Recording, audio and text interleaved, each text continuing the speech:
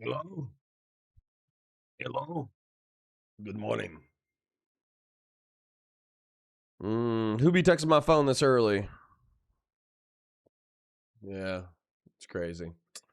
Anyways, got plenty to do today, plenty of content. I don't know how chat currently feels about the milking the right arc, but I actually enjoy it a healthy chunk. I feel like it's more the liberal versus leftist niche is fine and fun, and I got no problems with it. You know, that like we'll probably still revisit it every now and then, but I feel like we've also done it 10,000 times, no offense. Right? We've done it quite a bit, which is basically, hey, the leftists want to do all this crazy stuff and it's inconvenient to the liberals. And oh, the leftist said something crazy. Whoa, the liberals are siding too much with the leftists. Whoa. Soul wishes to come clean about the And like details of I don't have a problem with that, right? Like I said, like I don't have a problem with backing up liberals um backing up liberals in their liberal leftist civil war and trying to drag the Overton window more center. I don't have any kind of problems with that. And I will do that. But at the same time, I feel like it's a more natural niche for me psychologically to be like, yo, look at all these people who are ostensibly on my political team and look at all the cringe and vile shit they're saying. Fuck them. This is the way that it should be. So, Jonah Boy says, good morning. Indeed. First like reporting in '07, live chat is better than top chat. I did switch to live chat automatically, conservative liberalism. And Radical Sun says, I'm skipping it because I can't stand them. Well, which one? Are you skipping Tucker versus Nick Fuentes, or are you skipping... because just giving you a heads up, Radical Sun, I've seen you in chat before, but I don't know if you're as frequent of a viewer as everybody else, but just being very transparent, I feel like I've limited any growth that I could have by being... I've said this before, so I mean, I'll just say it again. I feel like I limited my growth by being the fucking the Republican, the conservatarian that liberals could like. I mean, if you look at our community stats, it's just true. Like 70% of the audience is Lockheed liberal. So, and I don't have a problem with that. I like Lockheed liberals for the most part. We'll disagree on whether or not you should fantasize about certain things in a sexual context. We will disagree on the limits of gun control. We'll disagree on the limits of the welfare state. But overall, they're still intelligent statists who care about America, who aren't completely repulsed by patriotism, who actually want liberalism and republicanism and all that kind of stuff to do well. And so a lot like Lockheed Liberal is probably the furthest left I could go. Now, excuse me, there's some other hangers on that are okay, but I mean that's realistically where I would be if I were to ever to be like, no, I'm a Democrat now. I would of course be like a pro-gun Lockheed liberal. And then but the truth is that the conservatarians, unfortunately, based off of what I've seen in the past 48 to 72 hours, it's you know, I know it's not shocking to any of you guys, but it is a little shocking to me.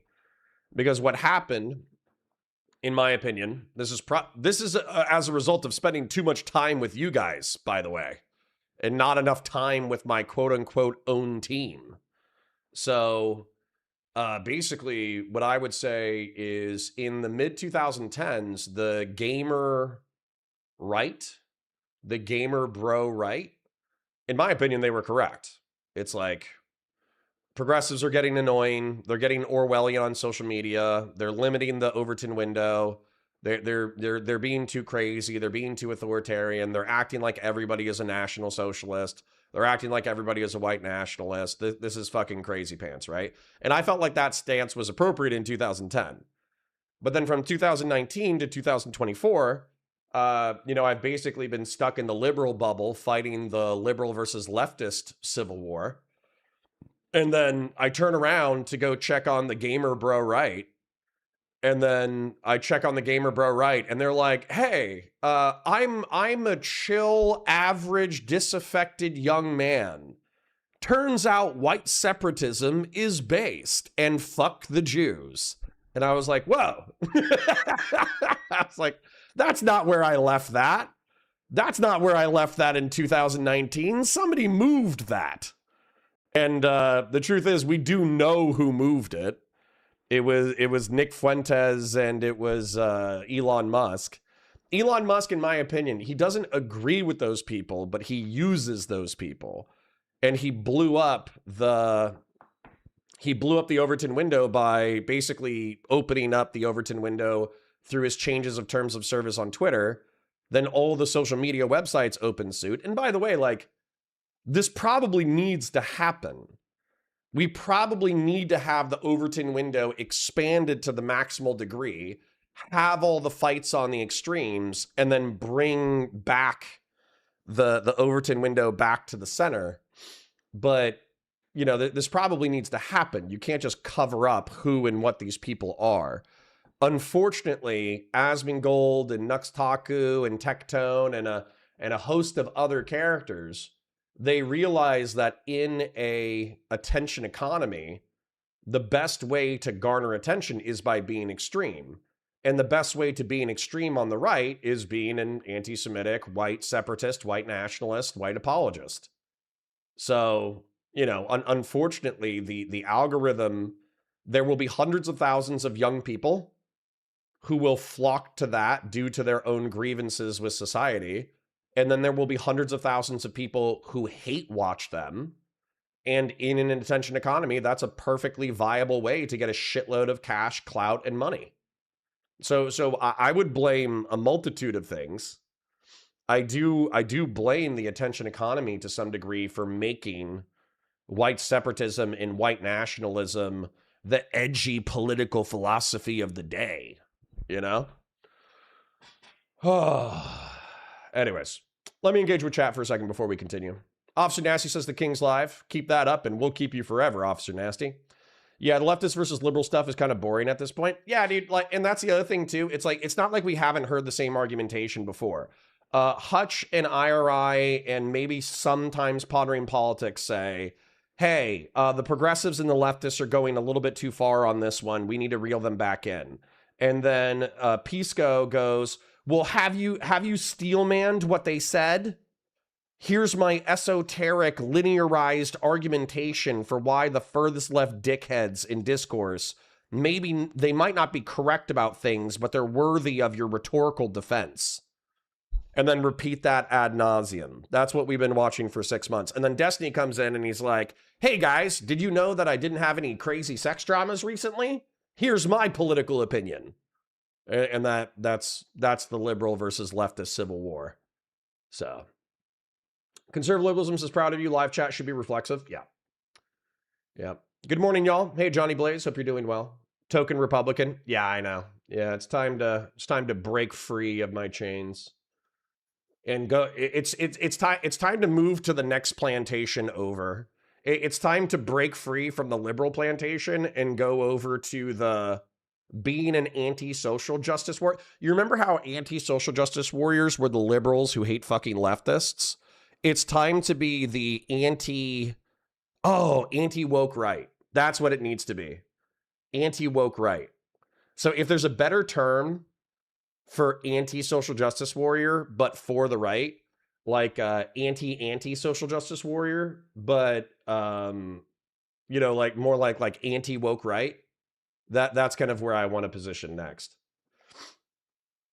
Grassroots says, oh God, the right wingers are in the milking machine again. No, please someone send help. Grassroots, I hate to say this. I know you've been a foundation of the community for a long time. I think this is the vector that we're going in. I think we're going to be anti-woke right for the foreseeable future. I think that's the content meta. So, sorry. Because, obviously whenever I go to the liberal versus left civil war plantation, all the other liberal slaves are like, is he going to bring up the sex dramas? Is he going to bring up the sex dramas? Let's not talk about the sex. I can do liberal versus leftist civil war as long as he doesn't bring up the sex dramas. You know, that's what my fellow liberal versus leftist plantation fucking slaves say. I feel like the hand of God did a lot of this in the pandemic. Musk had his hand in fucks shit, or what? Musk and his band of fucks did a lot too. Yes, of course. Some of this was a culture wave that was going to happen no matter about. Rodney Hobbs, is the creep about? I mean, Doobie, probably, bro. You need to get over your fucking Doobie fucking, literally block him. You're not even a moderator. Block him and enjoy the content, or don't. I don't give a shit. We're gonna have this probably a community stream on Saturday night where Valorfax and aka Fellrunner and Doobie are gonna have it out, and I'm just gonna moderate and make sure that they can actually have like a conversation going back and forth. But the truth is, if a majority of the litigation of Doobie's behavior is off-platform behavior, unless there's something truly fucking vile, he'll probably have limited roles in the Discord, and then he's gonna be allowed in chat, and he's definitely gonna be allowed to super chat. So if you wanna ban Doobie, then commit to, like, what is it? On average, Doobie donated between $250 and $300 a month, depending on how you fucking measure it. So commit to donating $500 a month. You know, basically I'll become a car payment for you, and then boom, I'll ban Doobie. But besides that, it ain't happening. Connor, it's the QAnon branch of the right-wing internet schizoids. True. Give Alex Jones his flowers for his part, too. True. He really did, like, gin up the skeptical of all mainstream authority sentiment in the right wing. He did a good job of that. Morning. I love me any Glock, but HK is just too tight. HK 45C and HK USP compact for me as a fan of Jack Bauer. True. HK is too nice for me. What I mean by that is I am like a very ugly, rugged, like, person. And so I like pretty guns, but I want to beat the shit out of them. So I feel more comfortable with ugly, rugged guns. Like, give me a souped up Glock any day. That way I know I can beat the shit out of it and not feel bad about it. If you hand me an HK, I feel like I'm handling like a work of art, and I don't want to break it. So I know that HKs are pretty fucking rugged, but still, like, hand me a $500 gun and I can beat the shit out of it. Hand me a fucking $3,000 gun and I'm gonna walk around and hold it as if it was made of glass. So thanks for being a fellow meerkat. Interesting. AK Batusai says, Connor, is the extension of the same peeps who were trying to say the sky is falling and talking about Obama's FEMA camps for conservatives? I'm not sure what the specific reference here is, but I mean, like, I'm instinctively with you. It's the extension of the same people who were saying the sky is falling and talking about Obama's FEMA camps for conservatives. Yeah, probably. Although I feel that's more Gen X and Boomer than it is Millennial and Zoomer. I feel like there's a generational gap there. I feel like Gen X and Boomer is going to go for Alex Jones. I feel like Zoomer and Millennial is going to go for Asmongold and Nick Fuentes. That's just that's my vibe. And I think Tucker Carlson probably straddles. Weirdly enough, that's actually an interesting observation. I don't know if anybody disagrees with me, but I feel like Tucker Carlson straddles that line where plenty of Zoomers and Millennials still like Tucker, but he's probably more Boomer and Gen X coded. Every Glock I've ever had, I spend VP9 money on to turn it into a slightly worse and uglier VP9. True. So just get a fucking VP9 then, bro. You got the... I don't know if you, taking some time off. I don't know if that put a little kink in your cash flow. But yeah, when you can afford a VP9, just get a fucking VP9. Solidus for 2 posts a link. I'm clicking on it. I'll see what it is. What is this? It's a guy peeing. King Missile detachable penis.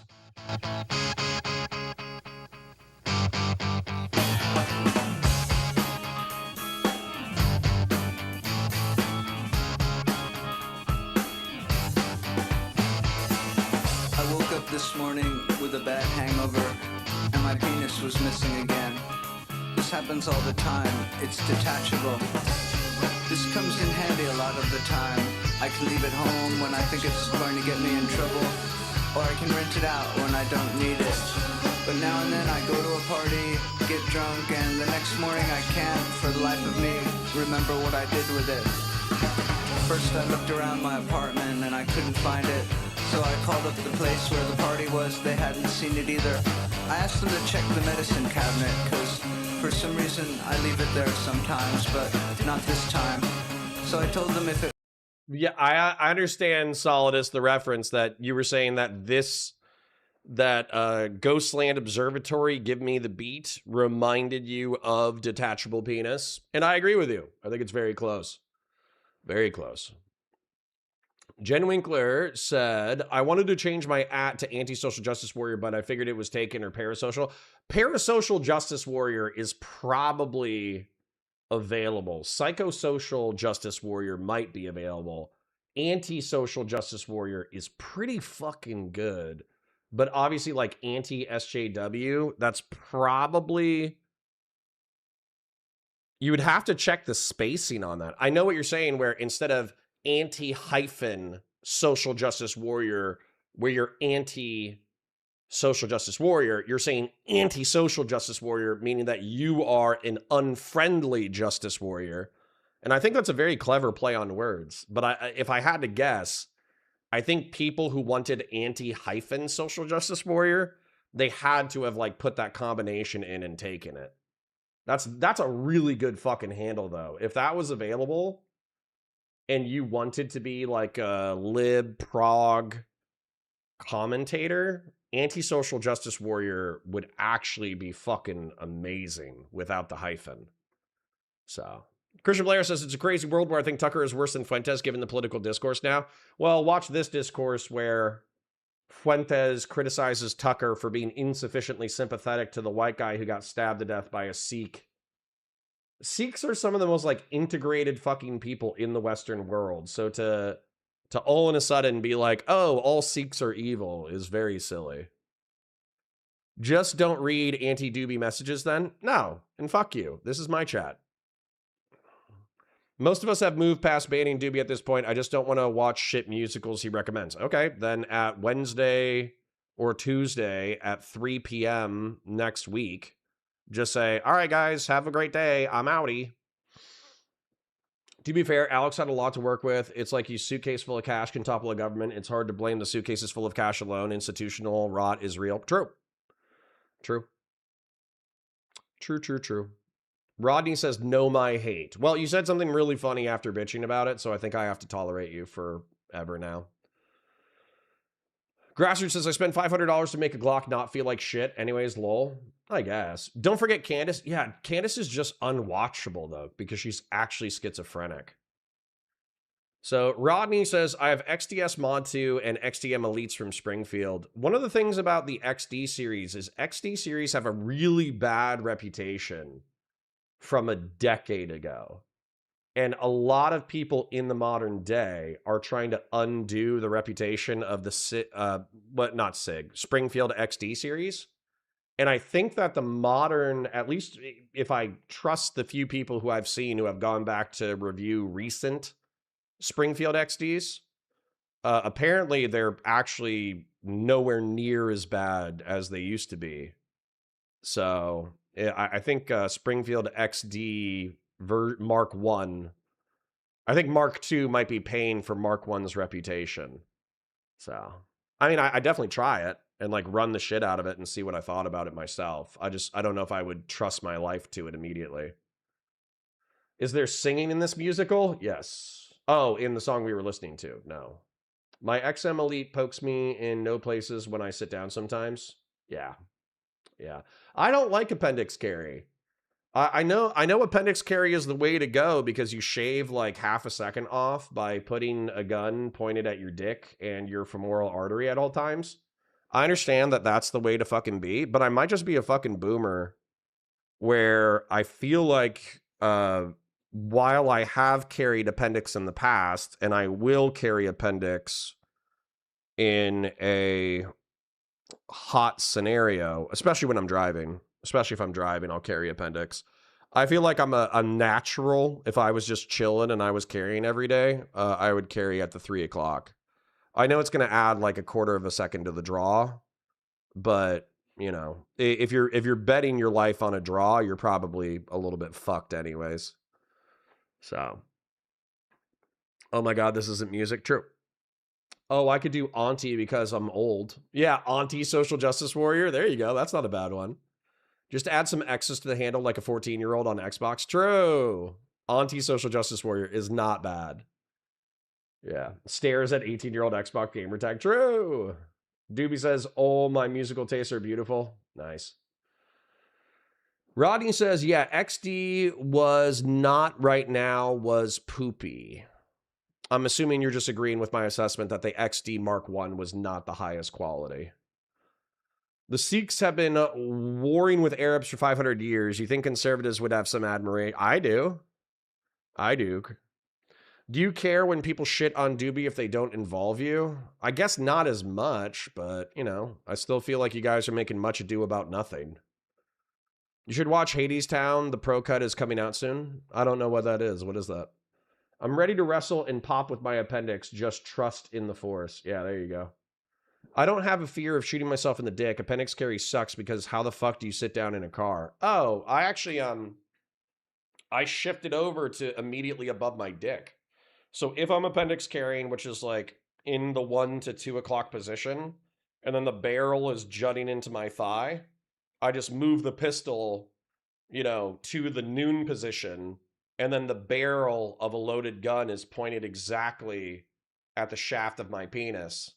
And then I just think about blowing my fucking dick off accidentally during a rush draw, and I get worried about that. So, for me, you know, I'm just telling you, everyone in the gun industry is going to say modern pistol safeties and practicing your draw means that appendix carry at the noon to 2 o'clock position is going to be infinitely more suitable for modern self-defense scenarios. 99.99999% of self-defense experts are going to recommend an appendix carry from noon to 2. I'm telling you that the Marine Corps basically trained me to think that there was a laser pointed out of the barrel of my pistol and rifle at all times, and anything that was within that laser was liable to get blown the fuck off. And so having a pistol that's loaded, even if it has a drop safety, at the noon, pointed at the shaft of my penis, is a very wild way to carry a gun, in my opinion.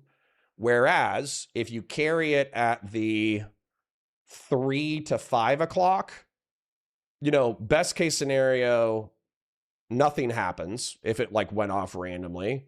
Worst case scenario, you lose a little bit of your butt cheek.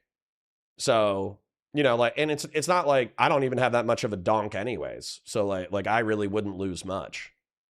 So I'm not saying that, once again, I am wrong. The self-defense experts are right. Yeah, exactly. I just don't want to SIG P365 the fucking my dick off. I don't want to be carrying a SIG P365 at the noon. Somebody walks up and fucking nut taps me. They accidentally hit my SIG P365. It goes off and it blows my dick off at the shaft. That sounds fucking horrible.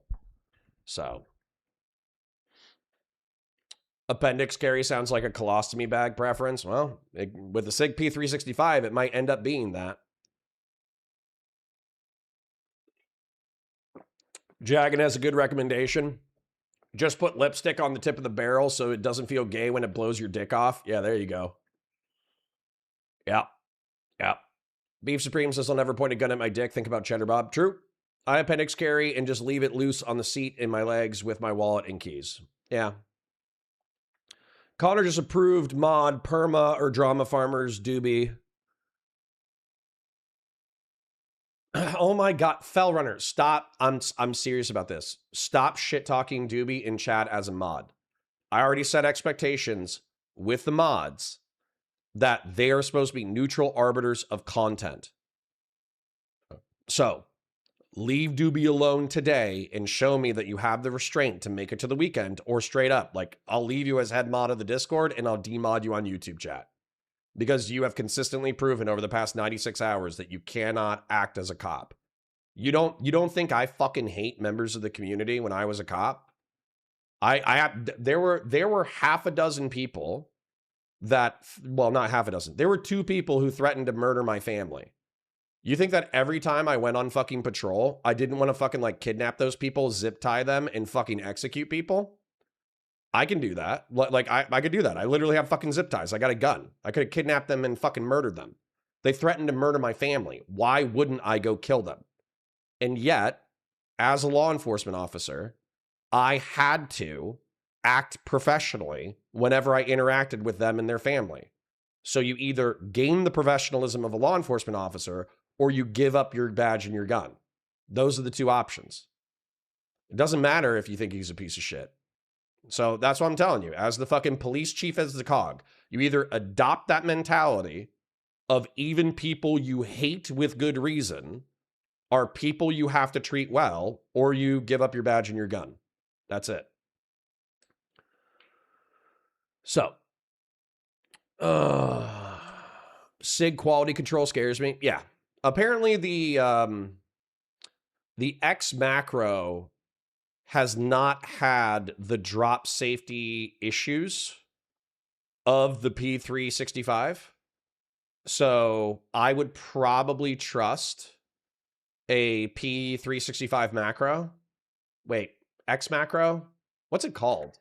What's the concealed carry one called? Or is it the P320? Am I mixing up the P320? I think the P320 is the one with the drop safety issues.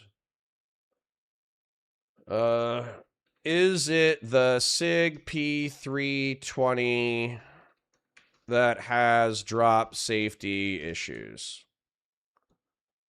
Yes, the 6-hour P320 is the pistol known for having drop safety issues. Okay, so SIG P365 drop safe issues.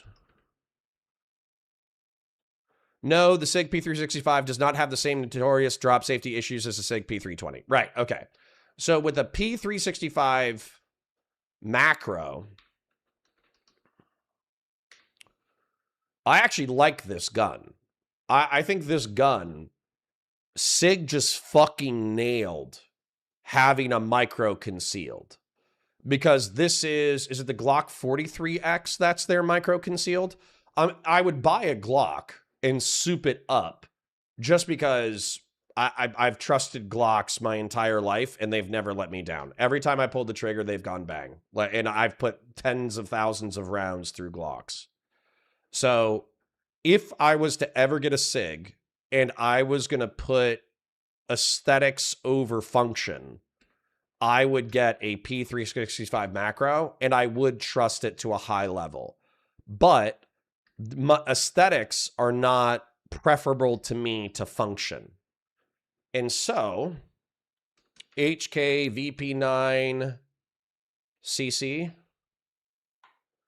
So if I was going to get a Gucci gun for concealed carry, I would probably get an HK VP9 CC, the concealed carry micro compact, if I cared about aesthetics. But I guarantee you, like, what I'm going to end up doing, because right now, the main thing that I've carried is my ex-father-in-law's 40 caliber micro compact. I would just get a Glock 43X and soup it up. So basically this one on the bottom, I don't like Crimson Trace lasers. I think they're fucking gay. I don't think you have time to deploy a laser when you're shooting. I think you should just fucking, you should just focus on shooting whatever's in front of you. But a mini light and like a hollow sun on the top plate, this is my build. So I would get a 43X with the plate, basically a black version of this in 9mm, I would get a Streamlight light and a fucking Hollow Sun red dot. And truth be told, I'm not even using the red dot. I'll use a red dot if I need to, but realistically, I'm point shooting. I'm fucking pulling and I'm blasting in the direction of the thing that's fucking with me. And this is what I'm gonna carry. The other thing that I would carry, Glock 10mm long slide. So let's say I was going into mountain lion country. If I go into the mountain lion country, this is what I'm carrying. A fucking Glock 10mm long slide. Look at this bitch. It is so ugly. And it is so nasty. But this shit, you could absolutely fuck. If you hit a fucking mountain lion in the dome, or if you put like 6 rounds into a grizzly bear's heart and or a grizzly bear's skull, you'll actually kill a fucking grizzly or a mountain lion. So, grizzly bear's kind of iffy. Grizzly bear might still get you. Depending on how panicky you are, the grizzly bear might still get you. Mountain lion, you should be okay. So, this is my forest carry. This is my deep forest. This is my cryptid carry. If I'm going into the woods and I'm worried about cryptid creatures trying to fucking doppelgang bang me, this is what I'm carrying. If I'm around humans, I'm carrying a fucking maxed out 43X. So, let's engage with chat a little bit more before we get going. Why would you equate mods to cops? They are cops.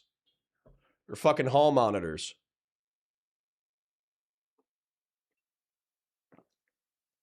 Fell is racist in this analogy. True. The P3... Oh, sorry. 1 second. Let me read this. The 320 was the one that was bad. The X macro was the good one. To my knowledge... Sorry, I expanded my chat. The P365 was the one with primer drag issues, which wasn't an issue in the first place. Gotcha. Yeah, that's not a problem. Why would you equate mods to cops? They're literally cops of the community. If triggers depressed slightly, a bump can make it skip over the holds trigger. Interesting. It was SIG strike fire pistol, and they didn't put it off with a split trigger safety. Yeah, what a bunch of dipshits. HK VP9CC FTW. I love my 43X though. Yeah. If you can afford it, number one, give me a $20 super chat. But then after you give me a $20 super chat and you can afford an HK, go get an HK. But if you're just looking for liability and you don't give a shit about aesthetics, get a Glock. Look at Beef's carry gun. It's a Bursa Thunder 380 Combat Edition in olive drab green. My wife carries the same one, but pink. I love those things. They're basically modernized Walters. I like it. I still like my Shield MMP. All Shield bros swear by Shield. And Shield did what Glock 43X did half a decade to a decade before Glock did it. So it's not a bad gun. It's not a bad gun at all. Glock just released the steel 15 round mags for the 43X, which makes it have the same capacity as the P365. Interesting. Are bolter pistols optional or not? I mean, they are an option. So hold on, can I show you guys something? Like, obviously, my mom became my bookkeeper, so she doesn't like it when I spend money on silly shit instead of, I don't know, focusing on paying down debt or focusing on, contributing to my kids' college funds or whatever the fuck adults are supposed to do. But there's this cheap-ass company called Bear Creek Arsenal that makes 300 blackout 5-inch barrel.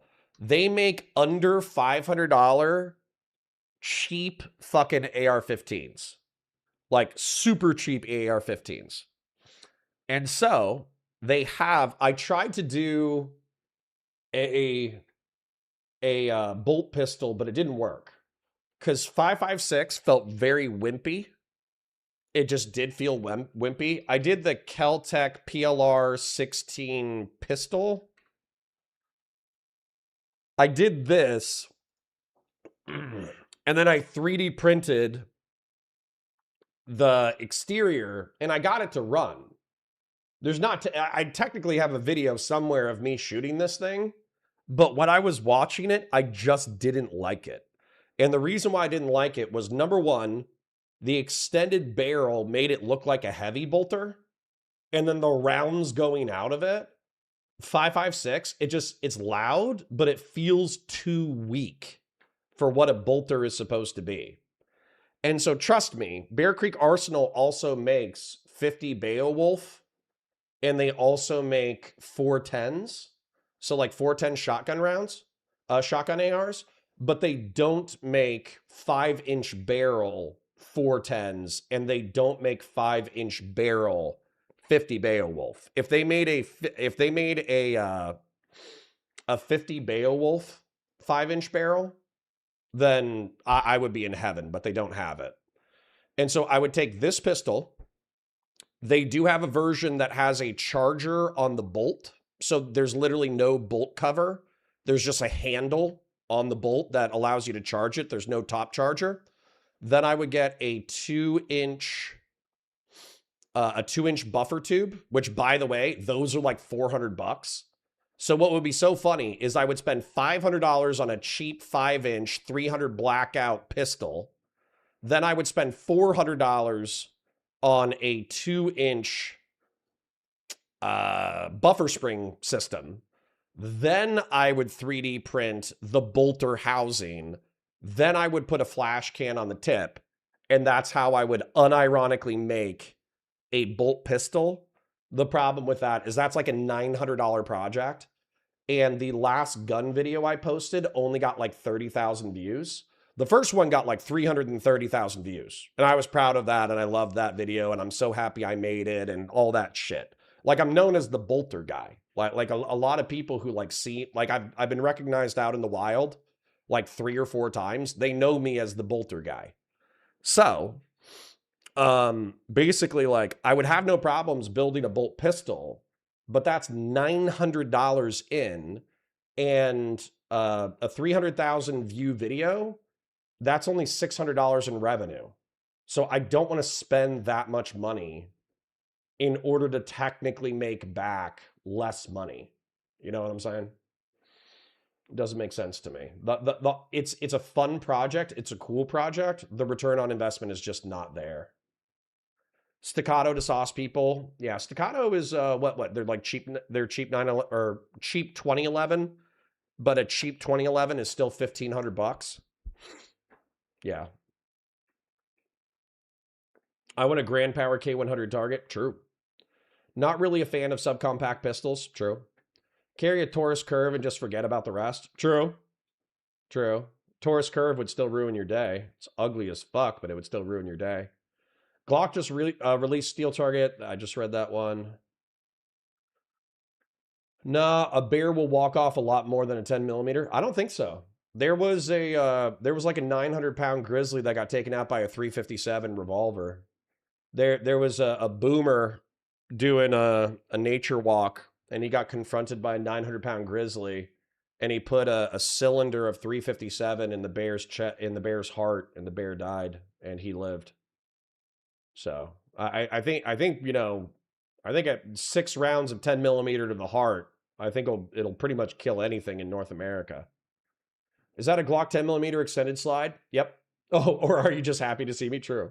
The bear can still get you and chase you down a quarter mile with a quarter-sized hole in their heart. That's probably true.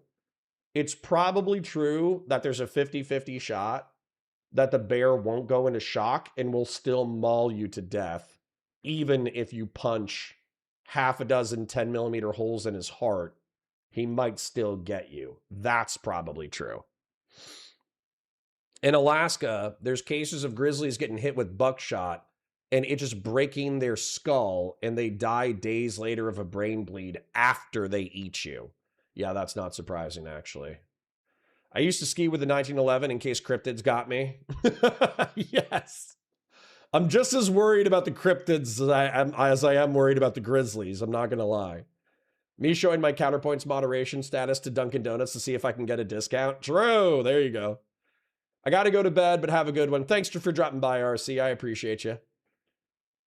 Doobie for $10 says you could literally just not go into bear cryptid country. Well, bear in mind, I do not go bear in mind. Bear in mind, I do not go into bear encrypted country often. It's normally for trips to see friends who live in bear encrypted country. So, LCP Max is my favorite pocket carry. It is good looking. It is good looking. Anonymous chatter, $5. Mine, the meatloaf. Fuck. My Shield MMP hasn't had any malfunctions with SIG's critical duty rounds. Good. Nice. SCOTUS just said weed users can own guns. Let's go. Let's go. Let's go. See, you guys all thought that they were going to be ushering in like a Christian nationalist fucking... What are they? The Midwives TV show? What's that one called?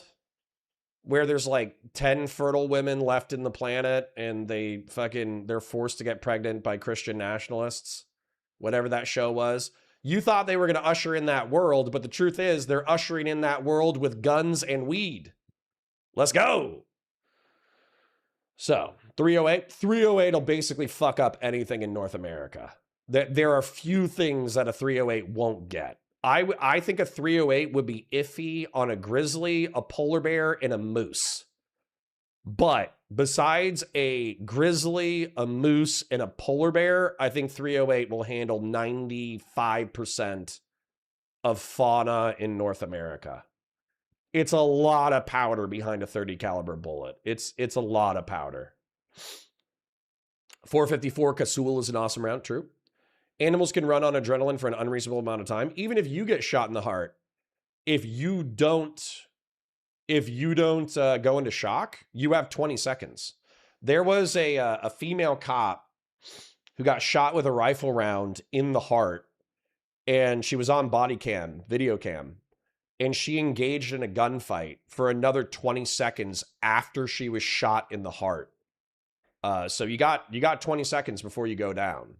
And so that's like that's the thing. Like if you get mag dumped and all your fucking vital organs are perforated, there's a huge chance you're going to go into shock. But if you get hit in one vital organ that's going to kill you, you got about 20 seconds to do some work. So if you have the opportunity to do work, even though you're going down, do work for about 20 seconds. Of course, you always got to go wandering in cryptid country on foggy nights alone and drunk. Well, that's a hobby. That's a hobby of one or two of my friends. One or two of my friends go fucking wandering. They go for hikes in cryptid country for fun. So, how drunk is Connor today? Not very. I got a 6-pack. On Sunday, I got a 6-pack. I still got my 4-pack of Guinness from like 2 weeks ago. It's just been sitting here the entire time. I'm not really an alcoholic. I truly do not. I don't care that much. Like, it's fun to get drunk. It's fun to talk shit. But I always feel like poop afterwards. And so feeling like poop the day after is almost never worth it to me. So I'm just not a big drinker. What about grizzly, polar bears, or moose who also have 308s? Well, then you're fucked. Ghost Dog already told me about the one last action. True. I call it housework. True. All right. Well, we got a couple of donations, and you guys have been more than... I'm caught up with chat. You guys have been more than generous this week, so I'm not complaining at all, and I'm just going to thank the people who have already donated. Thank you to Solidus for kicking us off with the YouTube video. Doobie, thank you for the 10, and Anonymous Chatter, thank you for the 5. Thank you for kicking us off today, guys. I do appreciate it. But since I'm caught up with chat, it's kind of a chill day, kind of a vibing-ass day. Ooh, thank you. Vazraka with the gifted. Thank you. And Olaraza got hit with it. That's interesting. So, but since I'm caught up with chat, thank you to the people who have already chipped in today. Thank you to the people who have already oiled this past week. I'm going to go ahead and pull up the content, do an intro, get cracking. You know, we're going to milk. I'm not kidding. I'm going to regurgitate this again. It seems like there are some people who are uncomfortable with the new direction of the channel of like milking the R slur right, milking the grift right, milking the gamer right, and milking the dissident right. But the truth is, it's probably a more natural channel orientation for me personally to go after people who are ostensibly on my team, but are actually like vile, stupid, ignorant pieces of shit. That's probably actually like a very natural channel orientation for me. And so I hate to say it, but if there's like a few liberals who are like, no, I only want to watch Connor cover the liberal leftist civil war, I hate to disappoint, but that's probably going to be like less than 10% of the content going forward. So I'm sorry. Jeb Kush for 2 says, this one's for Sergeant Tactical Blueberry Linus Musk. True! Dude, how did you know that? Well, I mean, you didn't know, but because I haven't released it yet. But today, oh, maybe 20 minutes ago, today or tomorrow, I'm releasing my first breakdown of the Ferrex ambush where Sergeant Linus Musk of Primor Security's tactical teams ambush Cassian Andor in Luthen Rael in one of the most realistic and interesting gunfights in all of Star Wars history. I love Sergeant Linus Musk as a character. I know so many Sergeant Linus Musks. And the reason why I know them is because he's built like a brick shithouse. So what ended up happening was the Sergeant Linus Musks of the world who joined the military were tortured for not being good enough at cardio, but they were tough, bulldog, psychologically determined motherfuckers. And so while they were bullied for not having good cardio just because of their build, they couldn't run very well, they were still like incredibly adept warriors. And then also, they typically fit in law enforcement a lot more because obviously you do a lot of cardio in boot camp, but you don't do a lot of cardio after that. And so effectively, no, Linus Mosk, Linusmosk. And so there are a lot of people in law enforcement with Sergeant Linus Mosk's physiology and physiognomy. So seeing that actor, he's also in Chernobyl, and he's fantastic in Chernobyl as well. But Sergeant Linus Mosk, Star Wars. This guy was an awesome character. I love this guy. Huge fan. Huge fan. He was like the perfect mix of actual competent cop mixed with like the persecution complex mixed with like the bulldog mentality of wanting to go and rip people's throats out. He was actually so fucking nasty. He was so good. I love this character with every fiber of my fucking being. Holy shit. What a good character and what excellent casting. Seriously. Holy shit, this guy was amazing. And Cyril Karn was the perfect boot lieutenant. Holy shit, was he a perfect good as like a bewildered and terrified, over-ambitious lieutenant, he was perfect. The casting, the attitude, the arrogance, the competence.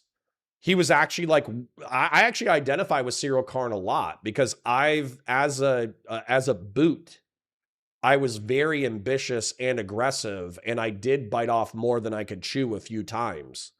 The casting and the writing on Cyril Karn was just out of this fucking world. What a phenomenal character. I can't believe how good of a character he is. I fucking love Cyril Karn. Love Linus Mosk.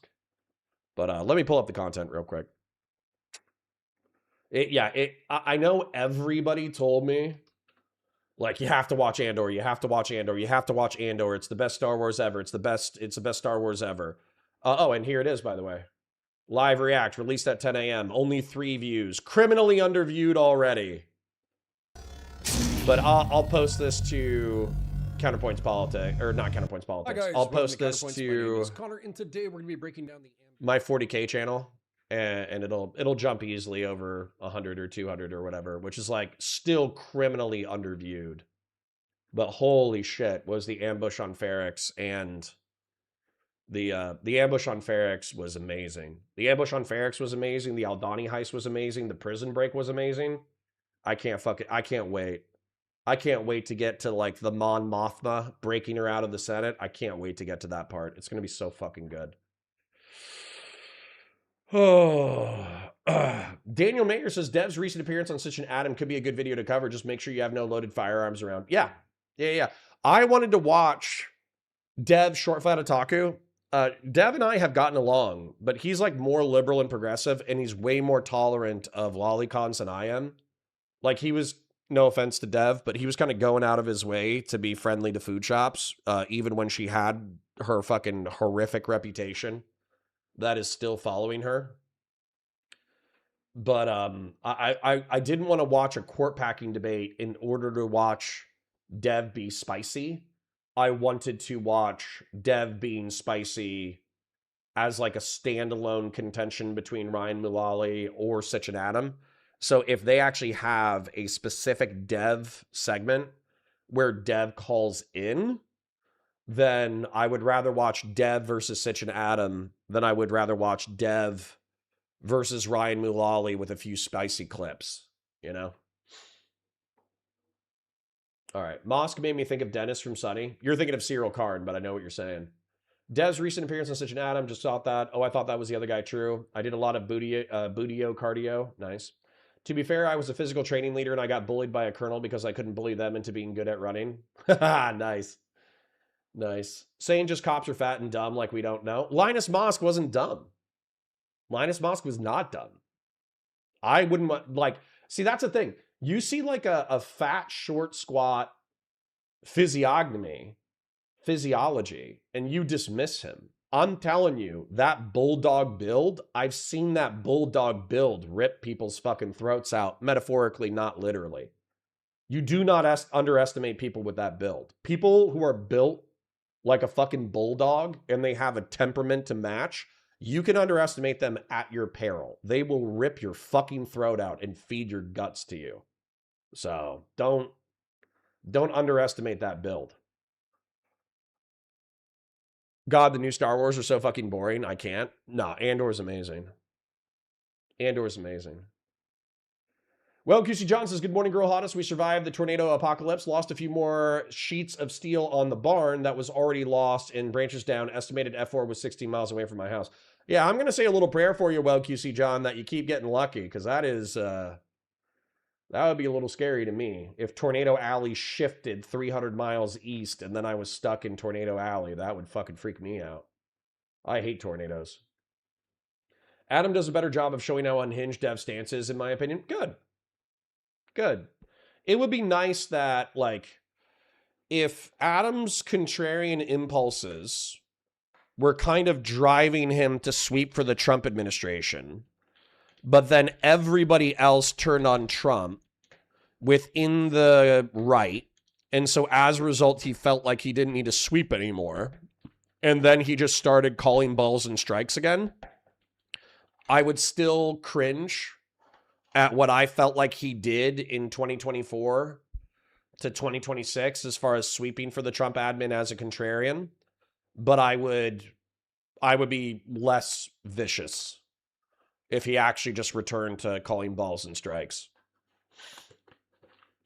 So, and I'm sure he would say that he's been doing that the entire time. I don't agree. I think his contrarian impulse led him to some pretty bad fucking takes over the past 2 years, but it is what it is. It is what it is. All right. Y'all ready for some brain damage? I'm ready for some brain damage.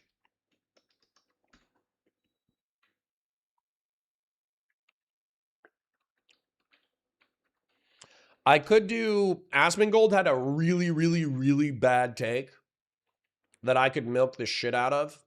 But I do want to have like a dietary variety with our dissident right wing and grifter right wing and gamer right wing content. So I think I'm going to do the Nick Fuentes stuff today.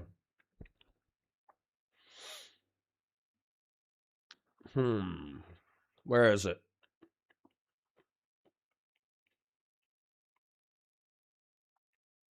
Carmelo Anthony. I think it's here. There it is.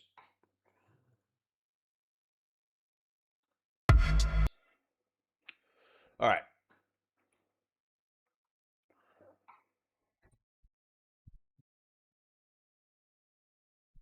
Shout out to Counterpoints 40K, Counterpoint Star Wars, and Counterpoint Sci-Fi.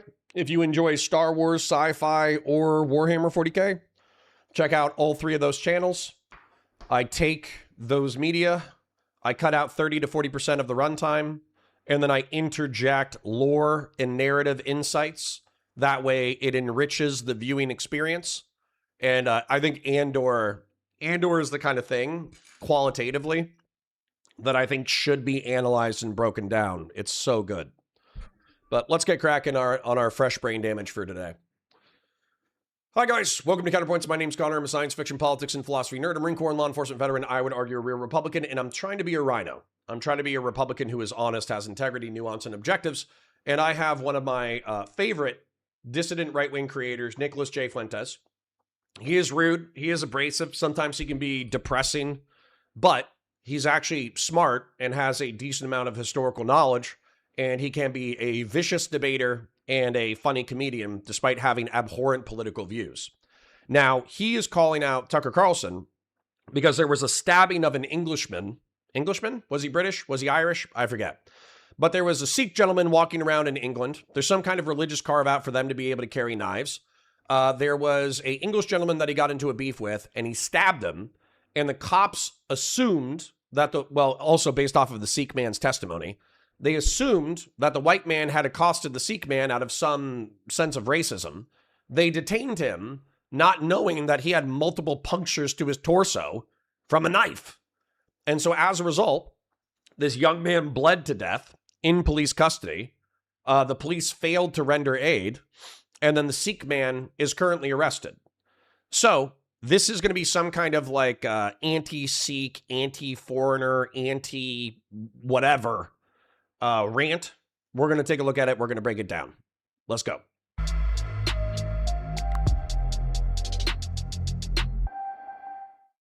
I wanted to talk a little bit more about the Henry Nowak murder from yesterday. So I'm sure you guys have all seen the viral body cam footage. You've seen the viral image of the 18-year-old student in the United Kingdom who was stabbed to death by an Indian Sikh and who was arrested by police for racism as he lay on the street bleeding to death. We covered it last night. And as I said last night, this is an allegory for Western civilization. It's an allegory for Europe, for white civilization, for Christendom.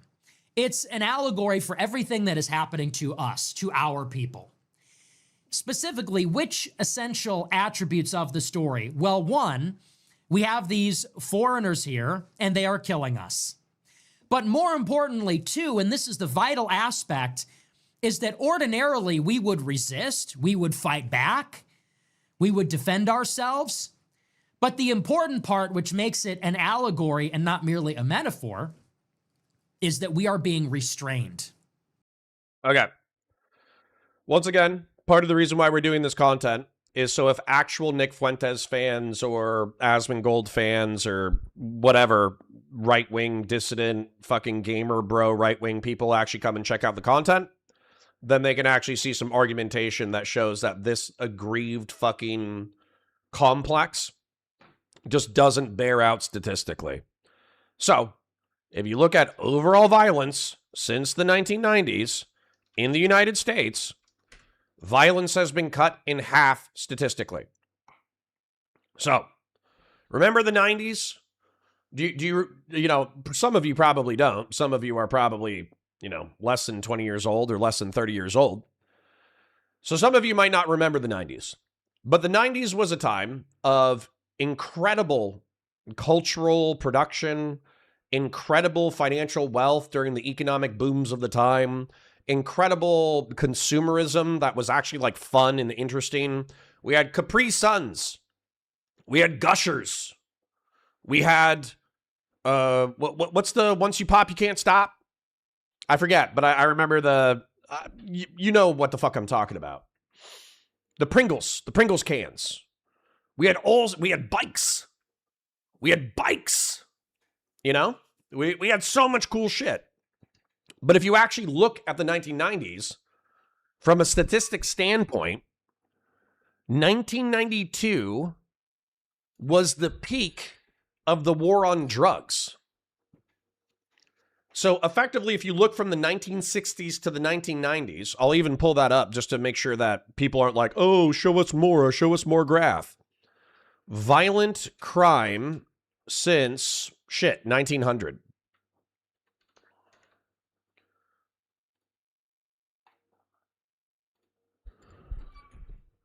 This is the drug war, by the way. Where's 2020? I wanted to go back to 2025. So if you look at 1900, we have the spike of crime during Prohibition prior to World War II, where around 1900, we effectively double up to a homicide rate of around 10 per 100,000. And that's pretty bad. That's where we were at the top of the drug war. And so at the peak of Prohibition, we have the breakout of World War II. I think we also have the ending of Prohibition. And so as a result, we have the post-war period where all the veterans come home. There's a step up in violence from where all the veterans come home, but it's nowhere near as bad as the Prohibition era. Then we have a lull. Then we have the war on drugs, where drugs effectively become the new fuel for criminal activity. Where what used to be driven by alcohol, the prohibition of alcohol, is now being driven by the cocaine trade, the heroin trade, all that kind of stuff. But what we do in the early 1990s crime bills is we start the era of mass incarceration, which I'm not going to apologize for. Fuck you, right? And so we mass incarcerate a shitload of fucking people, and we cut violence in half. Then we have a little spike related to the COVID pandemic, and then we're back down to 1950s and 1960s time periods. So yeah, it's hard. I'm not trying to shit talk the working class and middle class person who's struggling to buy Tang or Sunny Delight or Capri Suns or Hostess donuts for their kids. Shit's expensive. I'm not saying it's not expensive, but I would say it's your job as a young adult trying to provide for a family to figure it the fuck out. Okay? If you can't afford a Pizza Hut pizza that was a part of your childhood, a frozen pizza from Publix is $6.71. If you can't afford Hostess brand donuts, number one, I think those are the cheapest donuts you can get. Go to fucking Walmart and get some fucking Walmart donuts. And I know that sucks. It sucks. But it's not about you. It's about providing a good life for you and your family while we are living in relatively peaceful and prosperous times. Do you remember Dunkaroos? Do I ever remember Dunkaroos? Little cookie sticks that you dip in a chocolate sauce. Holy shit.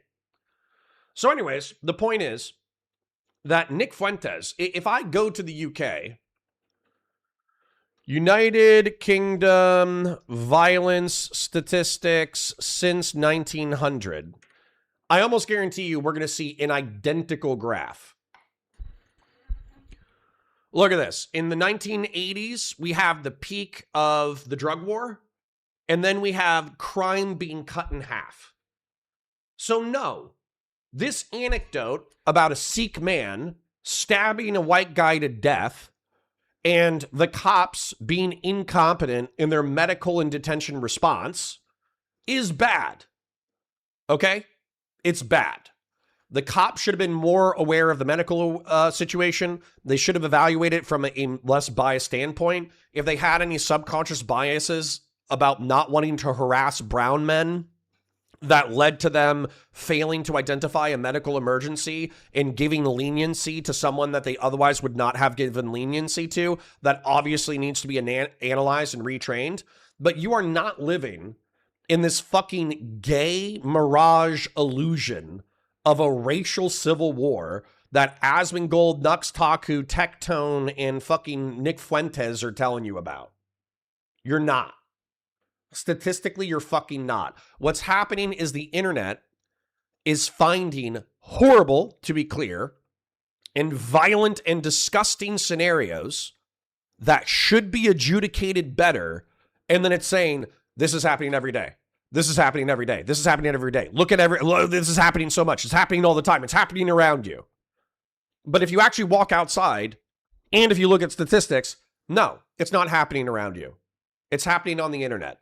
The internet is surfacing all of the worst things that are happening on the planet, and these rage merchants, these Nergalite and Kornate and Slaneshi cultists from a Warhammer 40k perspective, are capitalizing on your emotions.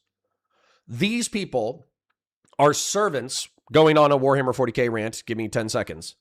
They are servants of the chaos gods, and they are feeding off of your emotions for money, clout, attention, and power.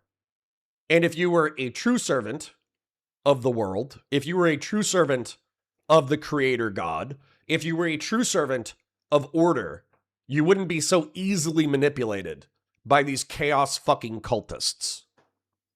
We are being arrested. That is the point.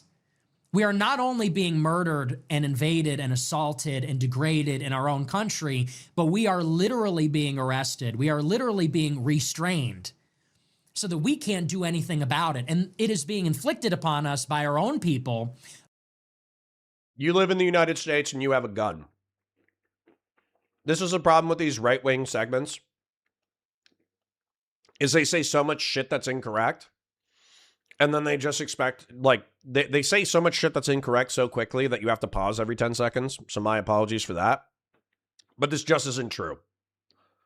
Nick Fuentes committed battery against a woman who confronted him on his front stoop.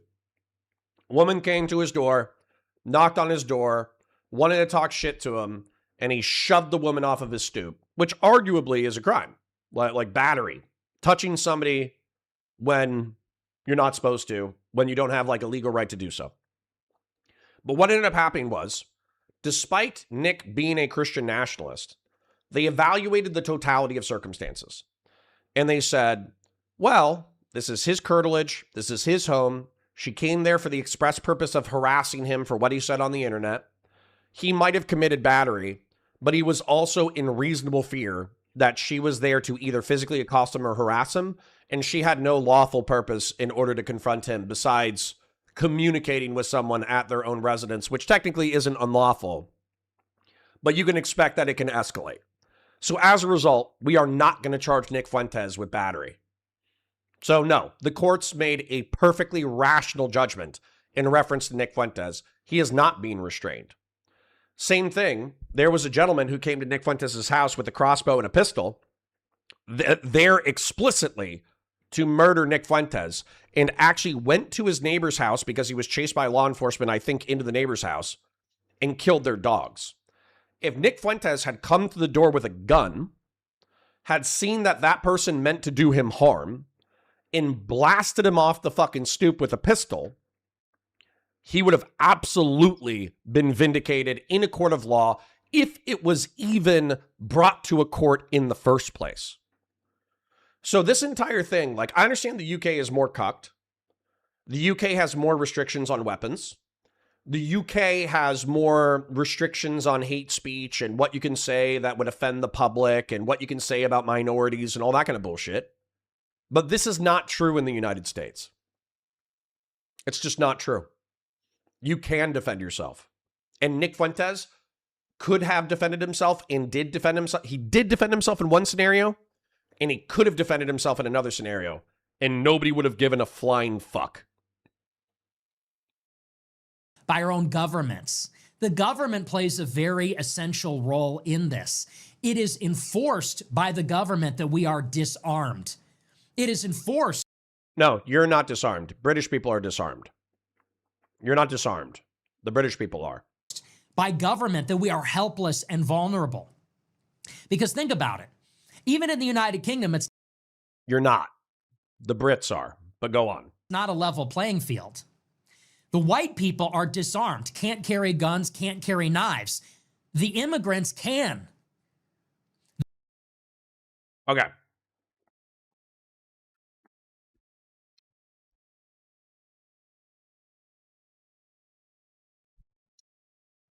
Okay. So let's take a look at the Guardian Kirpons and UK knife law. What are the rules? Here's a Kirpon. It's a part of like a religious tradition in the Sikhs. The conviction of Vikram Dugwa for the murder of 18-year-old Henry Novak has sparked renewed discussion about Kirpons, the ceremonial blades carried by some Sikhs as an article of faith. Oh, and by the way, he was convicted. Okay, hold on. The conviction of Vikram Digwa. What was Vikram Digwa's sentence? Digwa, 23, was jailed for life and given a minimum term of 21 years.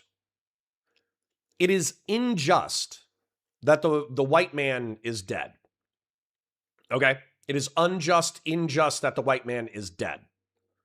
But the courts sentenced the murderer, who probably asserted some level of self-defense that was not substantiated, to 21 years minimum and a life sentence maximum. So in my opinion, while the murder is unjust, the justice system has held the murderer accountable. What is a kirpan? A kirpan is a ceremonial sword or dagger that is used for 5 articles of faith for practicing Sikhs, known as the 5 Ks, because they all begin with the letter K in Punjabi. The other 4 are kesh, keeping uncut hair. God damn it.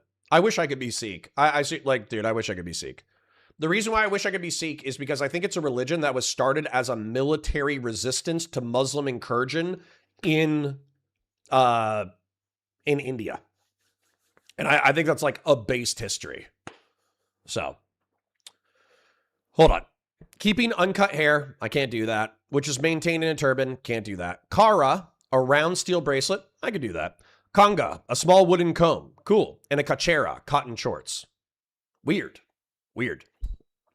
The word kirpan comes from 2 words, kirpa, meaning grace, and am, meaning defense. Kirpans are typically worn close to the body and are often small with a curved blade. Sikh's organization described the kirpan as an article of faith that symbolizes dignity and duty to stand against injustice and protect the vulnerable. Under UK law, a person can possess a kirpan for religious, ceremonial, sporting, or historical reasons. But like any bladed article, a kirpan can become an offensive weapon if it's used unlawfully. The government says it is up to a court to decide if a person has a good reason to carry a knife or a weapon if they are charged with carrying it illegally. What happened in this case? I don't even give a shit. My solution to this would not be, oh, let's disarm the Sikhs. My solution would be the laws that apply to the Sikhs apply to everyone. So if you can articulate, let's say that you carry a small knife and you have a lawful self-defense scenario where somebody attacks you and you stab them to death. But, they were trying to hit you in the head with a fucking frying pan and you didn't start the fight. You clearly should not be incarcerated for that offense. So, no offense, but this is like the opposite of my, I don't even know if he's gotten to a prescription yet, but what Nick is implying of like, oh, the Browns are allowed to have weapons and you're not, so they're allowed to kill you. Well, guess what my prescription is? My prescription is whatever is good for the goose is good for the gander, because I'm a civic nationalist, because I'm a paperwork nationalist, because I'm a liberal, meaning I believe in maximal human freedom. Not that I, like Democrats. Everyone should have a fucking small ceremonial knife that they're allowed to carry around their neck, and if somebody tries to yank them up, they can fucking stab them to death. Right? So hold up. 1 second. When was the Sikh religion founded, and was it founded in self-defense against Muslim incursion?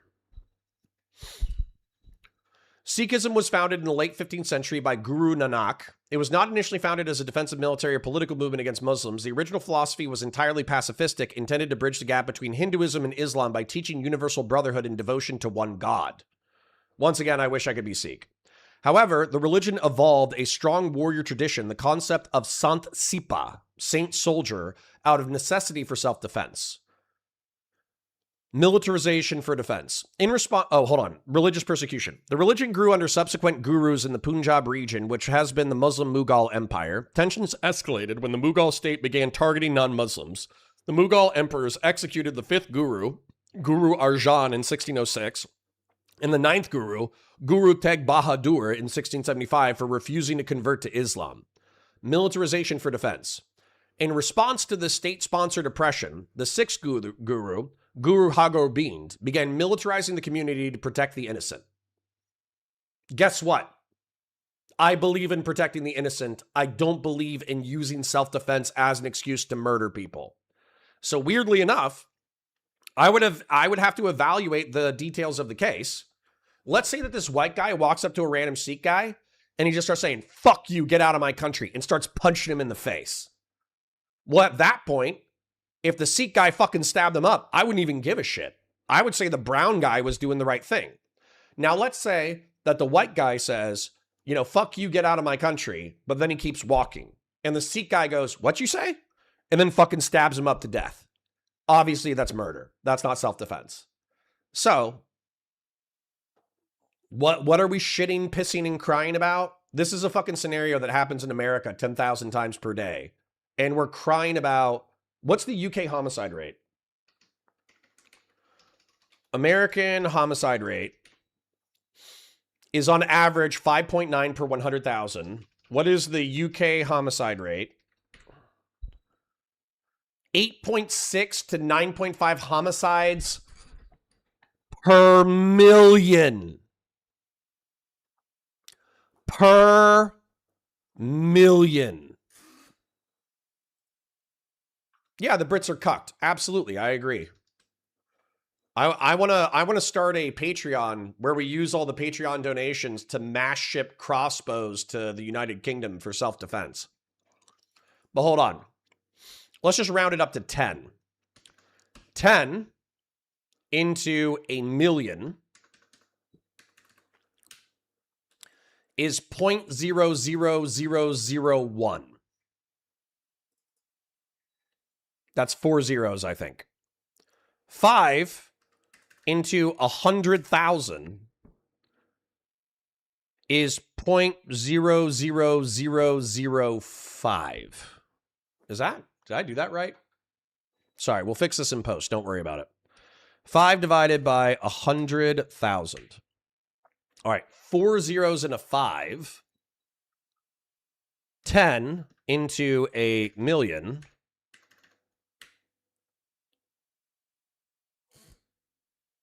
What am I doing wrong? That looks like 4 zeros.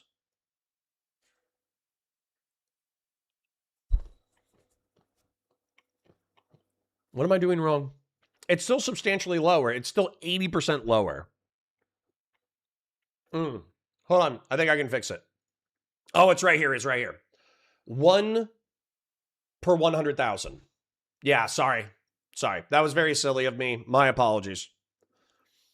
So, anyways, the point that I'm trying to make is that UK homicides are 80% lower than the United States. So acting like this is a fucking pandemic of violence is cringe and gay. Moving on. The Sikhs have a carve-out where they can carry a knife. It is enforced by the law that they have an advantage over us. We do Give that to white people. Problem over. not have that advantage. If we get in a fight, if we get assaulted, if, God forbid, you get stabbed, the police come and arrest the dying person. Maybe you would have gotten attended to by an ambulance. Maybe you would have fled and escaped. The police hold you down to ensure that you die. This is the role the government plays. You, the basement dweller who never leaves your house and plays video games all day. If you leave the house, a Sikh man is going to stab you in the chest and the law enforcement is going to hold you down and make sure you die. You, the person who never leaves your house, the person who the only time you leave your house is to fucking get into your car that your mommy and daddy bought you in order to get fucking fast food nom-noms before you go home, in order to doomer post for 20 hours a fucking day and jerk off to anime video games. You, every brown person you meet is on the verge of stabbing you. Don't you dare look up the statistics. Don't you dare look up the violence statistics of the past 5 decades. Don't you dare look up the violence statistics of your childhood.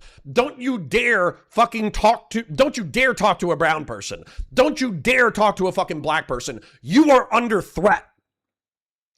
The entire world is against you. You are the only reason why you're not a fucking multimillionaire with a hot wife and 3 kids is because of the Jews, the browns, and the blacks. It's not because you're a fucking antisocial neat freak sitting in your fucking bathroom jerking off to degenerate porn while LARPing about being a Christian nationalist on the internet. It's not because you're an antisocial freak. It's because the Jews have mass imported brown and black people into your country, and anytime you leave the door, there's literally like a black guy outside your house right now. He's just waiting to stab you. This is the fucking delusional fantasy that Nick Fuentes wants you to live in. He wants you to live in constant fear, anxiety, and paranoia of Hispanics, Sikhs, Muslims, and blacks because he has no basis in reality. He himself doesn't leave his fucking house. He himself leaves his house intermittently to go get fast food nom-noms. His entire orientation within the world is poisoned by the internet. Now, I think that Nick is smart enough to actually know what's going on. I think Nick knows what's going on. He knows the statistics. He knows that violence has been cut in half in the past 30 years. He knows that since Hart-Celler Act of 1965, violence peaked into the 80s and 90s correlated with the drug trade and has been cut in half in the past 30 years, which makes this time as peaceful as the 1960s and 1950s, the time that he idealizes. He knows that, but he has to lie to you through omission, because when you're afraid, when you're angry, when you're not living your life, you give him power, money, clout, and attention. Excuse me. Sorry for not covering my mouth, but there's no other human being in this room. Isn't he himself Hispanic? Yeah, but he's white Hispanic. 1 second.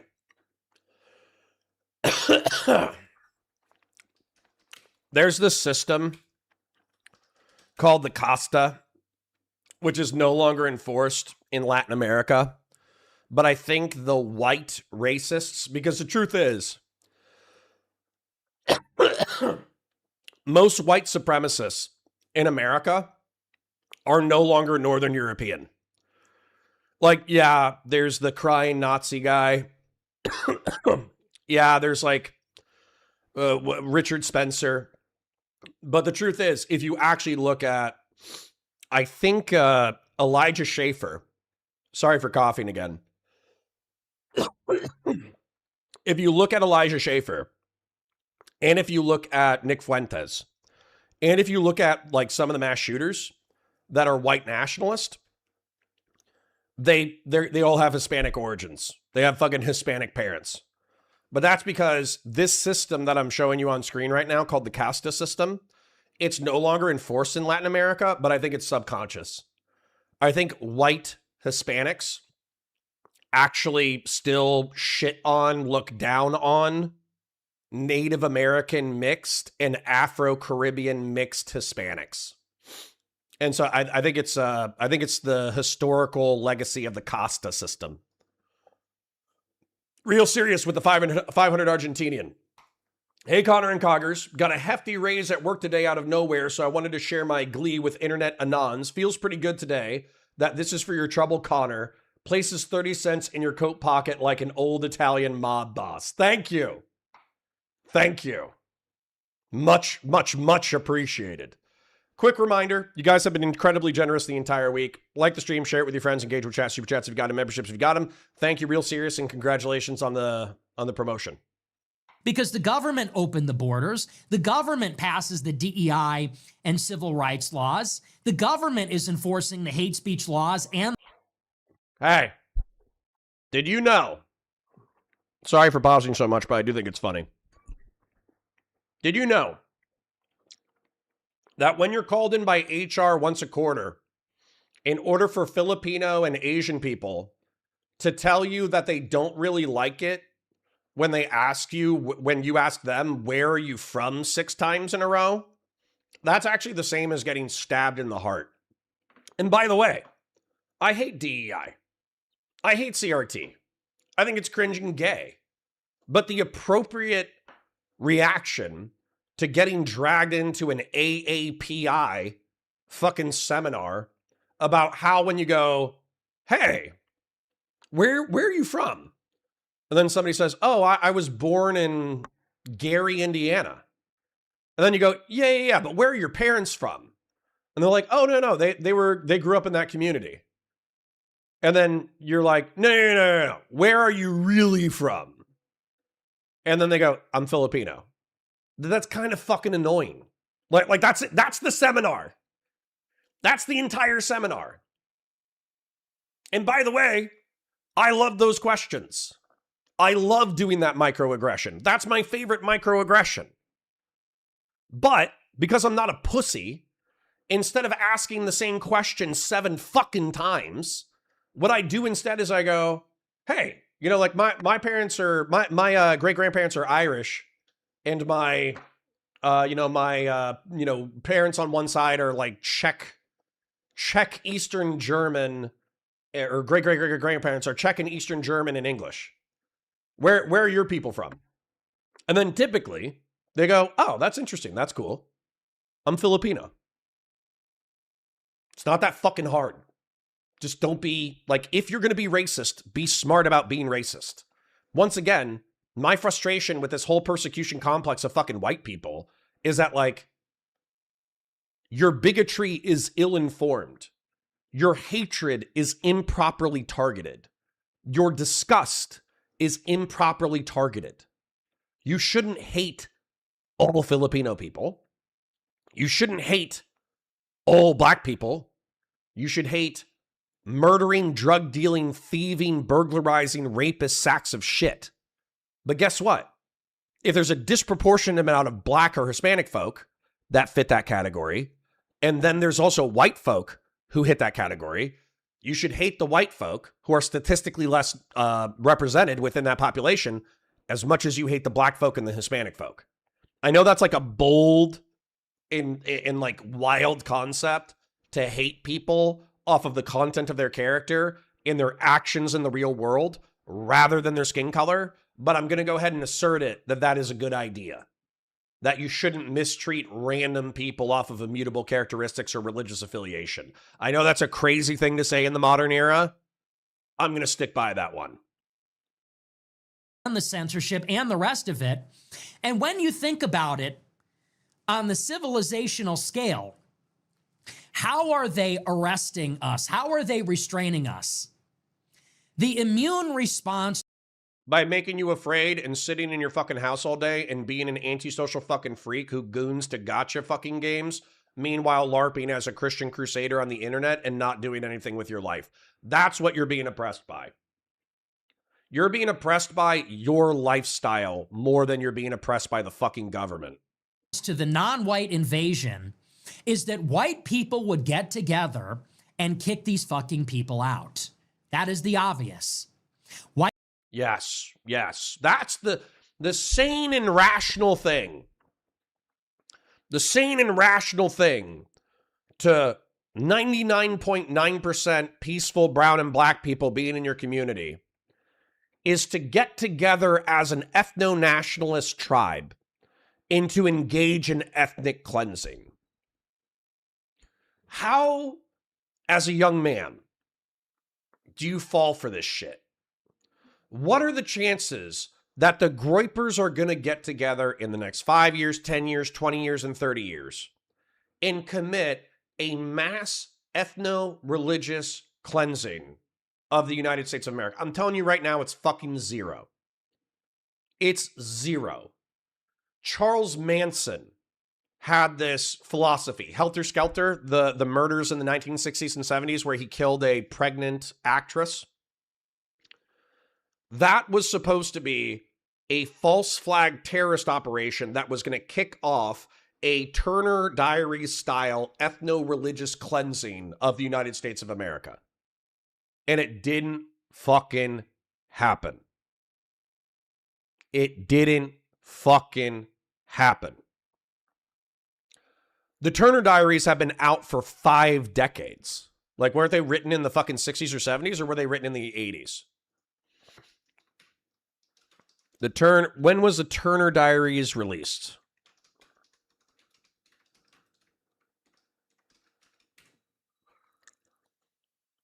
(1978). The Turner Diaries have been out for almost 50 fucking years.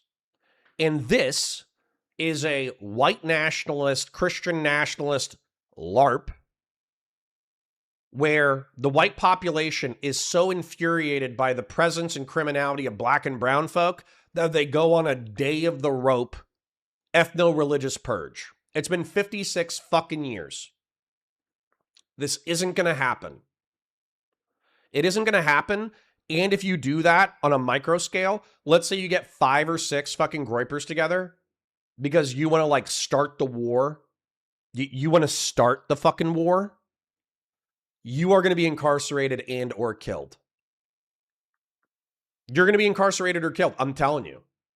And I will help the government incarcerate or kill you.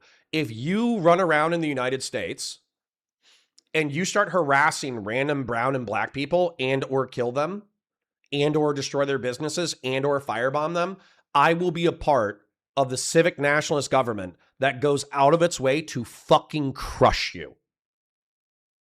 I will snitch on you so fucking fast. If a Christian nationalist or a ethno-nationalist around me goes, lol, guess how I spent the weekend? I firebombed the black church. I'm calling the cops next day. I'm literally giving them your fucking Discord tag. I'm fucking saying, hey, I think this guy lives in Kentucky. He fucking firebombed the black church. Yeah. Here's his fucking Discord tag. Good luck. I hope law enforcement incarcerates you because fuck you. Clipping this? Good. Fucking good. Because this whole like ethno-nationalist, Christian nationalist, day of the rope fucking LARPing is horseshit. It's fucking pussy shit. It's doomer fucking propaganda to keep you locked in your fucking basement, afraid of black people, afraid of brown people, afraid of interacting with the real world, afraid of going to your local fucking park, afraid of being a community member, afraid of being productive, afraid of finding a partner, afraid of having kids. And fear and anger, by the way, you might say, oh, Connor, I don't feel afraid. I feel angry. Anger is very often a mask for fear. And I'm not saying that to criticize your fear or anger. I'm being descriptive. When I was most angry, when I was ready to cut somebody's throat, when I was ready to do violence in the name of my country, I was also at my most afraid. Fear and anger are closely linked. And oftentimes, especially men, they use anger to mask fear. And what I'm telling you is this motherfucker is a LARPer. He's wasting your life. There will be no day of the rope. There will be no riots. There will be fucking nothing. The closest thing you're going to get is the Belfast riots that happened in this past week. And what happened there? 10 or 20 fucking teenagers ran out. They set a few cars on fire, and that was it. Some of them got arrested. Some of them didn't. That's it. So if you want to waste your life listening to this false preacher And if you want to waste your fucking life in some gay fucking crusader LARP while the entire world moves on without you, go for it. Be my fucking guest. But it's not the way that I'm going to be spending my life. It's not the way that I'm going to be encouraging my community to spend their lives. Anyways. Anonymous with the 5. They won't do it. They'll just push the government to ethnically purify America with the power of the state. Violence, just don't ask them to do it. Define white. Yeah. And guess what? This is the best shot you fucking had. Having, not Jared Kushner. What's that psycho Jew? Literally, the white nationalist and Christian nationalist movement is so fucking weak that your primary locus of power is a Jew. How embarrassing for you. But what's that? Stephen Miller. The most powerful white nationalist in the country is a fucking Jew. How crazy is that? You know what's going to happen when you have your dark horse gay fucking candidate 5 to 10 years from now that Nick Fuentes is praying for? You know what's going to happen then? You're going to get betrayed the exact way that Trump betrayed you. Because that person is not actually there for the cause. That person is there for their own power. And by the way, fascism is just like that. Fascism, flexible authoritarianism, and political corporatism, they can say that they believe in political corporatism. They can say that they care about white people. They can say that they care about Christian people. They can say that they're going to turn back the brown and black hordes. But what do they do the second they actually get power? They line their fucking pockets. And how embarrassing for you that the great white hope of your movement of the past decade, Donald Trump, has been like every other right-wing dictator for the past 150 fucking years. It turns out the cause of ethno-religious purification, I mean, Hitler's, I guess, the primary example. The cause of ethno-religious purification becomes secondary to personal profit. And then the true diehards like Hitler, they die by putting a gun in their mouth and killing themselves. So that's the future that you're looking at, even if you got what you wanted. And there's a 99.9% chance that you're not going to get what you want. White people would see other white people being shot and stabbed and assaulted and hurt. They'd see their daughters being raped, their sons being murdered. They would see their property being stolen, and white people would get together and say, enough of these fucking people. Who am I arguing with? Nick Fuentes and a hypothetical groiper watching my content. We would get armed. We would get organized. We would form militias. We would take matters into our own hands, or we'd go to the government, and as a matter of policy, we would get these people out. Yeah. The sane and moderate position to violence dropping by 50% over the past 30 or 40 years is ethnic cleansing. Good for you, you fucking retard. Sorry, there's something that I wanted to Google. Oh, yeah. Bill the Butcher. To be clear, what Nick Fuentes is advocating for is his gangs of New York. That's all he's arguing for. He's arguing for gangs of New York. He says, let's get our fucking top hats. Let's talk about nativism. Let's talk about how we're the only true Americans. Let's get a fucking meat cleaver and a knife, and let's go do race riots in the fucking street. This is what Nick Fuentes wants you to do. He wants you to go to the 5 Points in New York with a meat cleaver and a fucking Celtic cross and beat the shit out of random brown people.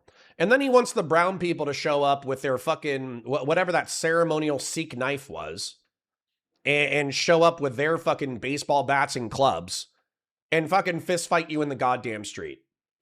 And I'm sorry, what was the outcome of Gangs of New York? Oh, the Irish people became almost completely assimilated and integrated into the United States of America?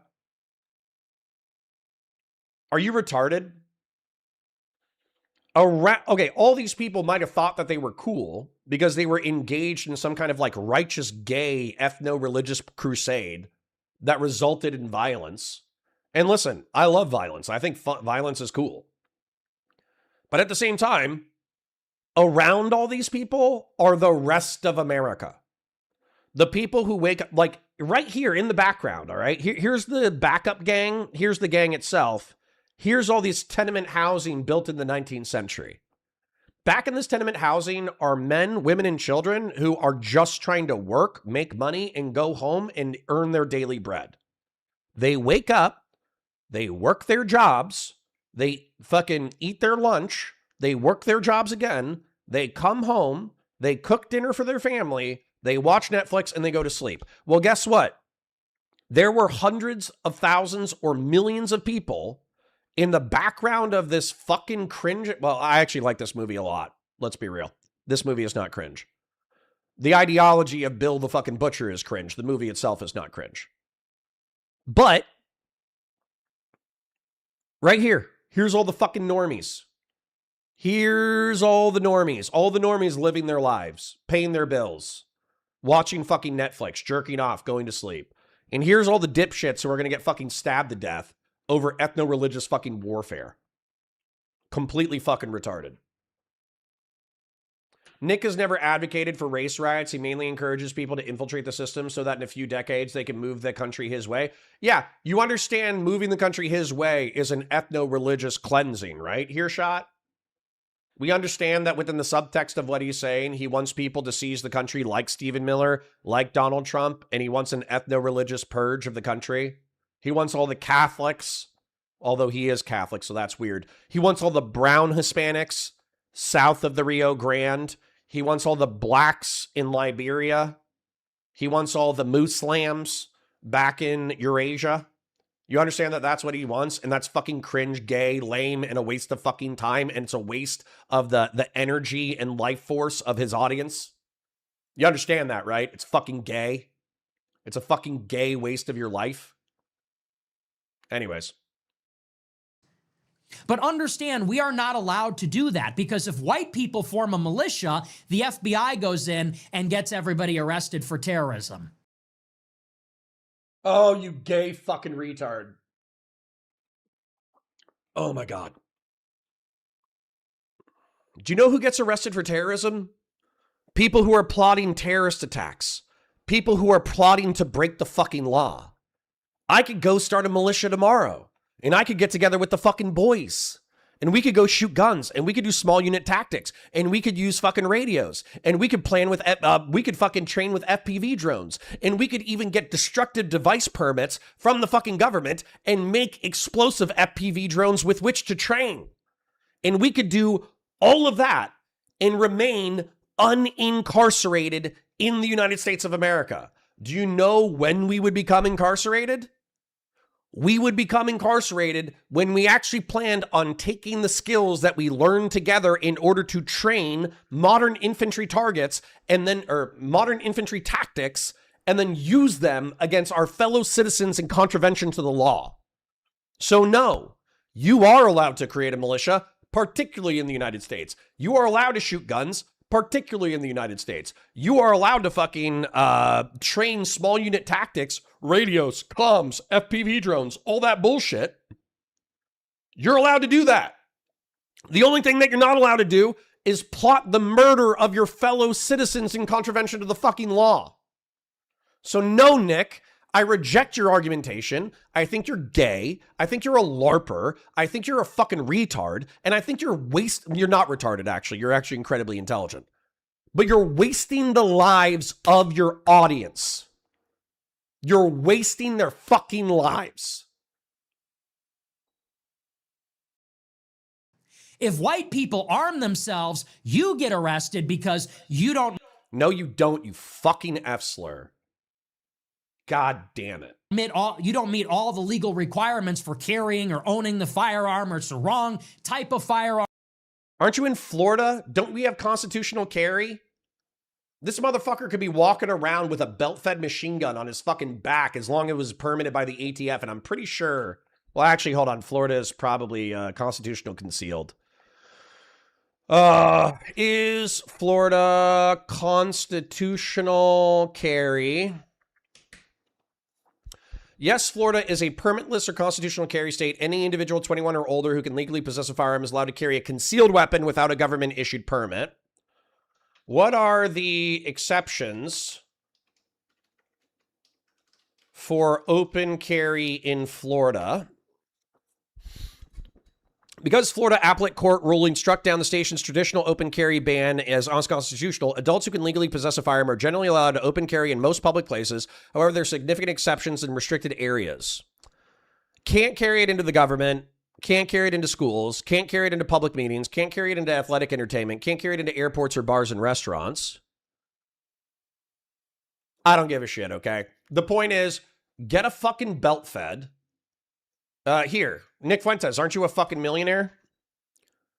What's the civilian belt fed AR-15? Belt fed AR-15. The Lima 6 is the cheap one. There was the Fight Light MCR. That's what it is. Here you go, Nick. You're a fucking millionaire. Oh, you're still in Chicago because you're fucking gay. Right. So, move to Florida like you did. Buy a Fight Light SCR. Say that you're going hunting and you need your emotional support belt fed. And you can have as many fucking guns as you want.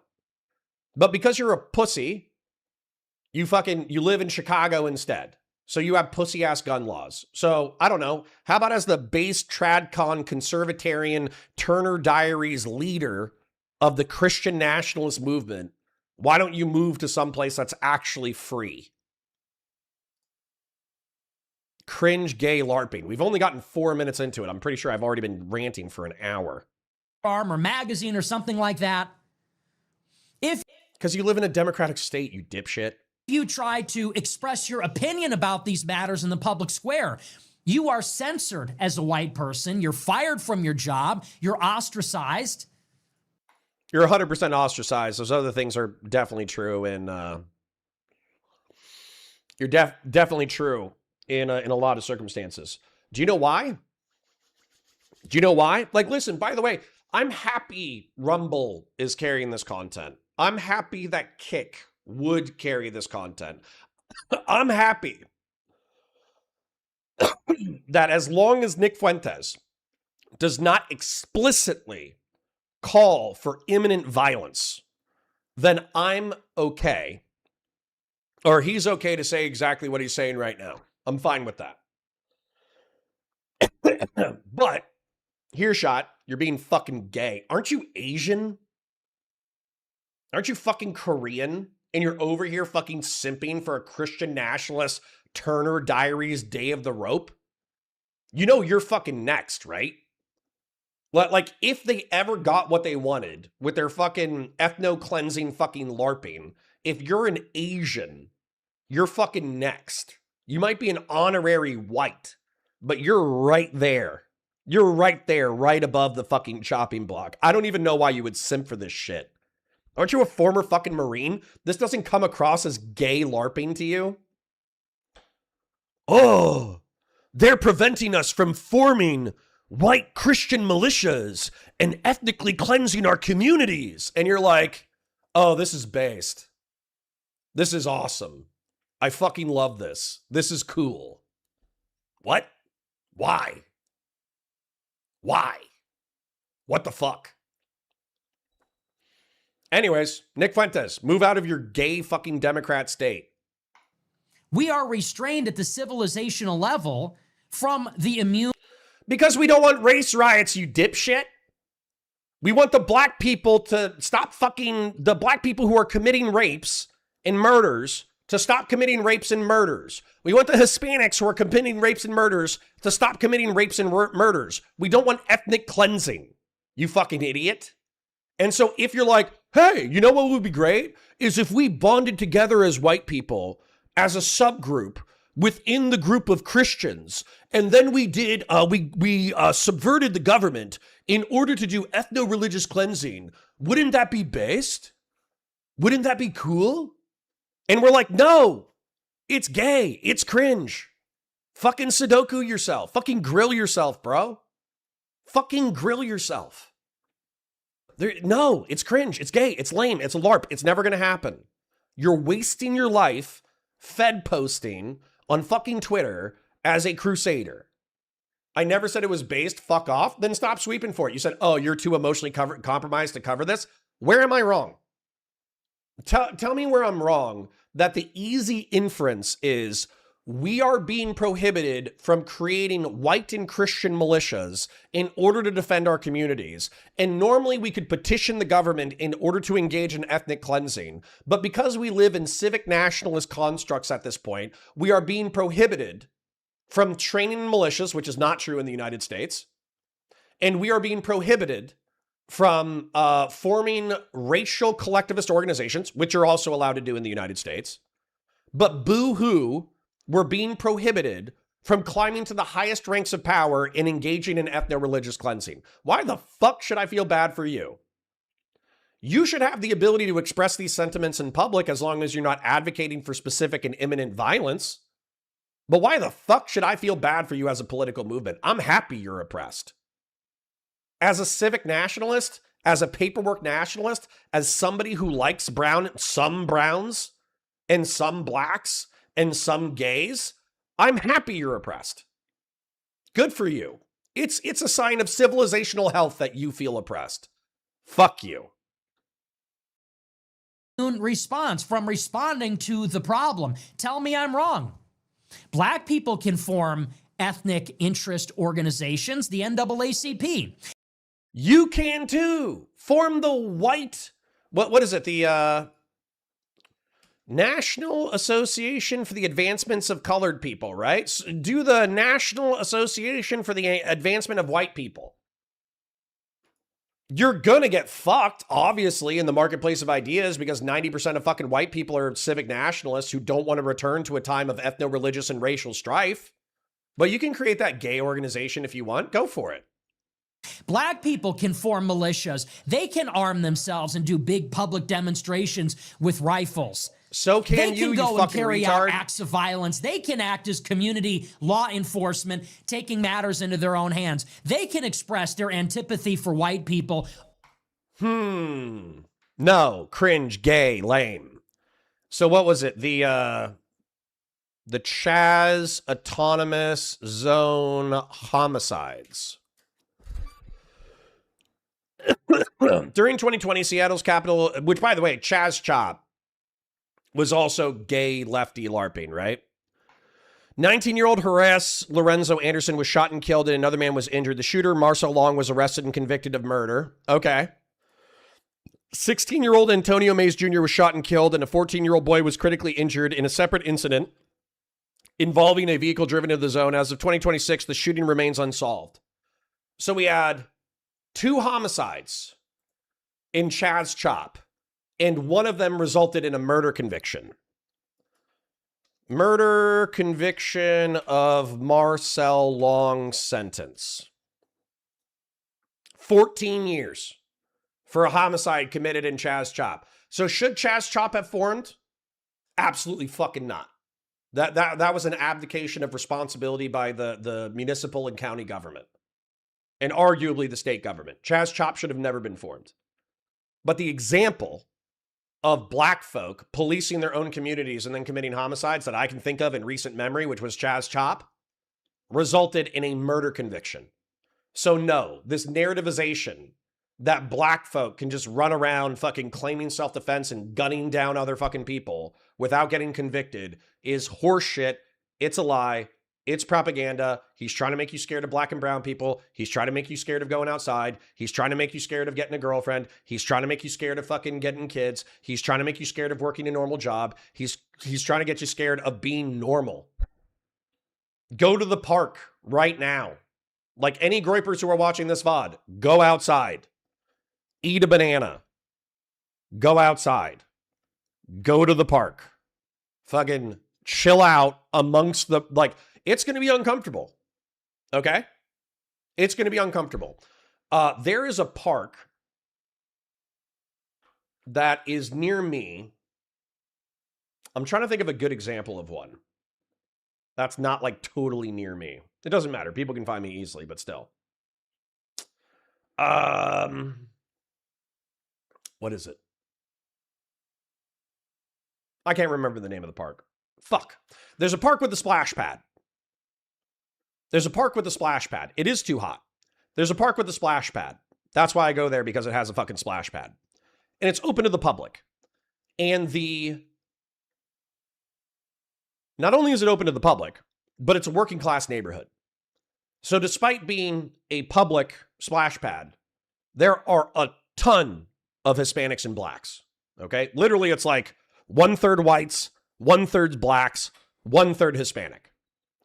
And you know what everybody's doing, even if it's like a little uncomfortable to be around a bunch of people who are not looking like you? They're getting along. They're chilling. They're hanging out. They're relaxing. They're letting their kids play together. They're raising their families. So, I get it. Hanging out with a bunch of black people who might talk a little bit different than you, might have a different socioeconomic background, might have different political perspectives than you, could be a little uncomfortable. Hanging out with Hispanics, they're recent immigrants, they're still talking in Spanish, they don't speak a lot of English, they're working class folk, maybe they got family members who are fucking gang members or fucking prostitutes or whatever, but they're like hanging out, having a fucking picnic, could be a little uncomfortable. They don't speak English. What are they doing though? They're chilling, they're hanging out, they're raising their families, they're being fucking normal. So once again, I know I've turned a 5-minute segment into an hour-long fucking sermon, but these motherfuckers are wasting your life. They are wasting your life. Openly, without fear of losing their jobs, losing a platform. Every other group can do this. Blacks, Hispanics, Muslims, Asians, Jews, they all can do it, except for white people. It is a two-tiered system. It is a racist system. And it is specific. It is actually particular. It's not general, it's particular. It is designed to keep white people down long enough that they are replaced. Long enough so that they will lose power.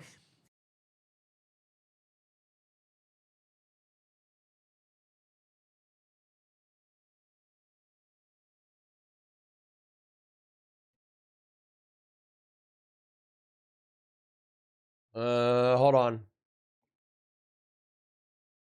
I'm not, on.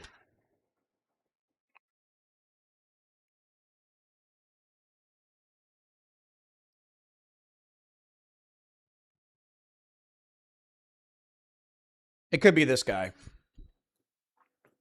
I forget. NFL player Jahid, fiance Lindsey Nelson. Jahid Aday.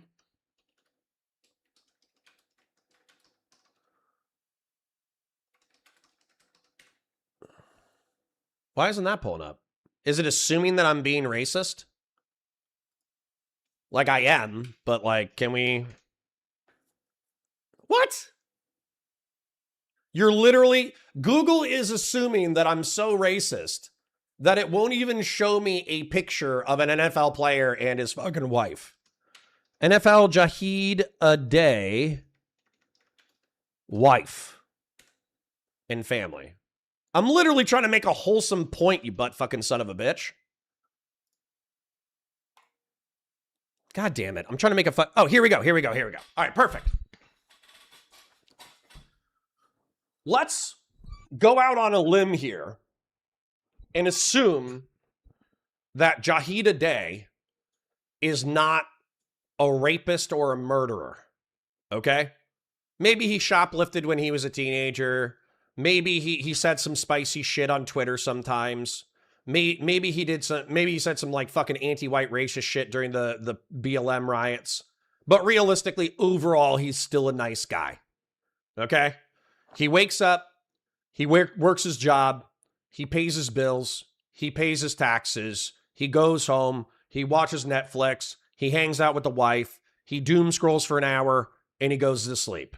Okay? Let's just assume that Jahid Aday is like a normal fucking dude. All right? And then we got this blonde chick. Have I tried being less white? Absolutely not. And then we got this blonde chick who's like, you know what? Despite all of the cultural pressure against mixed race families, I actually find Jahid Aday attractive and I want to have kids with him. And then as a result, they have these 4 mixed kids. Her genetics have not disappeared. Her genetics are half of her children. Jahida Day, if he's a good person, nice person, kind person, pays his bills, says yes ma'am to his mom, doesn't beat the fuck out of people, all that kind of bullshit, half of these kids' genetics are here. Why the fuck? Like, if you're a white person and you have the preference to have white children, yeah, what's the white chick's crime history? I don't know. Maybe she's a shoplifter. Maybe she stole makeup in her teenage years. Maybe she drunk drove. You know? Maybe she's like an average level of criminality. And what I mean by average level of criminality is like moderate drug use, DUI, maybe shoplifted as a teenager. I consider that a moderate level of criminality that's common in most people, right?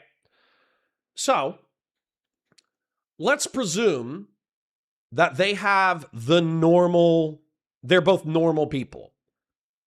What's the fucking problem? Her genetics have propagated. His genetics have propagated. And their kids' genetics will likely propagate as well because they're not antisocial schizoid freaks hanging out in their fucking parents' basement. Right?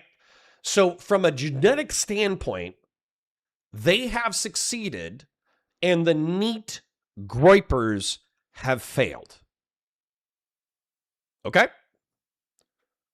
So, let's say that Google is racist, and when I Google white family, it's going to show me some mixed families because they're trying to encourage people to be less racist, which unironically makes more people racist. But let's say we go to white family. See, this is funny to me because I literally Google white family and the top search result is a mixed race black family. That is funny to me. It is funny that the progressives are like so uncomfortable letting white people have an in-group preference that the fucking like top search result is a progressive news article about I love my white family, but there's an elegant joy in a room full of black faces. This is pretty funny. But right here, let's say that you have a in-group preference for white folk. Nobody's stopping you from getting married. No one's stopping you from having kids. You just have to go find a woman who wants to have your genetics passed on in your line. So riddle me this real quick. Do you think that this woman, another mixed race family, that's pretty fucking funny. Google being progressive as always. This woman, the women who might have a subconscious or conscious in-group preference for a white man, do you think that they want to marry and have kids with like an antisocial, neat freak who LARPs about a new Reconquista in America? But instead of the Reconquista being perpetrated by Spaniards, it's done against Hispanics? Do you think that that's what this woman is looking for? Do you think if you go on to Tinder or Bumble or whatever the fuck dating website is in your region that is actually popular, do you think if you lead with American traditionalist Christian conservative, white women only, can't wait to start my gay Nick Fuentes, Groyper, Turner Diary style ethno-religious purge of America, do you think that's going to be like a good lead-in for finding your wife and having kids? Because I'm going to tell you right now, it's not the government that's preventing you from finding a white woman to have kids with. It's not me. It's not Google. It's you. It's you. You waking up, hanging out in your neat fucking setting, going online, doom posting for 12 hours a day, getting done, watching your favorite live streamer, running out to Mickey D's, making a sneering face because the fucking McDonald's worker is Hispanic, and then fucking going home? That's antisocial, freakish fucking behavior. And you will not find a wife and you will not find a child, like have children if that's the way that you are conducting your life. So I know that I've hit this drum a few times, but I'm going to hit it again. Nick wants you scared of the browns, the blacks, despite actual crime statistics. He wants you in your fucking shitty fucking apartment, shitty fucking basement, shitty fucking pool house, bitching about how the browns, the blacks, and the Jews have robbed you of the opportunity of having kids. And it's not true. He is putting you in this gay, lame, antisocial fucking corner of the internet and making you antisocial so he can profit off of your misery and rage. Such that they cannot resist it in the future. Whites are becoming the minority. Whites are losing institutional power, political power. And we are being held down because clearly if we weren't, we would have the numerical advantage. We would have more power than every other group put together. So we in particular have to be held down so the other people can increase in number and multiply and they can get power. Hey, dipshit, have you checked out the fucking Hispanic numbers data recently? Hispanic fertility rate crash. Take a look at this shit. You need to update your talking points, Nick. Look at this. Look at this. Generationally and across the continent, Hispanics. I thought I was a Latino futurist. I was chanting Castizo power. I was thinking that Nick Fuentes was the future. That white Hispanics would hold on to their fertility and their distaste for condoms. But it's not happening. Look at this. Argentina, 1.5. Peru, 1.9. Brazil, 1.6. Bolivia, 2.5. Paraguay, 2.4. Venezuela, 2.1. Colombia, 1.6. 1.8. 1.9 in Mexico. And then some of these are dropping below 1.3. What is this? CRI? I don't know what CRI is. El Salvador, 1.8.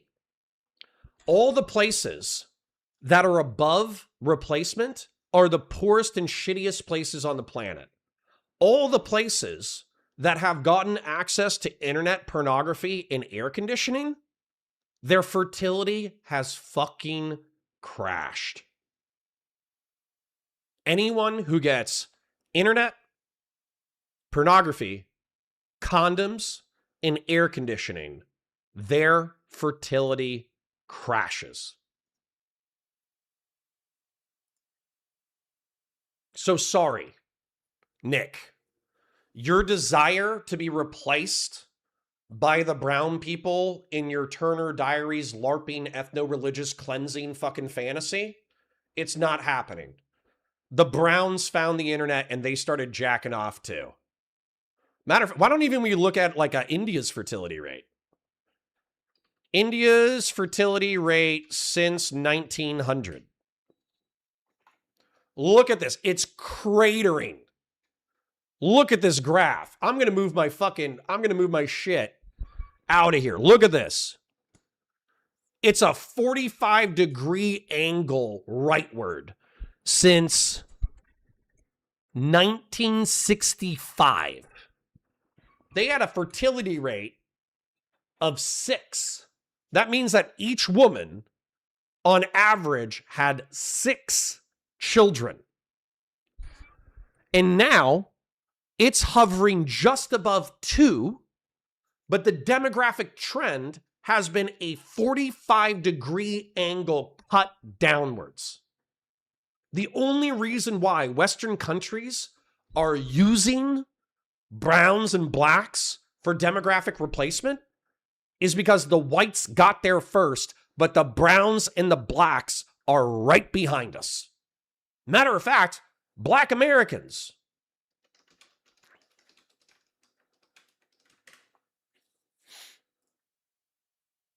$1.6 to 1.7. They're fucking identical. What are we? Whites are at like a 1.4, 1.5.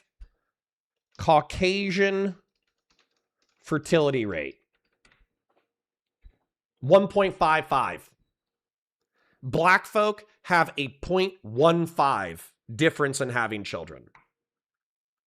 I'm sorry, but your racial fucking fantasy of the browns and blacks replacing us could be true on a planetary scale. But as far as like what's happening with fertility of the browns and the blacks having billions of kids and the whites being demoralized into not having children, it's just not statistically true. The browns and the blacks, once again, are getting air conditioning. They're getting the internet. They're getting pornography, and they're getting condoms, and they're having less kids. Donations. Doobie for 10 says, I personally am keeping the whites from marrying each other. We will become the hybrid American master race. Well, Doobie might actually be plotting a brown race. What is it? The South Park future people. So the South Park had an episode, and I think Nick Fuentes affectionately called these people cappuccino debt slaves. Now, I think cappuccino cuts two ways. Cappuccino, they're buying coffee. Coffee's expensive. It's a luxury expense. You're prioritizing luxury goods over having children. Cappuccino, it's also the color of their skin. So with the future people, the South Park hypothesization is that all the browns and the blacks and the whites are all going to fuck each other and have mixed race kids. And so eventually we'll all become a cappuccino, brownish, pinkish, whitish color. So we'll see. Anonymous Chatter for 10 says, the National Association for White People would just go around putting on Bush mission accomplished banners. They, especially men, are overrepresented in middle, upper, and higher social strandings, especially everywhere. Well, dude, even if you didn't want to do that, let's say the National Association for White People were like, yeah, people are being annoying about it, but we still won. You know, wouldn't that be funny? Wouldn't it be funny? It's like, rich, white, powerful businessmen. Wouldn't like an NAAWP group in your local business actually go pretty hard? Like, hold up, stock photo. God damn it, that's not what I'm looking for. I'm looking for like, what is it? It's not Wolf of Wall Street. Although I guess it is Wolf of Wall Street. It's also, what movie was it? The Big Short bar scene. Fuck. Okay, here we go. This is close enough. So wouldn't it be funny if the National Association for White People was just this room of like white finance bros coming into the quarterly HR meeting and being like, yeah, like brown people, black people, and Asian people bitch about us being assholes, but realistically, it's still pretty good to be a middle-income white guy. Like, wouldn't that be kind of fucking awesome if like in your Fortune 100 companies, you had the NAAWP chapter and like what they did instead of bitching about being white is they just went over like alcohol etiquette at drinking parties.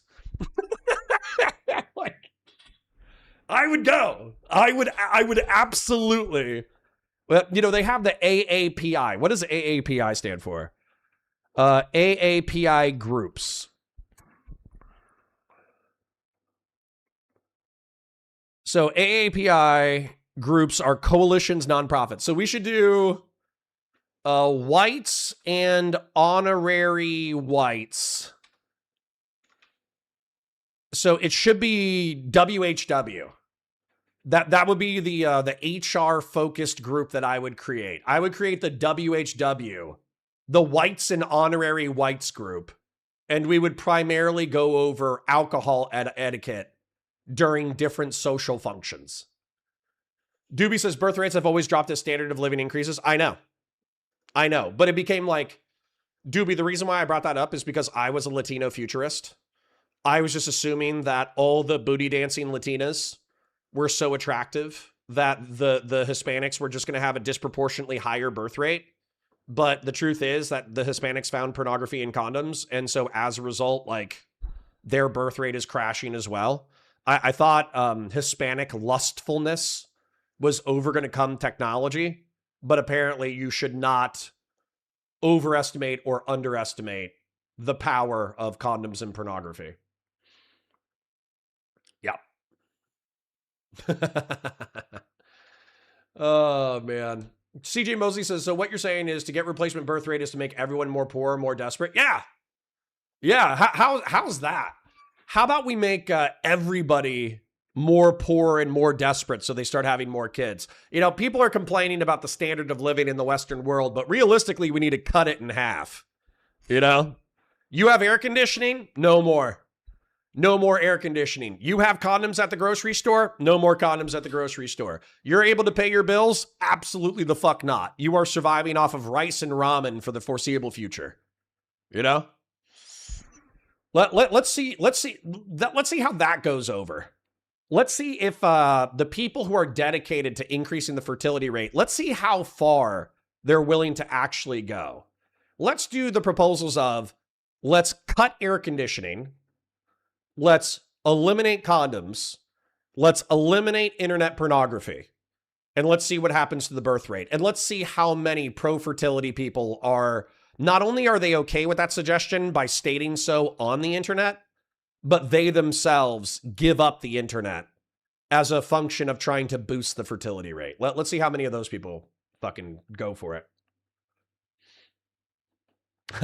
Val says, alcohol etiquette would just evolve into ethnic conflict at the first meeting. You say that, but I think I think American Caucasians from the middle class and upper class can actually get on the same page. And actually, like, you could differentiate between low class events, middle class events, and upper class events, and the alcohol etiquette at each event. So, anyways.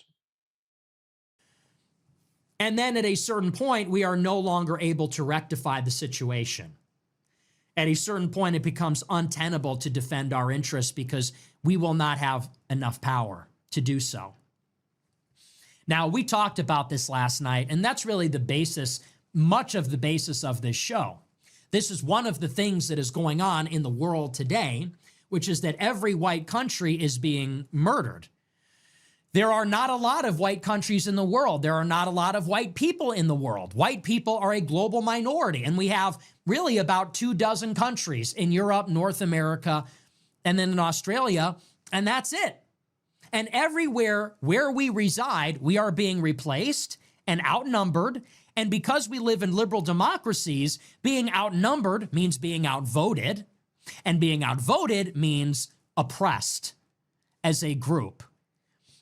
Oh God, it's okay. That it's noon. That's all the black pill bitching that I can take today. We didn't even get to like where he shit talks Tucker Carlson. Oh my God, that is all the fucking complaints. Middle upper class white guy oppressed by being on the internet in air conditioning, talking shit about minority groups for a 7-figure income. Everybody behold oppression. White Hispanic guy making 7 figures bitching about minority groups.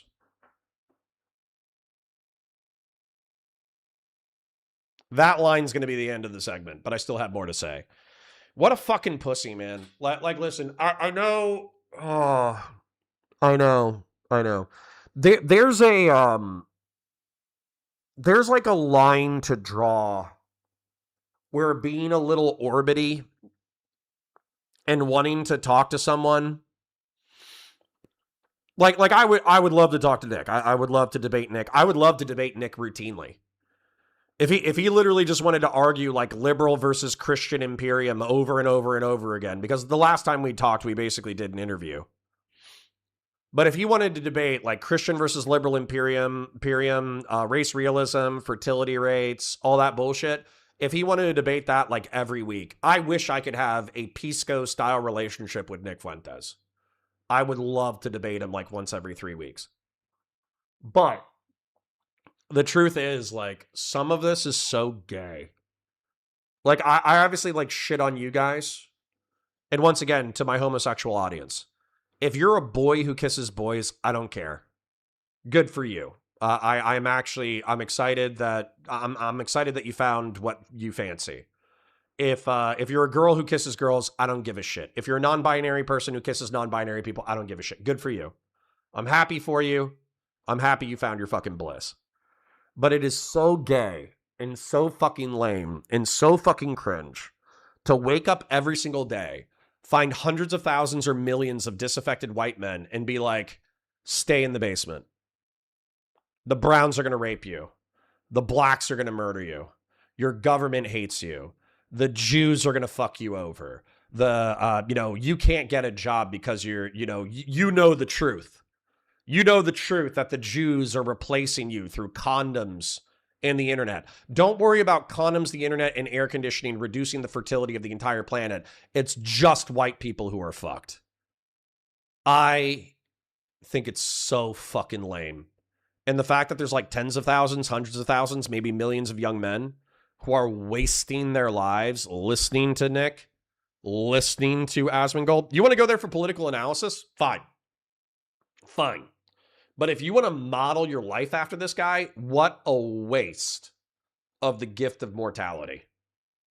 What a fucking waste. What a fucking waste. Is the butt play he finds repulsive? For me? Yeah, personally. I'm a little homophobic. Like, once again, if you kiss boys, good for you.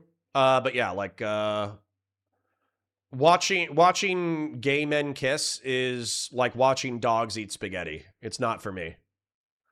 It's not for me. So.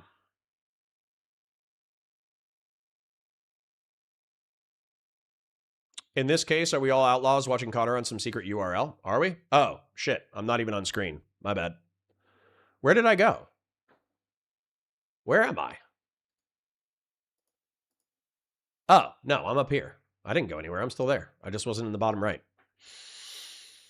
So you want to see a dog eat spaghetti real quick?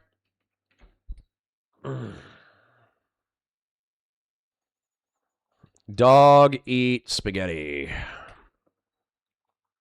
No. This one. Hold on. Probably this one. Maybe this one.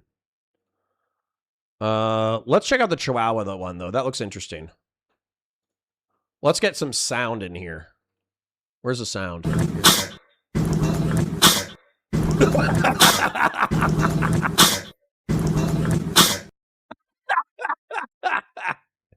Okay, hold on.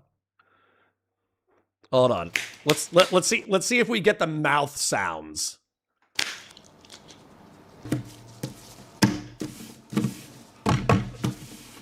Hold on. Soy sauce.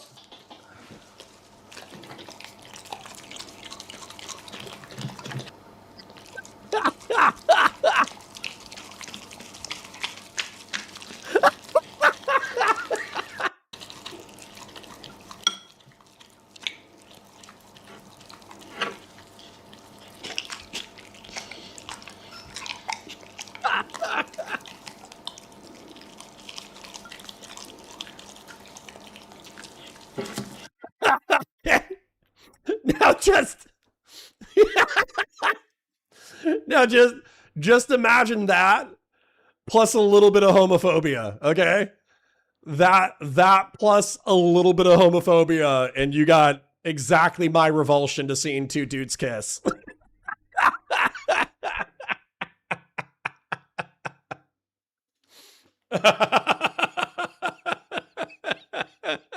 Sorry. That might be the most homophobic thing I've ever done. So I find two gay guys kissing and very entertaining. I guess you got me there.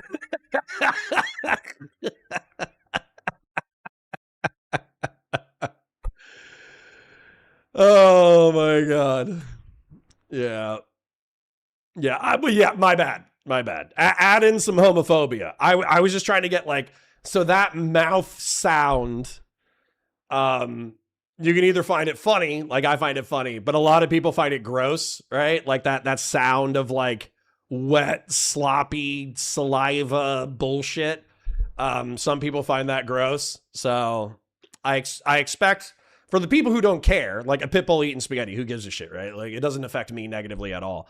But for the people who are actually grossed out by that mouth sound and they can't hear it because it's like nails on a chalkboard, that's the sensation that I'm trying to convey to you. So, yeah. Imagine kissing your homies and Connor's over there just laughing at you. I'm like, this reminds me of my favorite dog video. No way. I'm sorry, that's pretty fucking funny.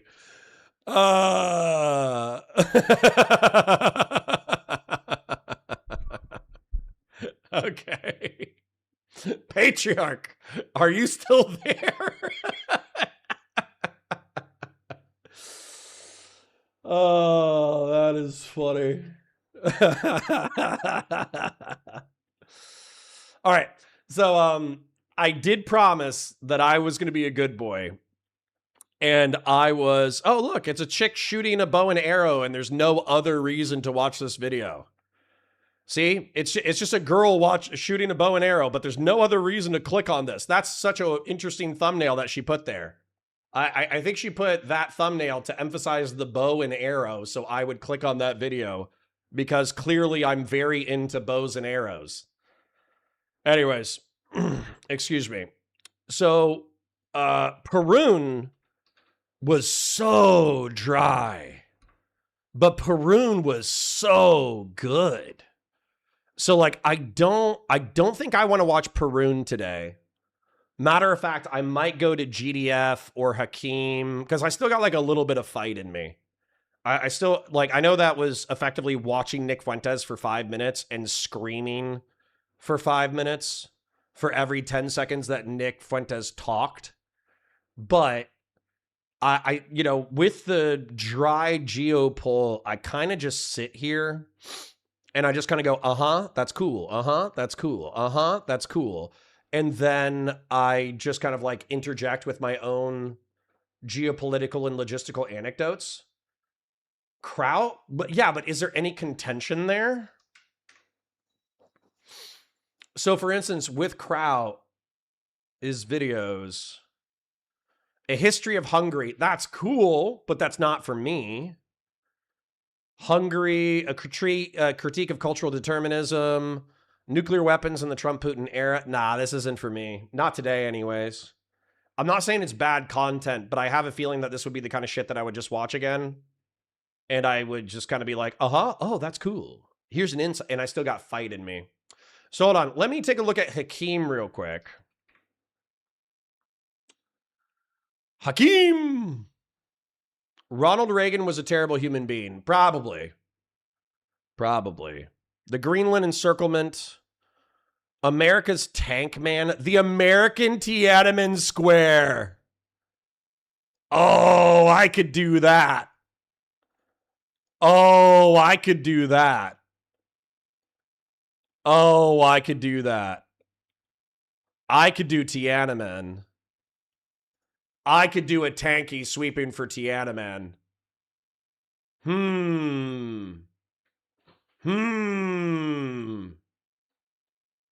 Fuck it. It's my show. Hello. It's a dry guy talking shit about America using the Tiananmen Square massacre as an example. And he's going to talk about, if I had to guess, is he going to talk about like the 1970 helicopter bombing of a black nationalist compound? Or is he just going to talk about BLM protesters getting run over by cops? Which one is he going to talk about it? I don't care about China. Well, then Geopol isn't for you. Denies all of it. It's exactly what you think. Is it the black bombing? I would love, dude, I've been so racist today, but I've been like talking shit about Christian nationalists and white nationalists. So I think my racism is being tolerated by the liberals and progressives in my audience. So like, I would, yes. I think I'm doing it. Fuck all of y'all. I need some water. I'll be right back. Yeah, the move bombing. That's what it was. The move bombing. I love this. Okay, sorry. I'm actually excited to be fighting dipshits. No offense, I am kind of like tired of the liberal leftist civil war. It's not that I don't want the liberals to win. I want the liberals to win. But the liberal creators don't even fucking like me anymore because I backstabbed their fucking parasocial dad. So, like, who gives a shit? You know? They're going to say the same gay shit over and over again.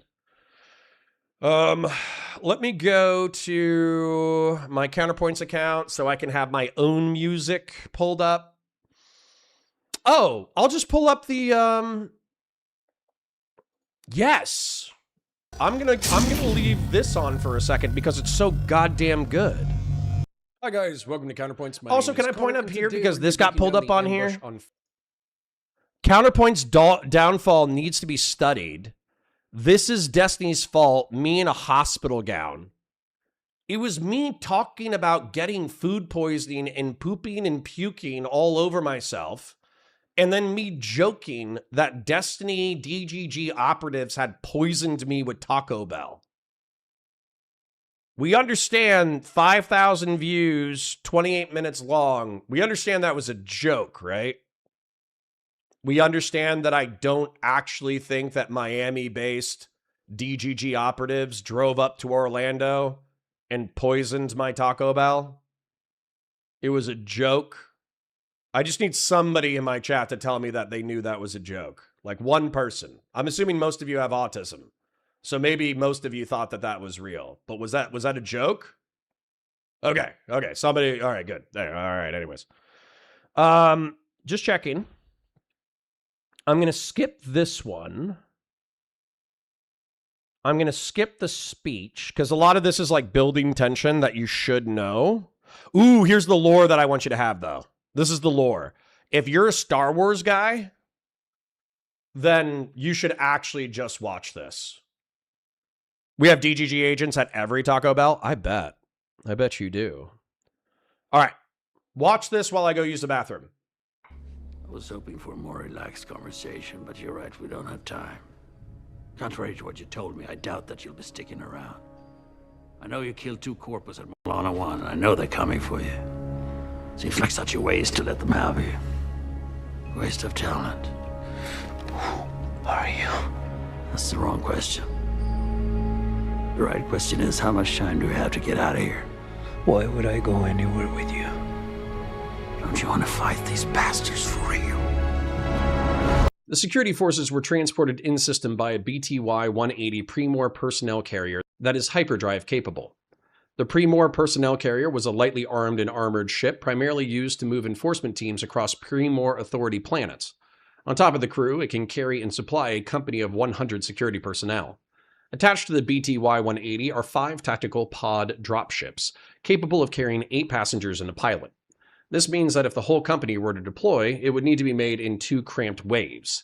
In this case, though, only 3 dropships are needed and each is carrying a fire team.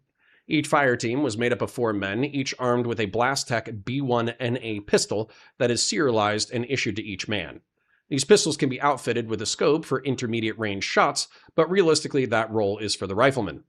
The Corpo rifle is a modified Blastech SE-14C carbine meant for backup and overwatch roles.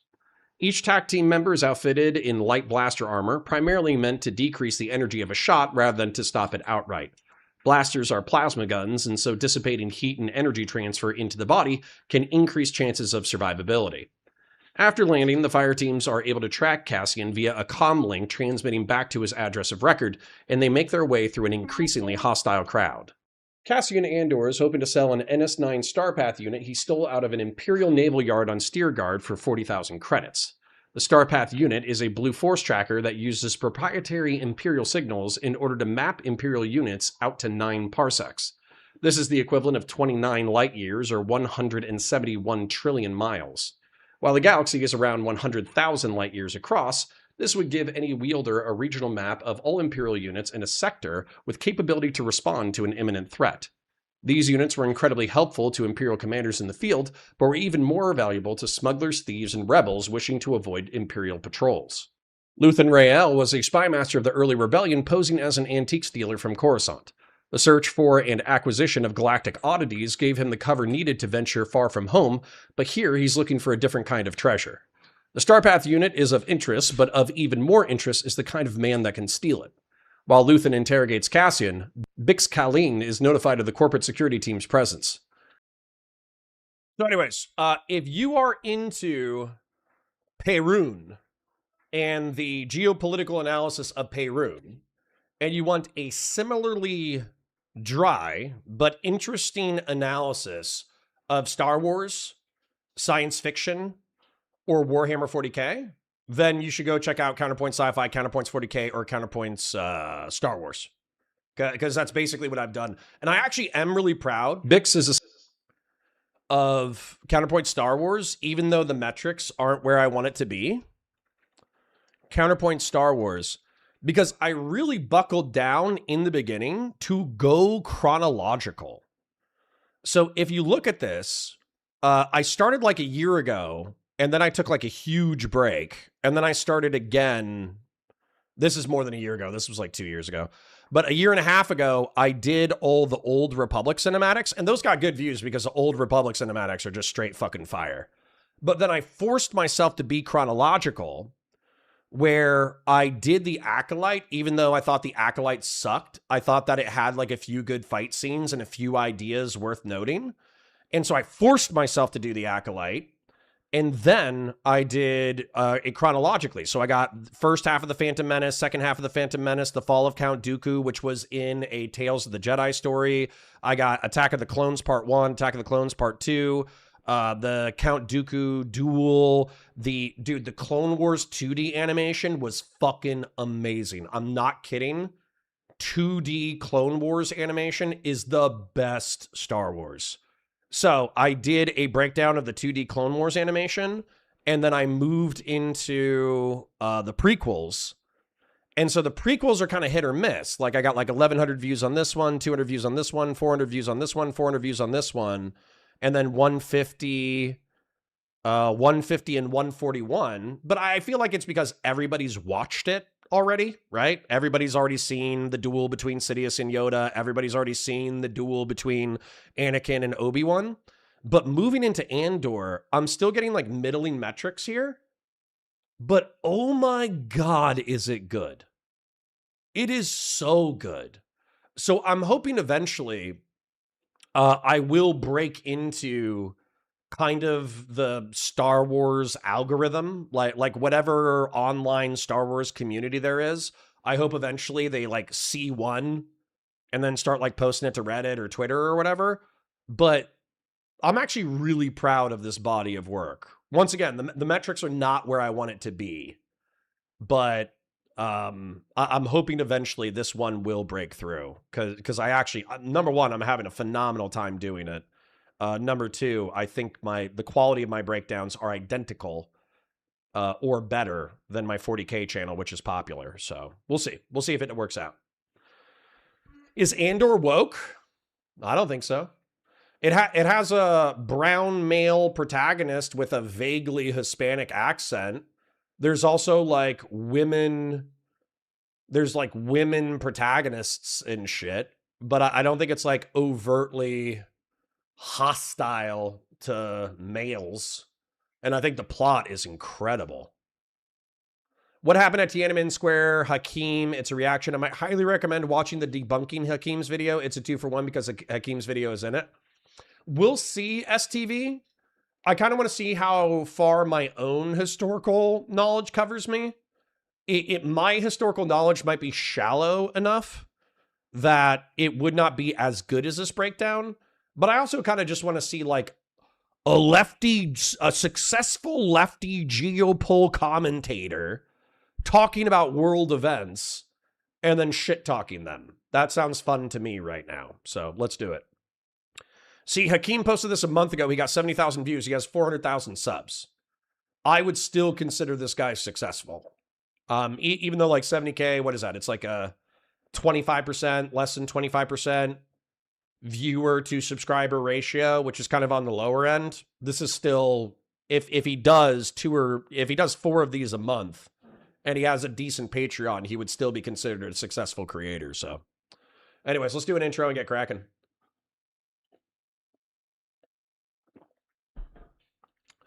Excuse me. Hi guys, welcome to Counterpoints. My name's Connor. I'm a science fiction, politics, and philosophy nerd, a Marine Corps and law enforcement veteran. I would argue a real Republican, and I got Hakeem today. Hakeem, I believe, is an Iraqi refugee from the War on Terror who moved into the Western world. Don't know where he moved to, but he's a Marxist-Leninist.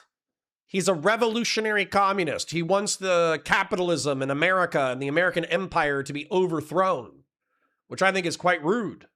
But what he did is he does geopolitical essays where he talks about historical events and world power, and then he talks shit about America.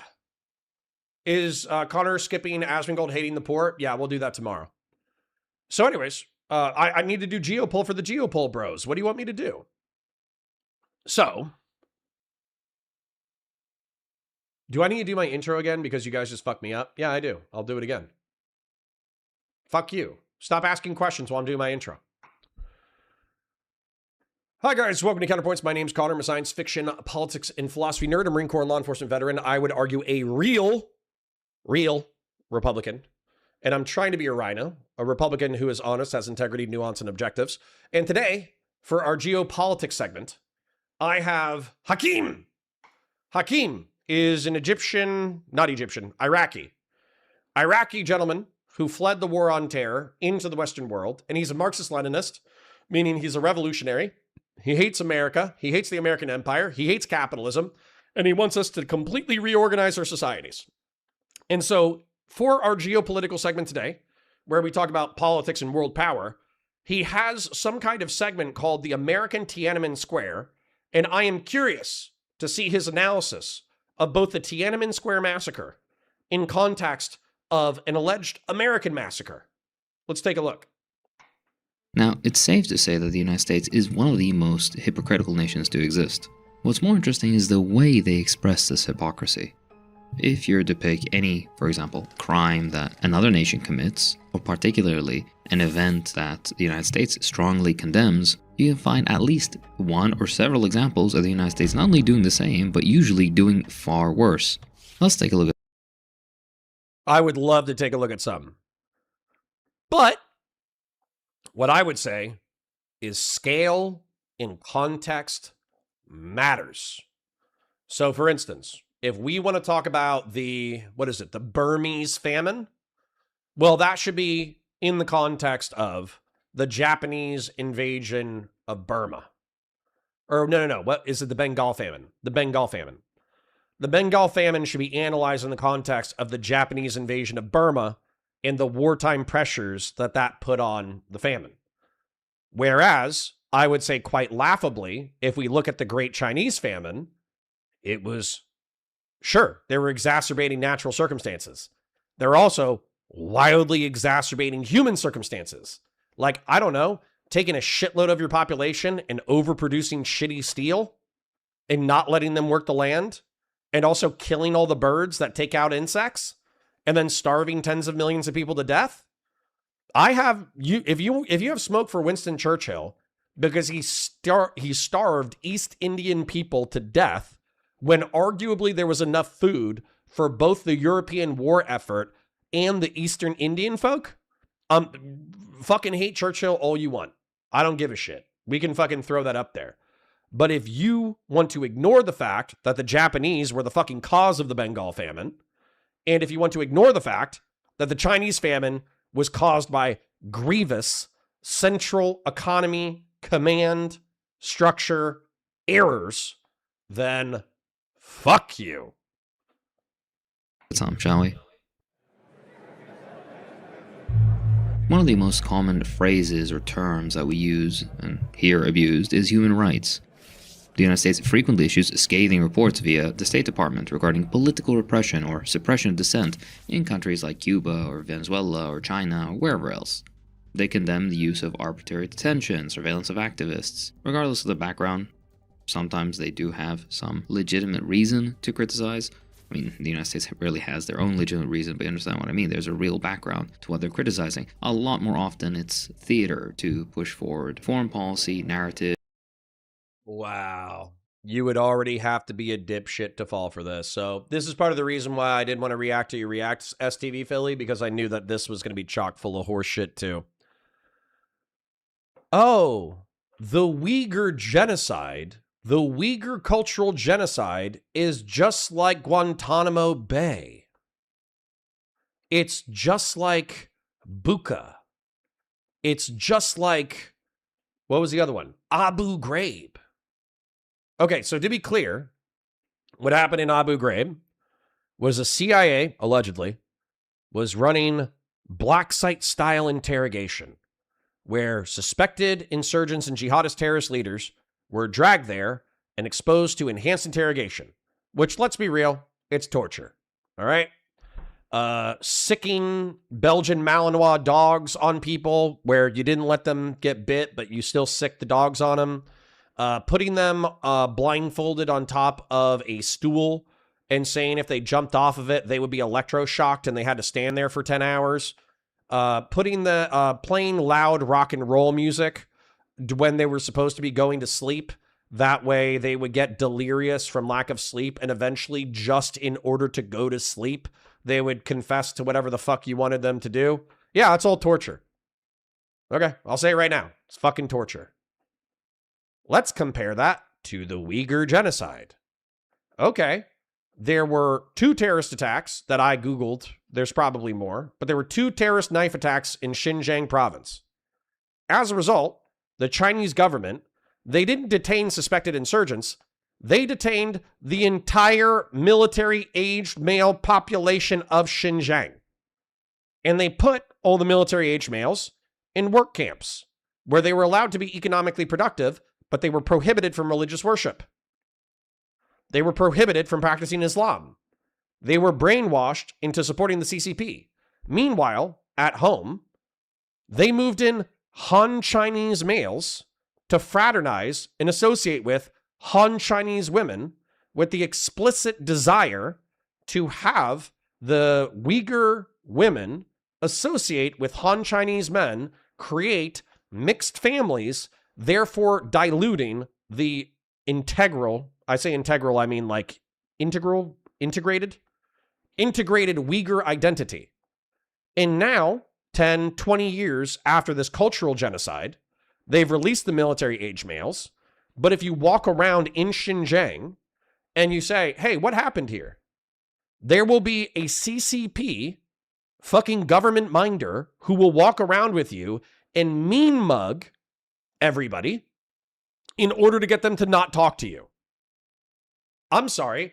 I'm an American citizen and I'm shit talking the CIA right now. Where's my government minder to get me to not shit talk the CIA?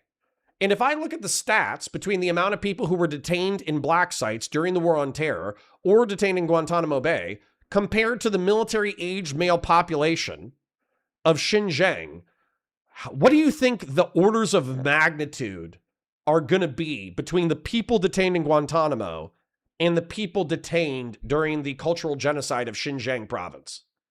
This is where, to me, these fucking tankies are just as bad as fascists.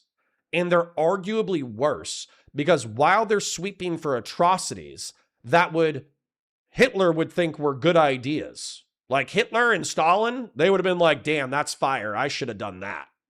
You know? While they're sweeping for that shit, they're also pretending that like, all I want is healthcare. All I want is a more dignified working condition for the working class. All I want is, you know, I just want working class people to do well. Fuck you. You're just as bad as fascists. Don't ask what Israel did with Ethiopian Jews. What did Israel do with Ethiopian Jews? Was it cultural genocide? What did Israel, you're sidetracking, but I do think it's interesting. What did Israel do to Ethiopian Jews?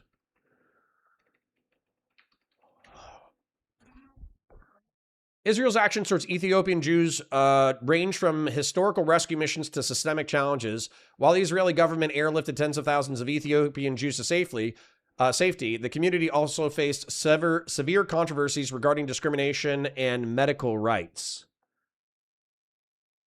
the Depo-Provera injections. In 2013, Israeli authorities admitted that thousands of Ethiopian women were administered long-term contraceptive injections, Depo-Provera, sometimes without their knowledge, without unclear translation, or as a perceived condition for immigration. This practice caused a dramatic drop in the birth rate of Ethiopian Jews. Okay.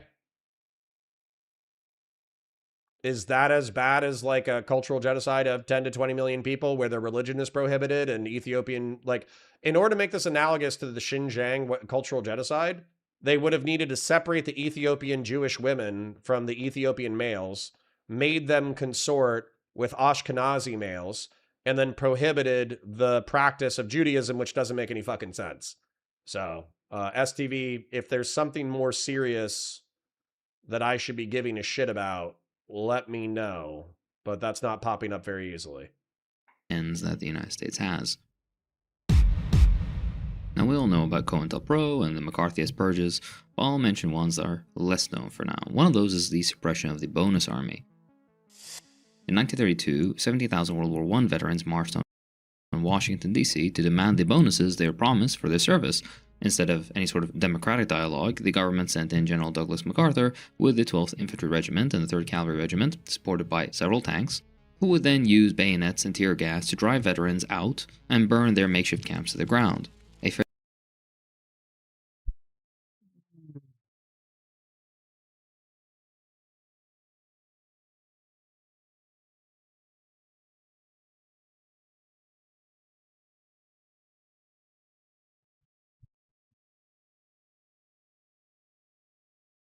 You want to know how many veterans died in that kerfuffle? The American shindig, where they used bayonets. See, when I hear bayonets, I think stab. I think knife. I think stabbing people in the chest. That's what I think when I hear bayonet. The total amount of dead people from this incident was 2. 2 veterans were killed directly from the bonus army protests in Washington, D.C. The specific details of these casualties and the protests are as follows. On July 28, 1932, U.S. Attorney General D. William Mitchell ordered D.C. police to clear the World War II veterans and government properties. A riot erupted, resulting in police officers opening fire on the crowd, which left 2 veterans fatally wounded. Okay, so this is in the context of the Tiananmen Square. Estimated Tiananmen Square deaths.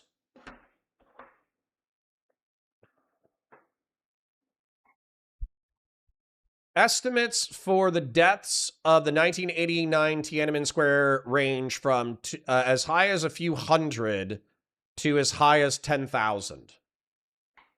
So already we're off to a poor start, where the riot that killed 2 Americans is substantially, let's say 100 people were killed in Tiananmen, and I doubt it was 100 people. But let's say 100 people were killed in Tiananmen.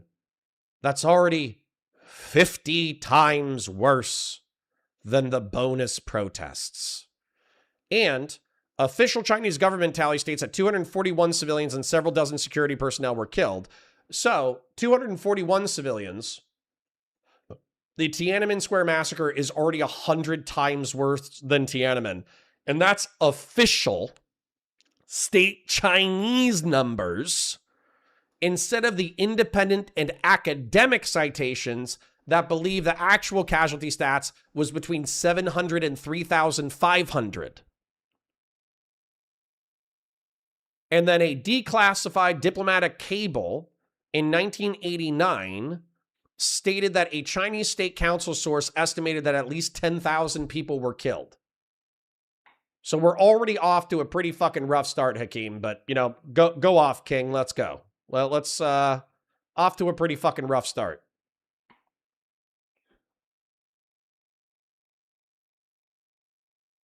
Oh, sorry. Of course, the US We didn't have audio. 1 second. Out and burn their makeshift camps to the ground. A fairly violent form of suppression of dissent. Now we have Cop City. Now, of course, the US currently and usually condemns paramilitary policing abroad, but in Atlanta, One second. Chinese Xi calls for political loyalty in the military as anti-corruption purge widens. So what we're talking about here is Chinese secret police in a one-party state that's known for being authoritarian and disappearing and killing its rivals. Disappearing and killing its rivals within the government via a secret police. This would be like if the FBI wasn't just infiltrating white nationalist militias that were planning terrorist attacks against the United States or jihadist organizations that were planning terrorist attacks against the United States, but if the FBI was infiltrating the upper echelons of the military in order to find who was loyal to Xi Jinping and the core members of the CCP, and then disappear, like no justice, well, maybe justice, but no public due process. They just go, oh, this guy's talking shit about Xi Jinping in private. He's talking too much shit. Let's go ahead and arrest him, disappear him, and kill him, depending on the level of his shit talk. So imagine that Donald Trump did this, okay? And he's comparing this to a law enforcement training facility funded by the public in Georgia. So hold on.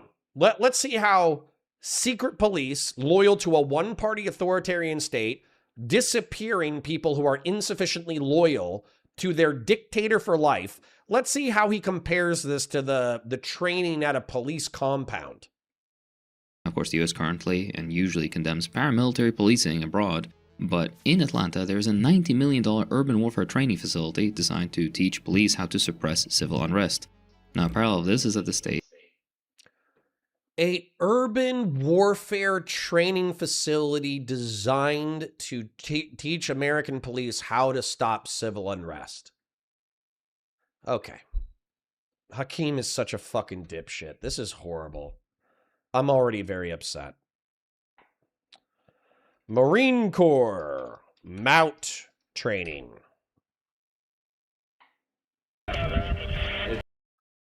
This is close in urban environments in order to maximize your lethality and minimize your opportunities of taking casualties. So do you see here how the Marines are patrolling down this street? This guy is splitting his attention between what's in front of him and what is to the side of him on the opposite side. So if engaged from the opposite side, because this is giving him some level of cover, he could engage a target on the top side of this roof. And let's say that this guy similarly is making progress and he should be watching the opposite side second story, but he's crossing what's known as a fatal funnel. This is somebody's driveway. So could there be a bad guy hanging out in this driveway that could bushwhack him or bushwhack his friends? Absolutely.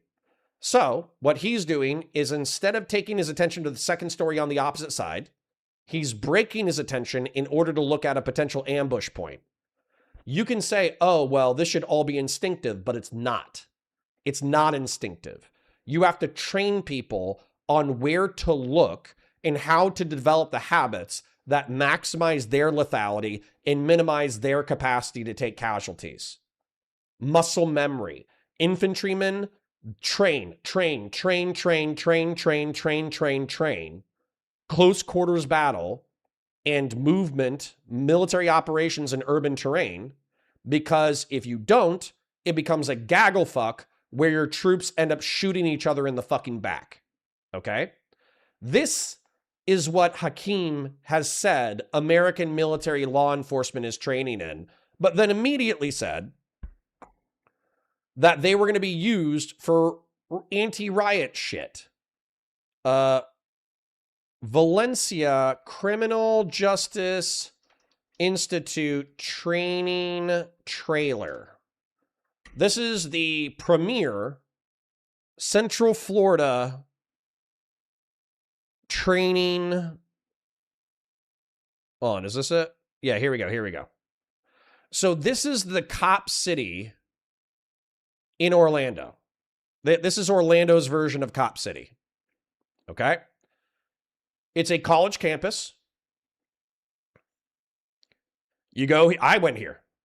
So you wake up at 4:30 or 5 in the morning, you go to classes for 8 hours a day, and then you PT between 3 p.m. and 5 p.m., no matter how hot it is. And you do, truth be told, we didn't do a lot of pull-ups because pull-ups are hard.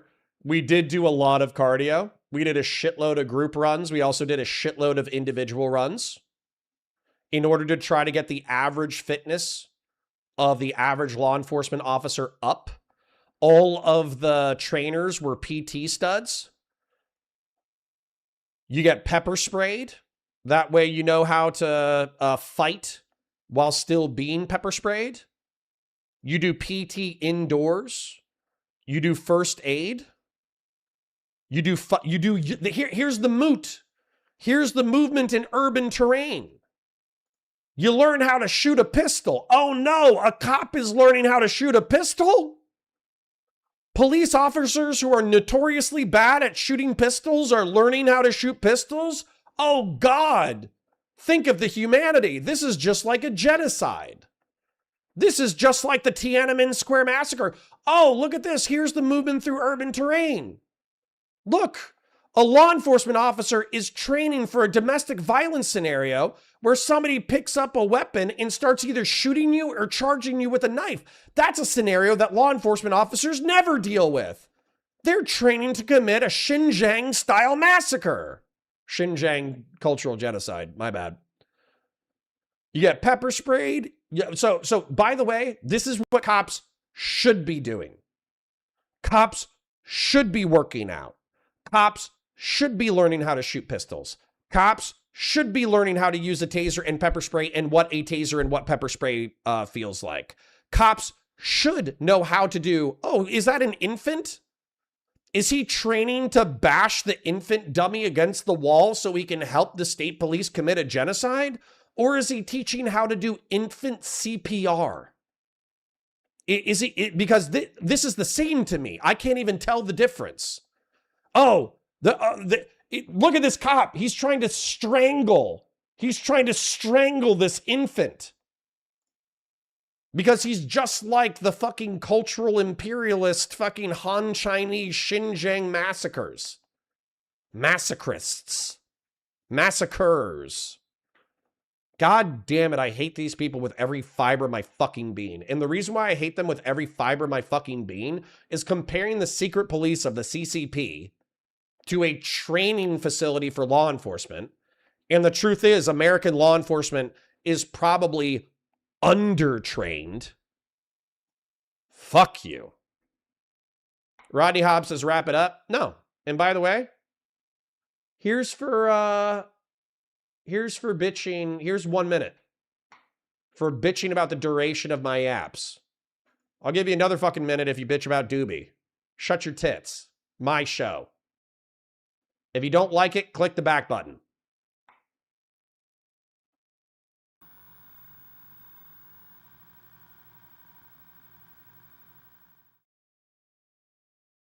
Has used domestic terrorism charges to jail, for example, environmental activists, such as the Forest Defenders.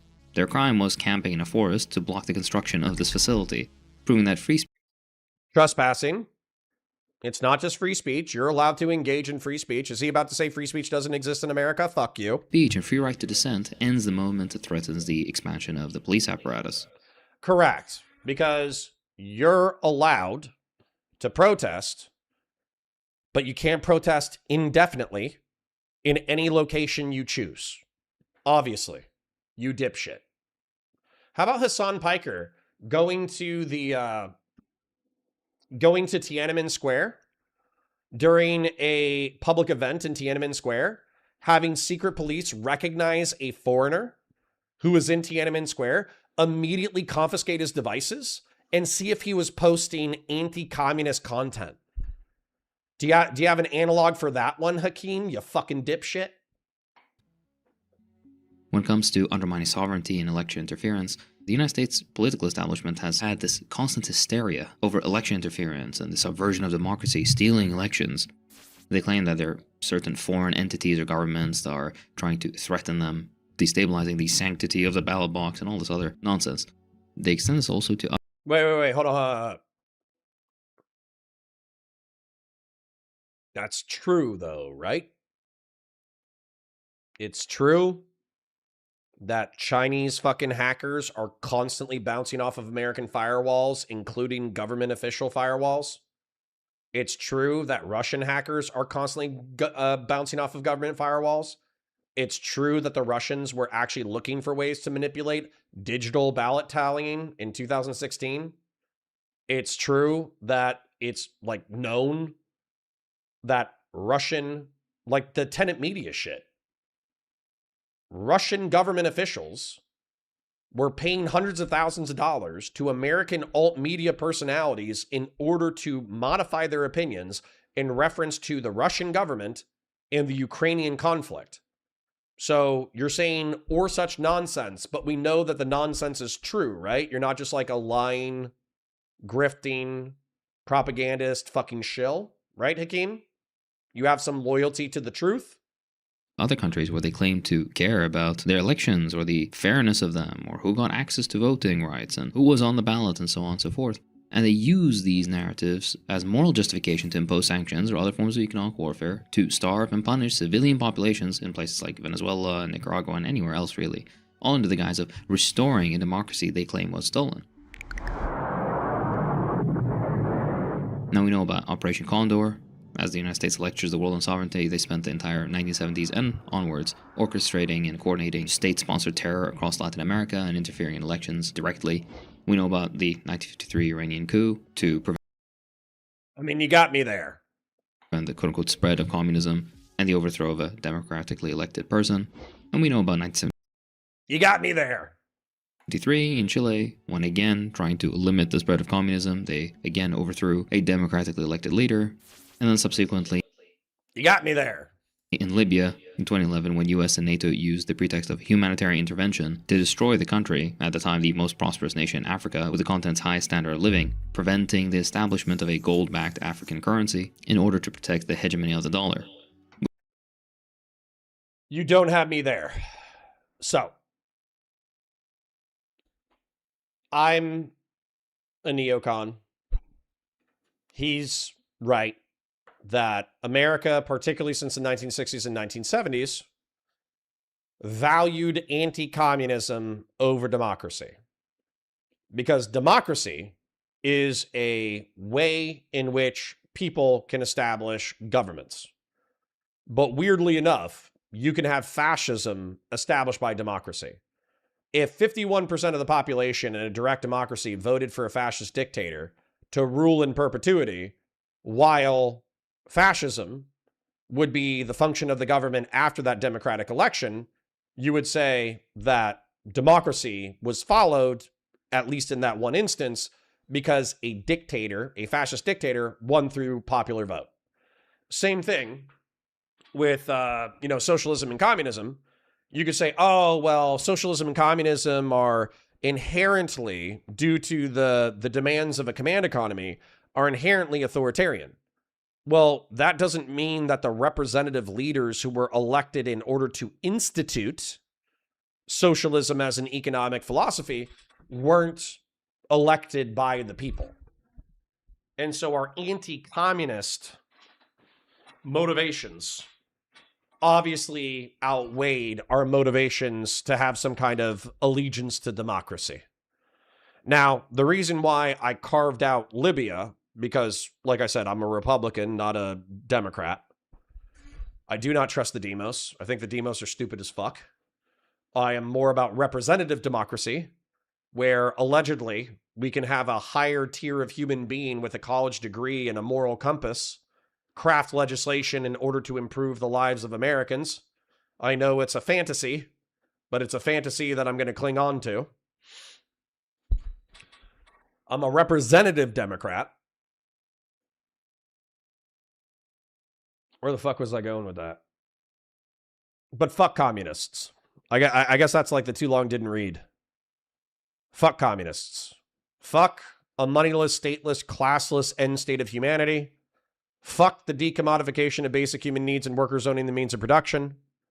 We can decommodify basic human needs when we have a slave race of robots who make human labor redundant. When a slave race of robots makes human labor redundant, I will be okay with the decommodification of basic human needs. And if workers owning the means of production is a voluntary social expectation where you can create an economic venture that has a capitalist owner-worker model, or you can create a democratic worker model where the profits and losses are shared on a voluntary basis amongst the employees, and that just becomes a cultural norm, okay. But you want top-down the government to do that, you can fuck yourself. And I'm happy that anti-communist people in the middle and late 20th century, I'm happy they won. Okay? I'm happy the anti-communists won. Doobie for $10 says pigs in a blanket, fry them like bacon. Well, fuck you. Fuck you, Doobie.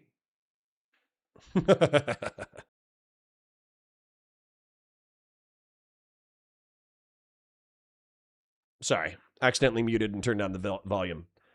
Fuck Muammar Gaddafi. Muammar Gaddafi was a dictator who was in charge of Libya for a long time. And he was a part of the Lockerbie bombing, in which he backed a terrorist organization that blew up 300 civilians. There was a balance to maintaining his power in North Africa.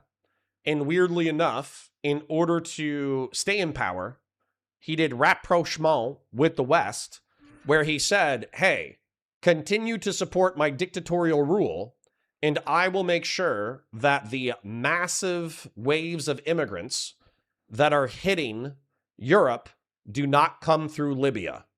We will police the Mediterranean on the northern Libyan coast, and we will make sure nobody mass migrates to Europe. And arguably, that was in the West's best interest. But the Libyans revolted against Muammar Gaddafi, and they said, fuck you. We're tired of your living under your Borat-ass fucking weird dictatorial harem-having bullshit, and we want to stab you in the butt with a bayonet. And the Americans are like, secure Libyan border with less people mass immigrating to Europe, or letting a dictator who blew up 300 civilians in Scotland 20 years ago, or 40 years ago, get stabbed in the ass with a bayonet. Which one do we pick? And then because Obama, and more specifically Hillary Clinton, are sociopaths, they decided that NATO air cover against the Libyan government and for the rebels, resulting in Muammar Gaddafi getting stabbed in the ass with a bayonet, was the way to go. I don't know how to feel about that, but I will not spend any time weeping for Muammar Gaddafi. Moving on. Which of course left Libya now as a failed state and a total vacuum of the supposed democracy that the Americans and their NATO buddies brought. I have relevant videos on all this here if you're interested in deeper dives. Back to the video in just a minute, but first a word from today's sponsor, Incogni. Most people don't realize just how much of their personal information is floating around online. Good for him, having a VPN sponsorship. Good for you, Hakeem. I'm happy you're participating in the free market. Good for you. Here we go. Political prisoners. When it comes to political prisoners and the rule-based order, the United States State Department maintains lists of political prisoners in nations they've labeled as adversaries, of course demanding their release on humanitarian grounds. They spend a lot of time lecturing the world on the rule of law and the prohibition of cruel and unusual punishment, very rich coming from the United States. We just mentioned Libya, actually. Look at the rhetoric on Libya. The United States issues somber statements about widespread chaos, kidnapping, and torture within Libyan borders. Towards the end of 2023, the State Department claimed that economic and security integration is essential for Libya's long-term prosperity. Libya had prosperity. It had the highest standard of living in Africa. It was the illegal US and NATO quote-unquote humanitarian intervention in 2011 that dismantled that unified state and replaced it with a fractured landscape of warring militias. The US. Okay, so to be clear what he's saying, because we have to infer from his opposite statements, that when the Libyan people were revolting against a right-wing dictator. I don't even think he's a fucking left-wing dictator. There might have been like some economic policies that Hakim liked, but I don't think Muammar Gaddafi was a socialist. Hold on. Wait a minute. Was Muammar Gaddafi a socialist?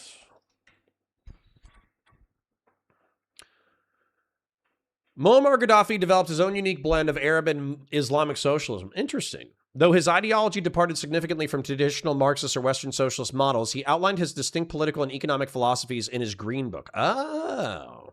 All right, hold on. Let's get educated here real quick. The third international theory. He rejected both Western capitalism and Soviet communism, favoring a system that combined socialism with Islamic and pan-Arab African nationalism. Okay. State-run economy and oil wealth. Under his rule, major industries were nationalized, and because, we know socialism is when the government does stuff. And the government distributed a significant portion of oil profits directly to citizens. Okay. Free education and medical care were provided, and housing was declared a basic human right. Oh, okay. So he actually is mad that a socialist leader got taken out. That actually makes more sense. While he claimed to be building a state for the masses, even officially renaming it the Great Socialist People's Libyan Arab Jamia in 1977, he banned independent trade unions and strikes. Workers were instead organized under state-controlled entities. He began abandoning many of these socialist views and embraced economic liberalization in 1999. Oh. Okay. I get it. So from 1977 to 1999, he was a based socialist dictator. And from 1999 to whenever he got stabbed in the ass, he was making peace with the Western world. Okay, good. I learned something. I learned something new today. This is expressing concern for a fire they started on purpose. But this isn't where it ends. When we get to the question of political prisoners, there's no bigger example than Guantanamo Bay.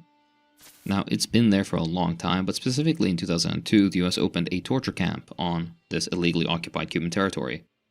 It has since then held roughly 800 Muslim men and boys, the majority of them never being charged with any crime, being kept in total blackouts when it comes to communication with their families or anybody else, and in total isolation, in a type of basically psychological death sentence. This particular black site, although not so black now because everybody knows about it, houses random, by the vast majority of them, innocent men and children, without trial, without access to lawyers for the most part, or at all really, without recourse, without anybody even knowing where they are. And at a cost of $13 million per prisoner every year, it is the most expensive prison on Earth, specifically existing to operate outside the reach of both US and international law. Okay. So, did you guys know that 800 innocent, uncharged men and women were held in captivity for the past 20 years without due process? Okay? In Guantanamo Bay, Cuba. Did you know that? Well, I would be a little skeptical of that claim. So let's go ahead and take a look at biographies of people kept at Guantanamo Bay, Cuba. The Center for Constitutional Rights. So this actually should be some of the more innocent people. Let's take a look at a few of the innocent people before we go find some of the more guilty ones.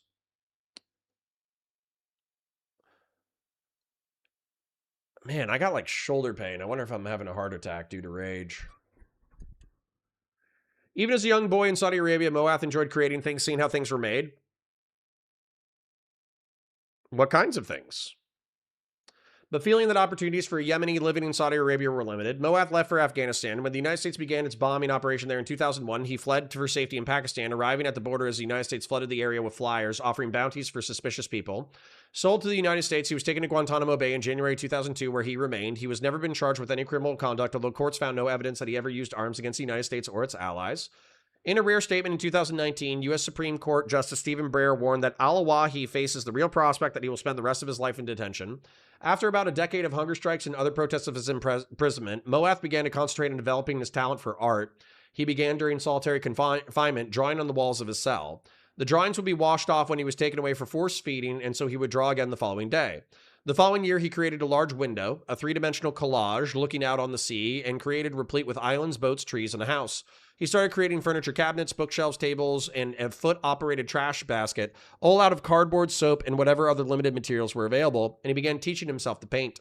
His creations were destroyed by the Guard Force in 2013, but Moath continued creating art. Soon he began to build meticulous models of tall ships, although he has never seen one outside of pictures, using threads from his shirts and prayer caps. That's cool. Good for him. Good for Moath. Moath is represented by Beth Jacob from Healing and Recovery After Trauma Clear Clinic at CUNY. All right. So, for instance, is it suspicious to be a Yemeni male in Afghanistan in 2001, traveling across the Afghan-Pakistan border at that time? Absolutely. So let's see Moath al-Alwi. Let's see if there's a different narrative real quick. Moath al-Alwi.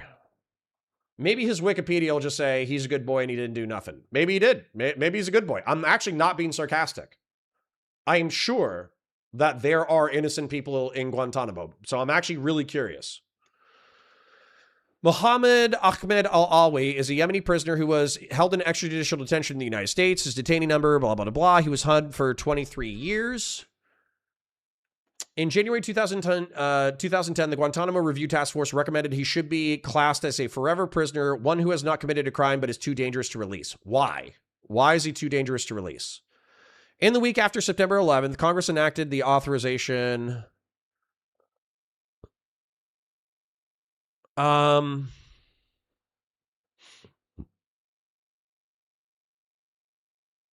Where's the accusations?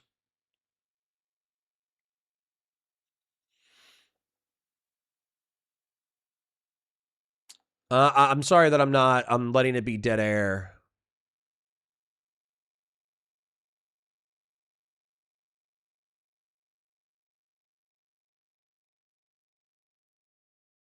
Okay.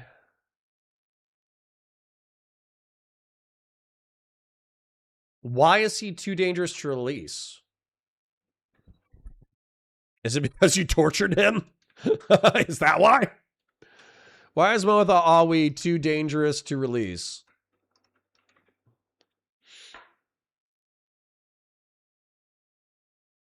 Huh. Yeah. I would say that this is an example where the government should be challenged constitutionally for why this man is perpetually detained. I'm fine with that. Okay. Let's go with the worst guy at Guantanamo Bay. It's probably going to be Mohammed Sheikh Khalid, isn't it? Khalid Sheikh Mohammed.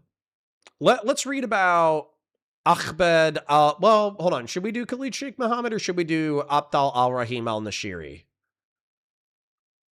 I'll do Khalid Sheikh Mohammed just because he's a stereotypical Sheikh Mohammed.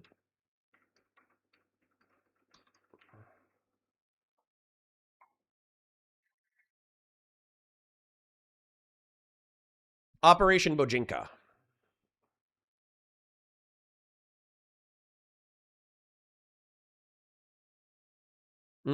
Muhammad traveled to the Philippines in 1994 to work with his nephew Ramzi Youssef of the Bojinka plot, a Manji-based plot to destroy 12 commercial airlines flying routes between the United States and East Asia and Southeast Asia.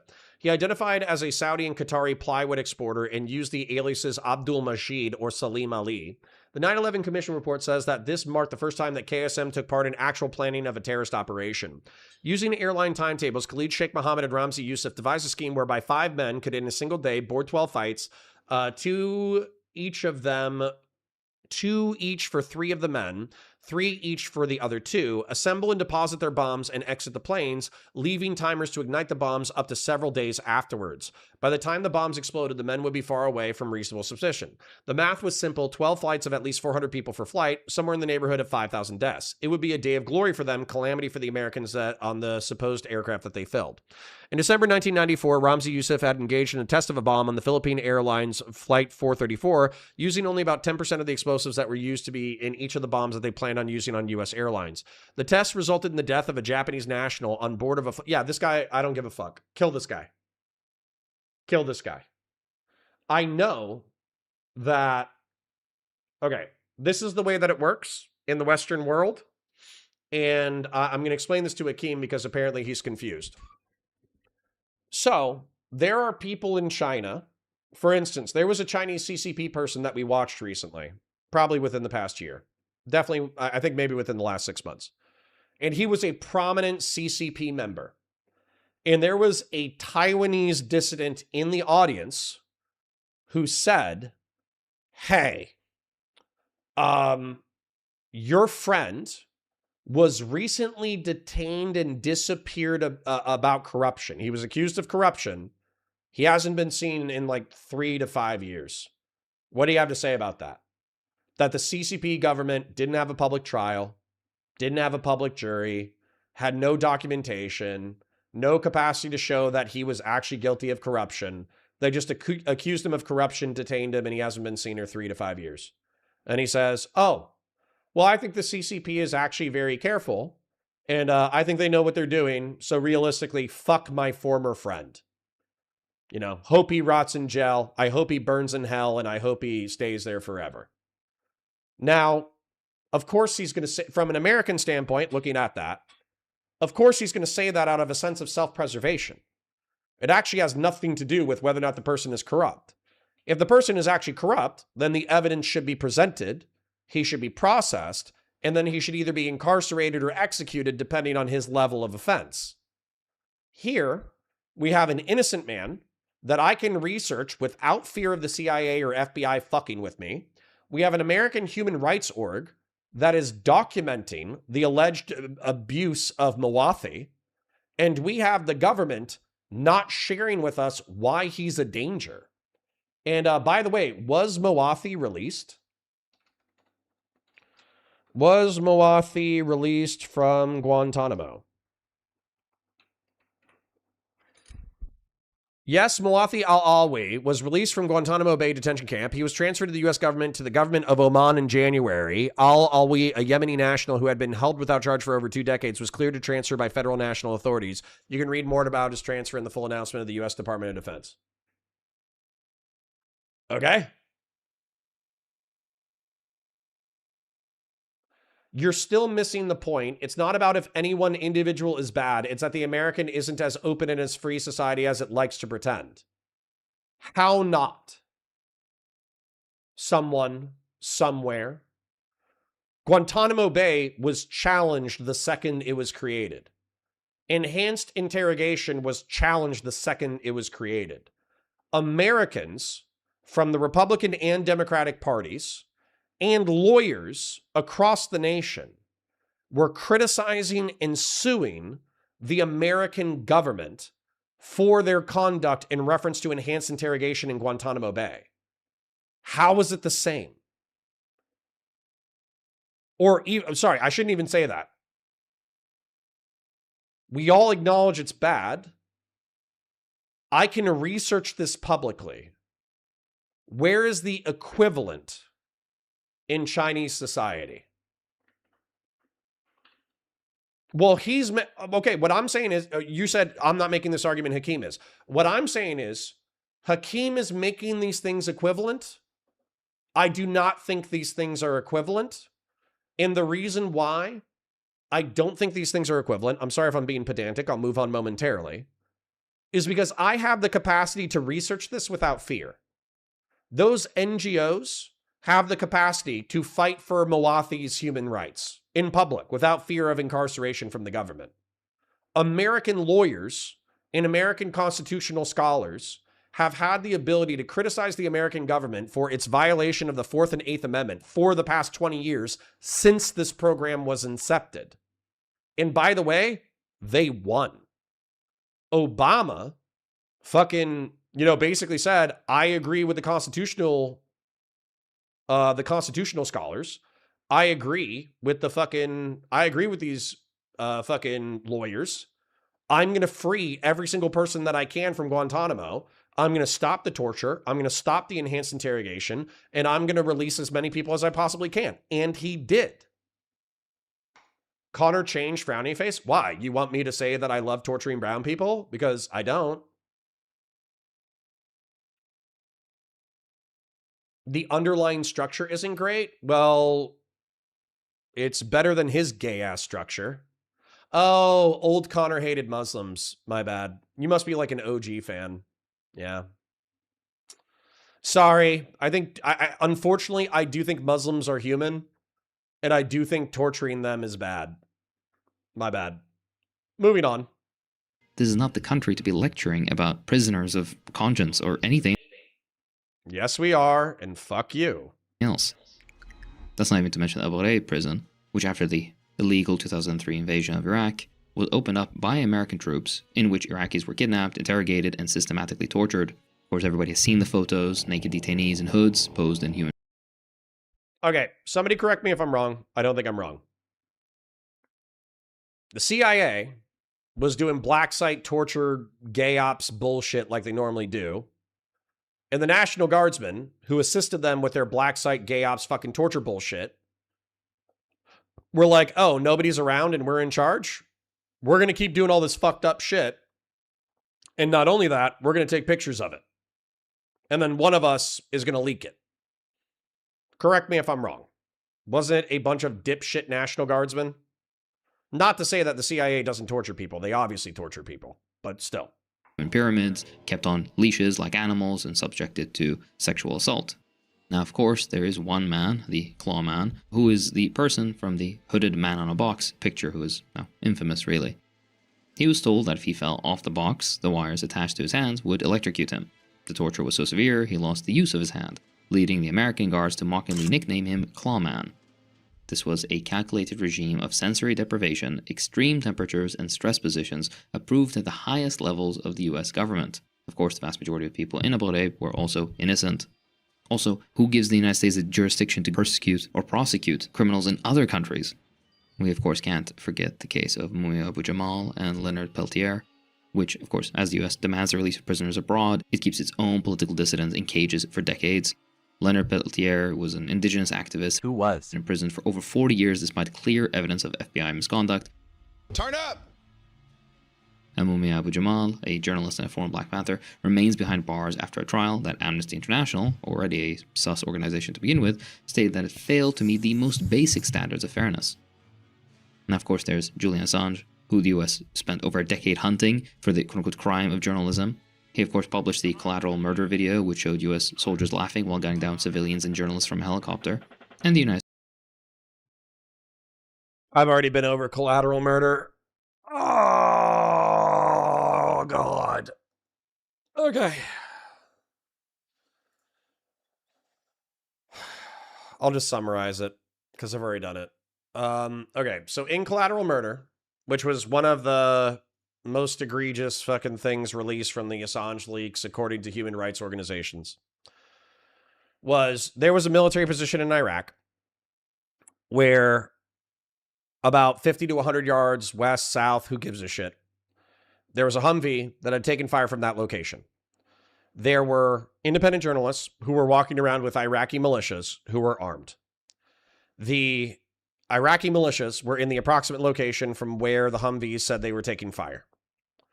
The journalists were walking up with camera equipment, including tripods, hanging out with the Iraqi militia in a helicopter that had been called to that location in order to provide air support for the checkpoint a few, 50 yards, 100 yards, 200 yards away, saw the camera equipment and was like, from my infrared camera, that looks like an RPG tube. And so AK-47s are common for Iraqis to have. RPG tubes are not common for Iraqis to have because most farmers don't need an RPG in order to scare off coyotes or fucking mountain lions or whatever the fucking megafauna they have out there. Right?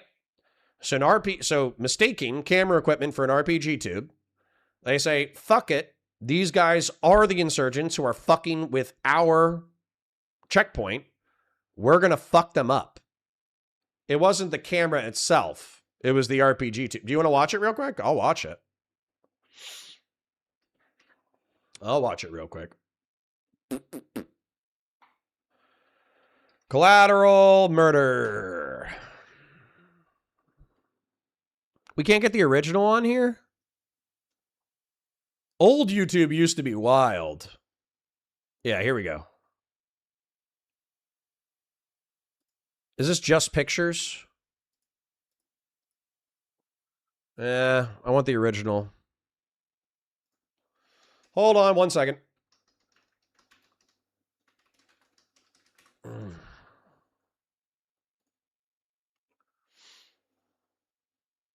Okay. Here we go. Here's the footage. And here, I want you to role play for a second. You're an attack helicopter pilot in a hot war. You're called into a position where American forces are being shot at with pot shots of small arms fire and RPG fire. You're supposed to do overwatch over this position. So if any militias are taking pot shots at your troops, you can slaughter them with 20 millimeter chain gun fire. Okay? That's you right now, my dear beloved viewer. Let's take it from there.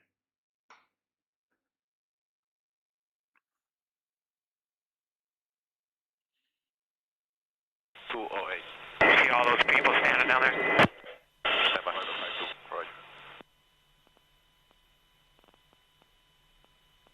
Stay firm. And open the courtyard. Yeah, roger. I just estimated there's about 20 of them. Yeah. So, we have 20 middle-aged males, approximately, walking towards a position where small arms fire was being taken by American fucking military forces. Connor should get the ADHD pills that Destiny has. Fuck you. We're literally talking about collateral murder, something that was referenced in the video. This isn't, just kidding, I love the tangents. Okay, well, fuck you and love you too. This is related to the original video. So this is not ADHD. Oh, yeah. Okay. So we got a sling. I don't know if that's a Bushman's element. Copy white 6. That's a weapon. Yeah. We got satchels. And we got a rifle. Right here. Take a look at your screen. Rifle, satchel, satchel. Hotel 26, Crazy Horse. Oh, not even. That was a shadow of his arm. Let's take a look. I remember watching this and there being a dude with an AK. Speed 37. I'm red, white 6, Bushman's 6. Fucking break. Hotel 26, Crazy Horse 18. Have individuals with weapons. 4 radio. Rio Band's 14. Yep, he's got a weapon too. Hotel 26, Crazy Horse. Here we go. This is what I was looking for. These aren't camera guys. These are local dudes. Look at your screen. Look at your screen right here. Leg. Arm, AK. Leg, AK. Hotel 26, Crazy Horse 18. Have 5 to 6 individuals with AK-47s. Request permission to engage. Roger that. We have no personnel east of our position, so you are free to engage over. All right, we'll be engaging. Roger, go ahead. I can't get them now because they're behind that building. Any Bushman's element? Look, oh dude, look how fucking sus this looks. Even if this is a cameraman, right? Even this is a cameraman. Bear in mind, these people are fucking... I don't see 6 people with AKs. Correct. I see 2 people with AKs. Look at this guy. Peeking his fucking head out from around the corner with a tube. Look at that. Look at this. Tell me you see the silhouette of a man reaching out an arm with a tube around a corner and you don't think RPG. Anybody send element? We got RPG. All right, we got a guy with See? Right there, dude. They identify it as an RPG. an RPG. Coming to fire? Okay. Hold on, let's come around. See? And you can hear his excitement too, where he's like, do I have permission to fire? Can I fire? Because he's worried that this motherfucker is about to pop around this block and shoot a fucking rocket. Let's come our point of view. Yeah, we're going to come around and get him from our RPG. Getting ready to fire. We won't get... Yeah, we got a guy shooting. Now You hear that uptick in radio traffic? Nothing that even comes close to an RPG. Are you for real? Are you gay? Sorry, I'm using gay as a pejorative too much. Are you retarded? Sorry to my gays. I've been a little spicy with the homophobic slurs recently. My bad. Are you serious? You see a man, you're in a war zone. You're in a war zone, and you see a man crouched around a corner with a giant metal... You understand RPGs are not the only style of missile launcher. RPG stands for rocket-propelled grenade. Right? Very rare beef dub? Are you shitting me, Beef O'Brien? I thought you were fucking fantasizing about murdering Muslims 30 seconds ago. If you're fantasizing about murdering Muslims, why aren't you ready to gun this guy down right now? I will not apologize to R slurs. That does look a little sus. Okay, there's at least one person. Okay. Sorry, if I see this, and this is an approximate location where people have been shooting at me all day, you're dying. Okay? yeah, we're going to come around and get him from our RPG. Getting ready to fire. We won't get... Yeah, we got a guy shooting. Now he's behind the building. God damn it. Coming around. Negative. He was right in front of the Brad. About there 1 o'clock. Haven't seen anything since then. Just fucking, once you get on, just open off. Yeah, Roger. I see your element. You got about 4 Humvees out along this. You're clear. All right, firing. Line here. When the space line, let me know when you have it. We'll shoot. AKs. Fire. They already decided to fire. Everything after this is going to be like gruesome fucking violence that I invite you to watch on your own time. 20 millimeter fucking chain guns will fuck you up. Okay?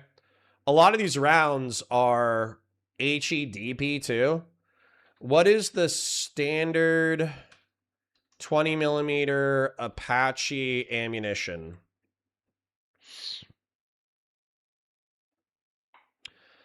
The AH-64 does not use a 20 millimeter ammunition. Its standard nose cannon is 30 millimeter chain gun. 30 millimeter, my bad.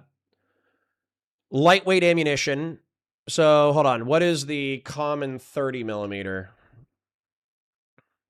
The standard ammunition for the AH-64 Apache's M320 is 30 millimeter lightweight cartridge. The U.S. primarily fields 2 distinct variations for training and combat operations. Target practice is just a inert training round. Combat is high explosive dual purpose. So effectively what's going to happen is 30 millimeter projectiles are going to be fired at like 1,000 to 3,000 feet per second. They are going to strike organic targets, but they're also going to hit the ground around those people. And those 30 millimeter projectiles, once they hit something, they erupt with an explosive, and they also send shrapnel flying everywhere.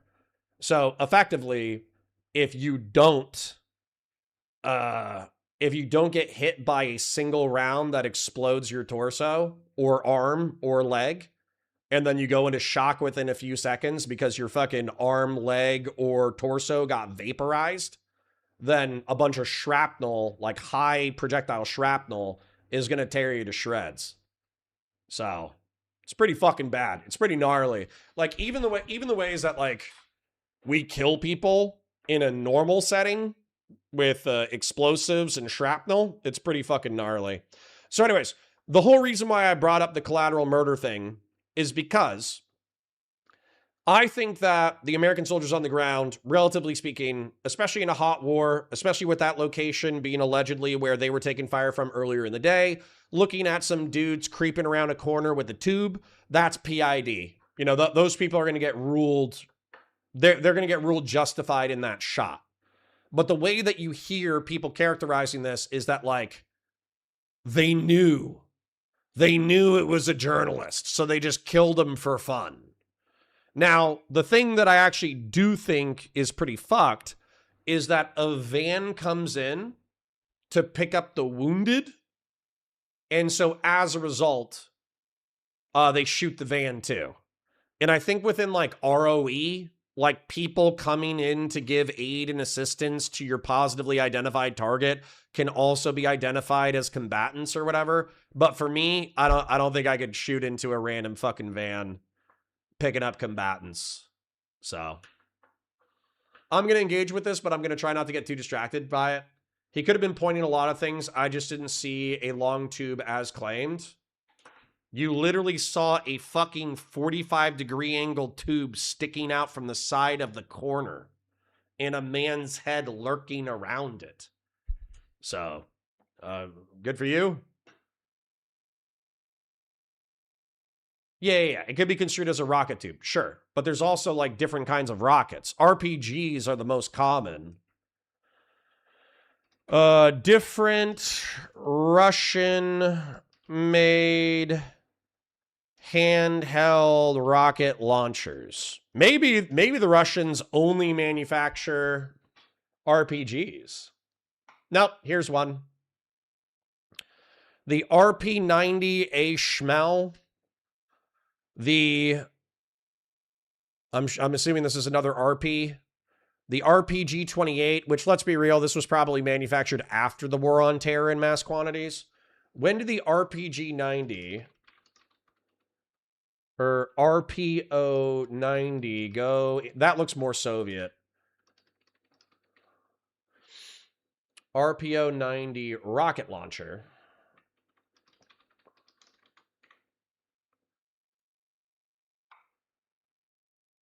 The RP-90, widely known as the Schmel and classified by its Russian manufacturer as a rocket-assisted flamethrower. What? What? What? A rocket-assisted flamethrower? A rocket-assisted flamethrower? What? I need to see this in action. Now, this is ADD. Now, this is pod racing. What?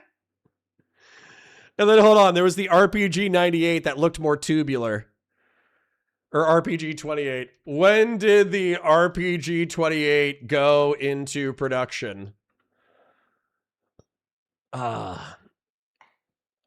2007. So, hold on. I need to see...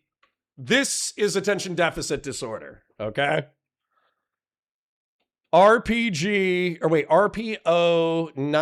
Schmel rocket-assisted flamethrower. What the fuck?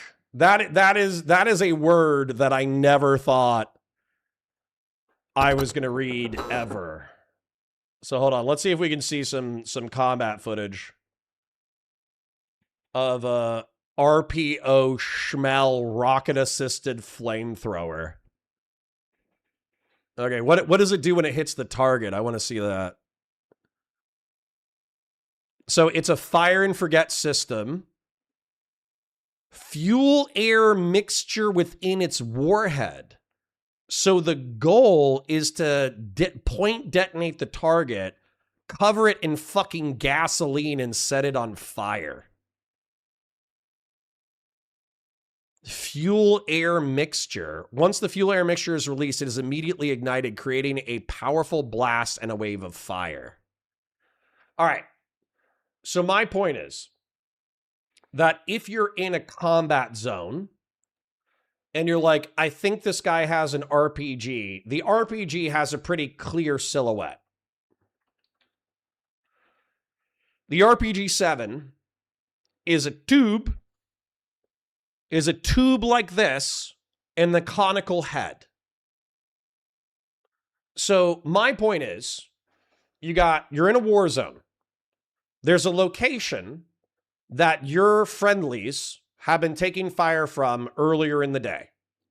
There's a half dozen men with AK-47s and a guy with a tube that looks like it could be an RPG-7 that hasn't been properly loaded yet, and or it could be an RPO-90 Schmel rocket-assisted flamethrower. Do you wait for the people to shoot at your friends before you pull the trigger?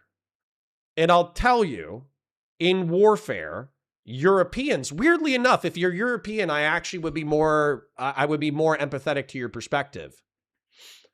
Europeans oftentimes have ROE that requires confirmation of hostile action before you're allowed to open fire.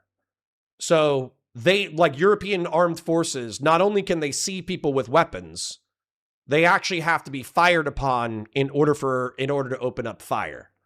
But particularly during invasions, that ROE is going to be loosened up for Americans. Oh, you do have more culture? Oh, you're European. You're European. Okay, that makes more sense. That makes more sense. Europeans are more sensitive about killing people. It was that whole World War II thing. There were some reports that insurgents got access to RPG-29 straight from Iran. RPG-29s. See, now this is pod racing. Yeah, see, there you go. The RPG-29 even looks more like that. Right? So that's what I'm saying. Is in warfare, especially with the Americans, if we have to bet our lives versus your lives, we're taking your life. Especially during the invasion. Like, as the war on terror evolved and there were a lot of civilian casualties and blah, and the rules of engagement got more strict, you know, obviously we stopped shooting as many people as possible. But especially during the invasion, we were just fucking smoking fools. So anyways, I think I've sufficiently had autistic attention hyperactivity disorder in reference to this topic. I'm ready to continue the video.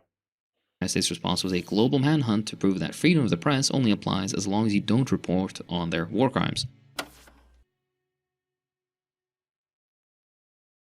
I think it was the sensitivity of the things released, but I'll go ahead and accept that whistleblowers do get punished. It's true. War crimes.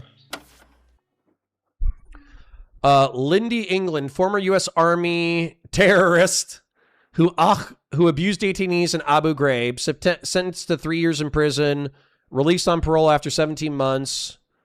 The Iraqis' lives are better. They got the better end of the deal. They weren't innocent. Okay. Chelsea Manning, former U.S. Army private who sent WikiLeaks the documents of Iraq war crimes, sentenced to 35 years, although she was released. I think she was pardoned. Sentence commuted to 7 years, called a terrorist by Joe Biden. Okay.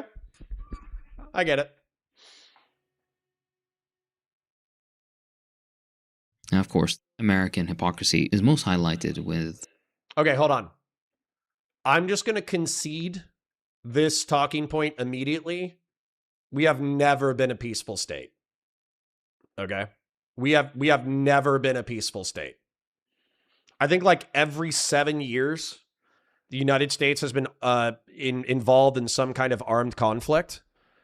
And, ooh, I need some Freebird later. I'll do a Freebird TikTok techno remix at the end of the show. We've never been peaceful. We've never been mostly peaceful. South Park, he's coming right for us. This is American. This is American foreign policy. Okay. I hate to agree with Akeem in a segment that I haven't even seen the details of yet, but I'm just going to go ahead and agree with him on this one. Please consult your screens for a deeply introspective analysis of American foreign policy, okay? There's a Rocky Mountain black bear, one of the few remaining of its kind. Isn't it beautiful? My God, it's coming right for us! Hey, it wasn't coming right for us. It was just sitting there. Shh, not so loud. Now that there's just a technicality. What do you mean? You see, boys, the Democrats have passed a lot of laws trying to stop us from hunting. Democrats piss me off. They say we can't shoot certain animals anymore unless they're posing an immediate threat. Therefore, before we shoot something, we have to say, it's coming right for us.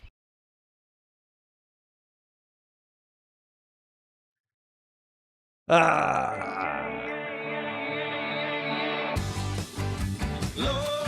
right, that's for later.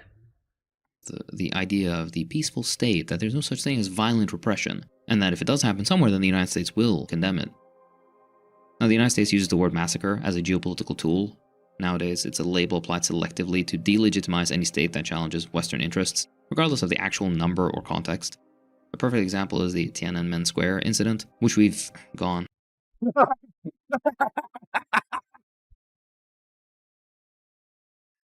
Yes! Yes! The Tiananmen Square incident. Let's go. The Tiananmen Square kerfuffle. The Tiananmen Square hullabaloo. Oh, that was awesome. Ah, yes. Yes. Good job, Hakeem. Oh, the Tiananmen Square shenanigan. Oh, that hit me right in the feels. Through earlier, and which I was heavily censored for, and only me, by the way. Everybody who's uploaded the video around the internet, nothing happens to them, but my video was completely blown from the stratosphere. So I've put up a family-friendly, extensively censored version for your viewing, and the link is in the description there where you can see the actual original uncensored.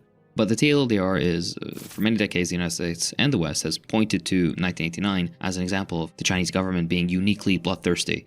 Declassified US government. Not uniquely, just not particularly great. Government documents from the time and modern research shows that the estimated death toll is between 180 and 300 people, which is still a tragedy, but not the thousands we've seen pushed by later propaganda. Reporters. I'm okay with saying that there is this thing amongst dissidents leaving authoritarian regimes where they will, I don't want to say exaggerate, although I guess other people could call it exaggerate, where they were so propagandized forever that the world was not the way that it was. It's kind of like when somebody leaves a religion, like when somebody leaves being a Christian, and they have to dedicate a substantial amount of the first decade of them leaving the religion to absolutely fucking despising and talking shit about their former religion. That is common psychologically with political dissidents who end up leaving authoritarian regimes because they were forced to drink the Kool-Aid of their authoritarian society for so long, and then they knew that it was lies, they knew it was bullshit, and so when they leave, they take the most horrible stories that they're aware of and they repeat them as historical fact, even though the veracity of those events might be in question. So for instance, there's these stories of North Korean dissidents where not only do they incarcerate the family members, but not only do they incarcerate the men who have committed dissident thought crimes, they'll incarcerate their family members. And if their family members are pregnant and the child is born in prison, the infant is also incarcerated for the rest of their life. I don't know if that's true. Is it possible? Yeah, it's possible. Is it probable? I have no fucking idea. Because of the nature of opaque authoritarian societies, that do not have open books on their legalistic fucking recourse. So if they said, no, like if North Korea was a transparent society and they said, yeah, we incarcerated this guy for political dissident, political dissident thought. Here's his court case. Here's the evidence that was brought about him. He was talking shit about Kim Jong-un on Twitter and, on our version of Twitter. And then the wife, we also searched her social media. We found that she was talking shit about the dear leader. So she was incarcerated as well. She was pregnant at the time, but she gave birth in the infirmary. Because of the severity of the sentence, we actually released on recognizance the female half. And so as a result, the male half is still incarcerated for dissident political action. But the stories that an infant was incarcerated have been exaggerated by political dissidents. Here's their names, dates, and addresses. Like, I would go, oh shit, North Korea is actually kind of showing us the books on their incarceral machine. Therefore, I'm actually balancing, even though they're an authoritarian fucking nightmare of a regime, I'm balancing their word against the word of a dissident. And I still think they're pieces of shit, but at least we have some evidence that they didn't incarcerate a fucking infant for life, right? But the nature of opaque authoritarian regimes is that they hide that information because they don't want that to be known internationally, but they also don't want it to be known domestically. Because if it was known domestically, that not only will you be incarcerated for dissident thought, your family members will be incarcerated for dissident thought. That could kind of brew the level of hatred that leads to revolution. So, all right.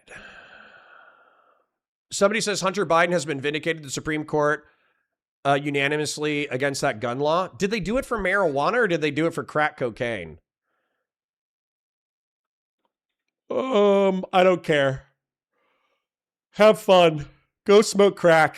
Shoot guns in your backyard. Have fun, you fucking dipshits. On the ground showed that there was gunfire in parts of the city, but the square was not covered in bodies, in fact was empty of bodies. The troops that exist there were cleaning, for the most part, debris and other nonsense. Of course, there's huge aspects of the protests that were astroturfed as well. Go watch the video if you're interested in the details. But for the United States, this is a massacre of martyrs. This is a horrible deprivation of rights for the freedom of expression of Chinese people and so on and so forth. But for the Chinese government and for the Chinese people, it was the suppression of a particular type of politically unpopular movement designed to make China a dependency of the West. This is evidenced by the fact that the Chinese government has, if not the highest, then one of the highest approval ratings around the world, and this is confirmed also by independent polling. Now let's compare that with the Boston. Yes. Yes. In my authoritarian regime, I am wildly popular. I get 99% of the vote each election. 99% of Chinese people in China approve of the CCP and Xi Jinping. Excellent talking point, you fucking idiot. What a fucking asshole. Hitler. Did you know Hitler was popular with the Germans? What was Hitler's polling amongst Germans during his rule? Hitler's popularity drastically varied throughout his rule. In the final free multi-party elections before his appointment as chancellor, his party received 33% of the vote. Once in power, though, his approval spiked to 80 to 90%.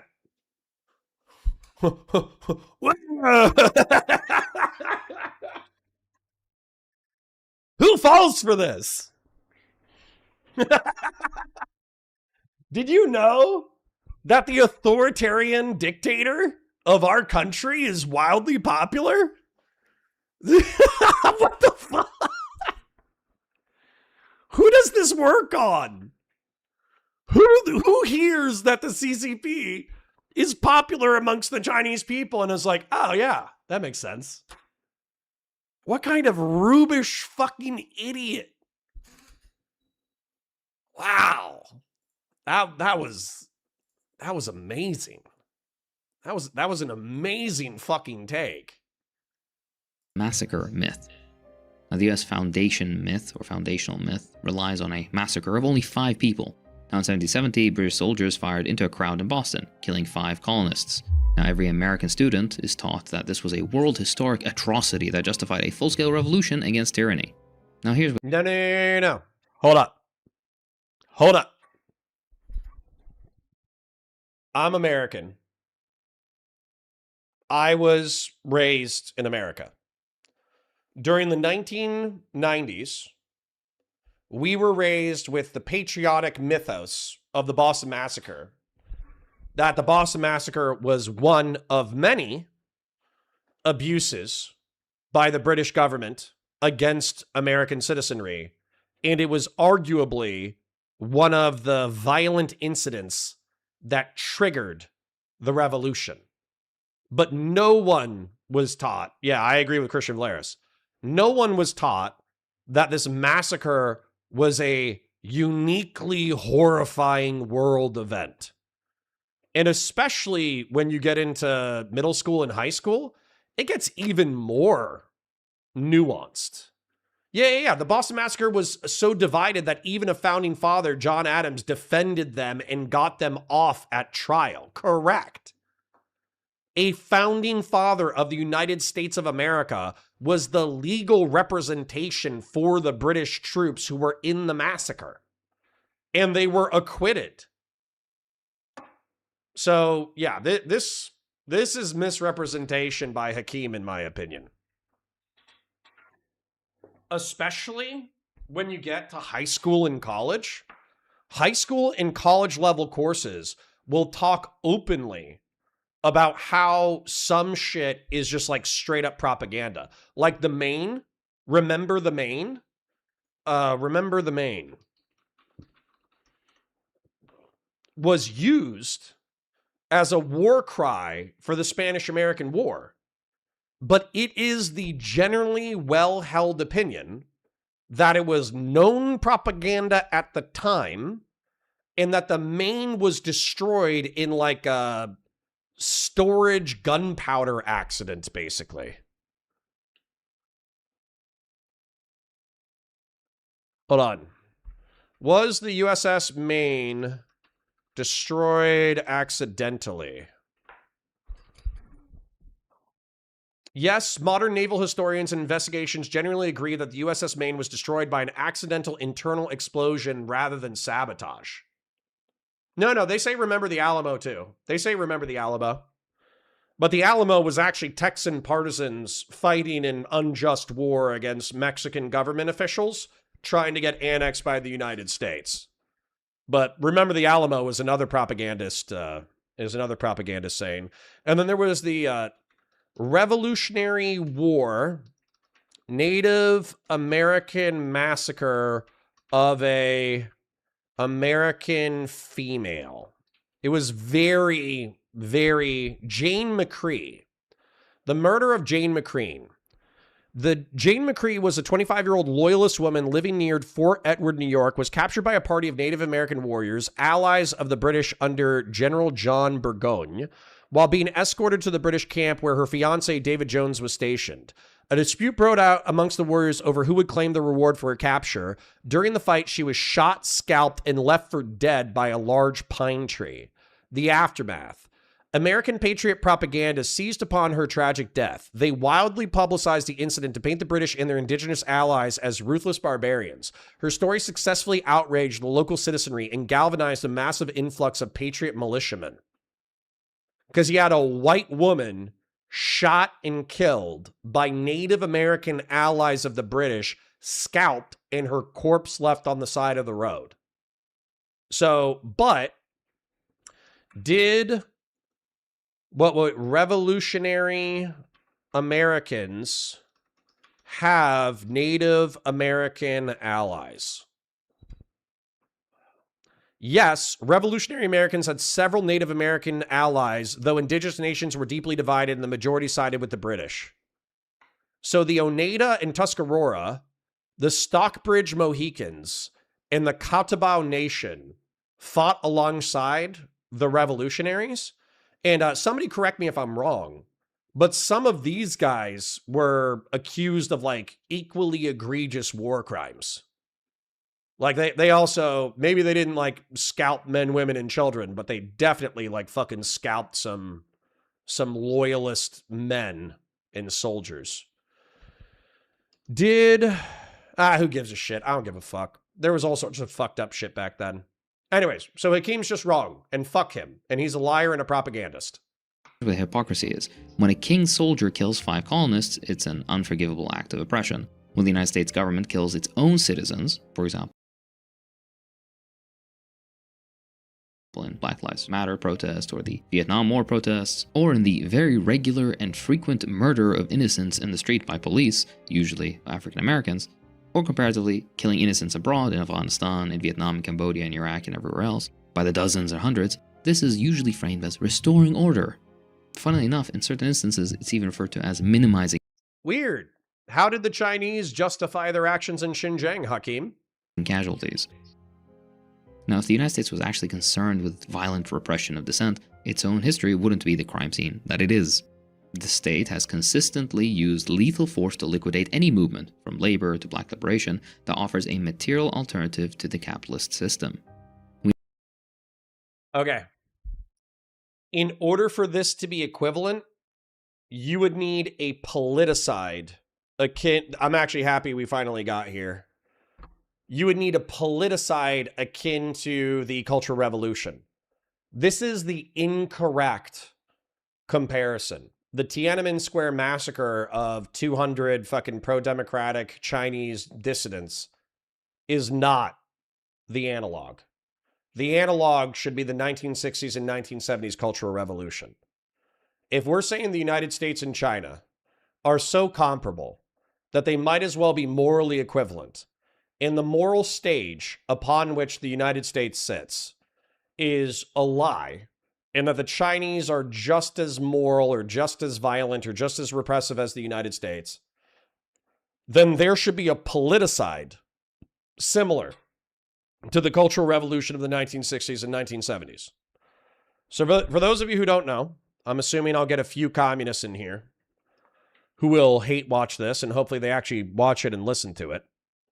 The Cultural Revolution of China casualties.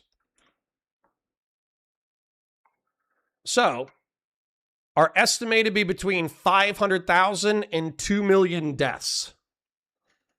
So, Frank Hampton getting killed, Malcolm X allegedly getting killed by other assassins from a rival gang, but some people blame the FBI. Martin Luther King Jr. getting assassinated by, I don't know. Don't we know the MLK assassin? Who was the MLK assassin? James Earl Ray. In order to show that we are morally equivalent to China, you can't show me 12 political assassinations over the course of a few decades. You need to show me 500,000 people politicized, killed for their suspected political beliefs. And by the way, the closest thing that you're going to get, was it Malaysia? Malaysian politicide supported by US. Or was it Indonesia? I always mix them up. Indonesia. Okay, so it's the Indonesian politicide. Indonesian politicide. So, declassified files show US support for the 1965 Indonesian politicide. So, the closest that you can get, if you want to compare the Chinese Cultural Revolution to anything the Americans have done, is our logistical and military support for the Suharto-led military that engaged in an anti-communist politicide. That's not our country. That's not us politicizing 500,000 to 2 million people within our own country. That's us supporting a brutal right-wing dictatorship, which I've never fucking denied. But Hakim, just out of curiosity, Do you have any examples of the United States of America engaging in a 500,000 to 2 million person politicide? I think the answer is going to be solidly no. We know about the assassination of Fred Hampton, a 21-year-old leader of the Black Panther Party who was effectively uniting working classes across racial lines and doing very good work.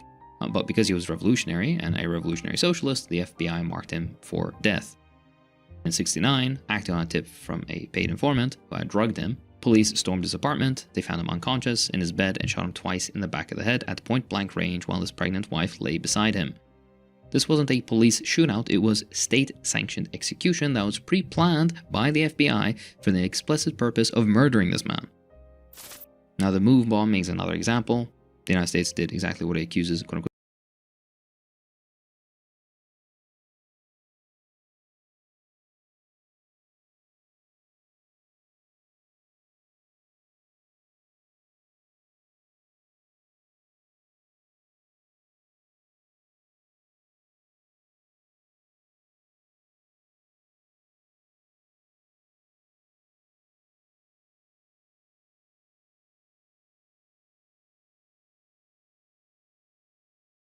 Sorry for muting.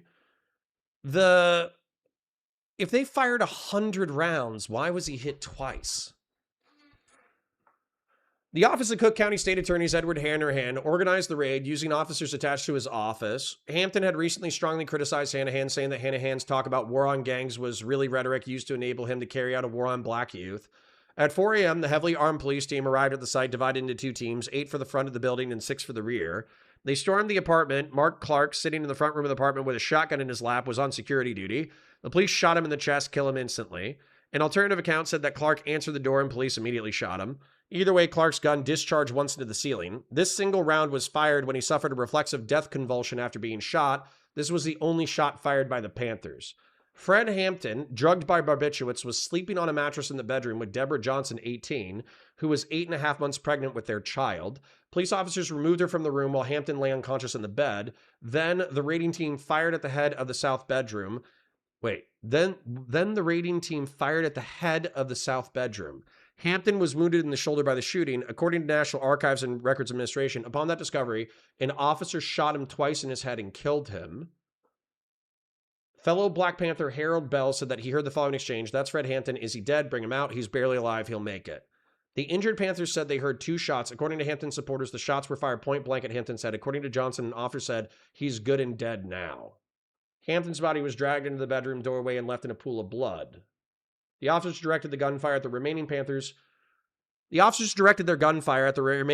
who remained in the sleeping north bedroom. This included Ronald Doc Satchel, Blair Anderson, Verena Brewer, blah, blah, blah, blah, blah, blah, blah, who were seriously wounded and then beaten and dragged in the street. They were arrested on charges of aggravated assault and attempted murder of officers. They were each held on $100,000 bail. Okay. That's interesting. That is really interesting. Huh. Okay.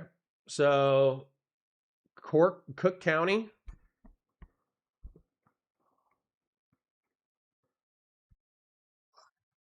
Sorry for yawning in your ears.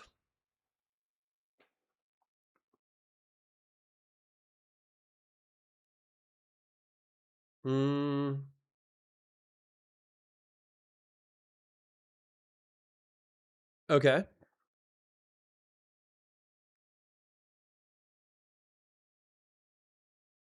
What state was he killed in? For some reason, I always feel like it's Chicago, but I feel like I'm mixing up stories.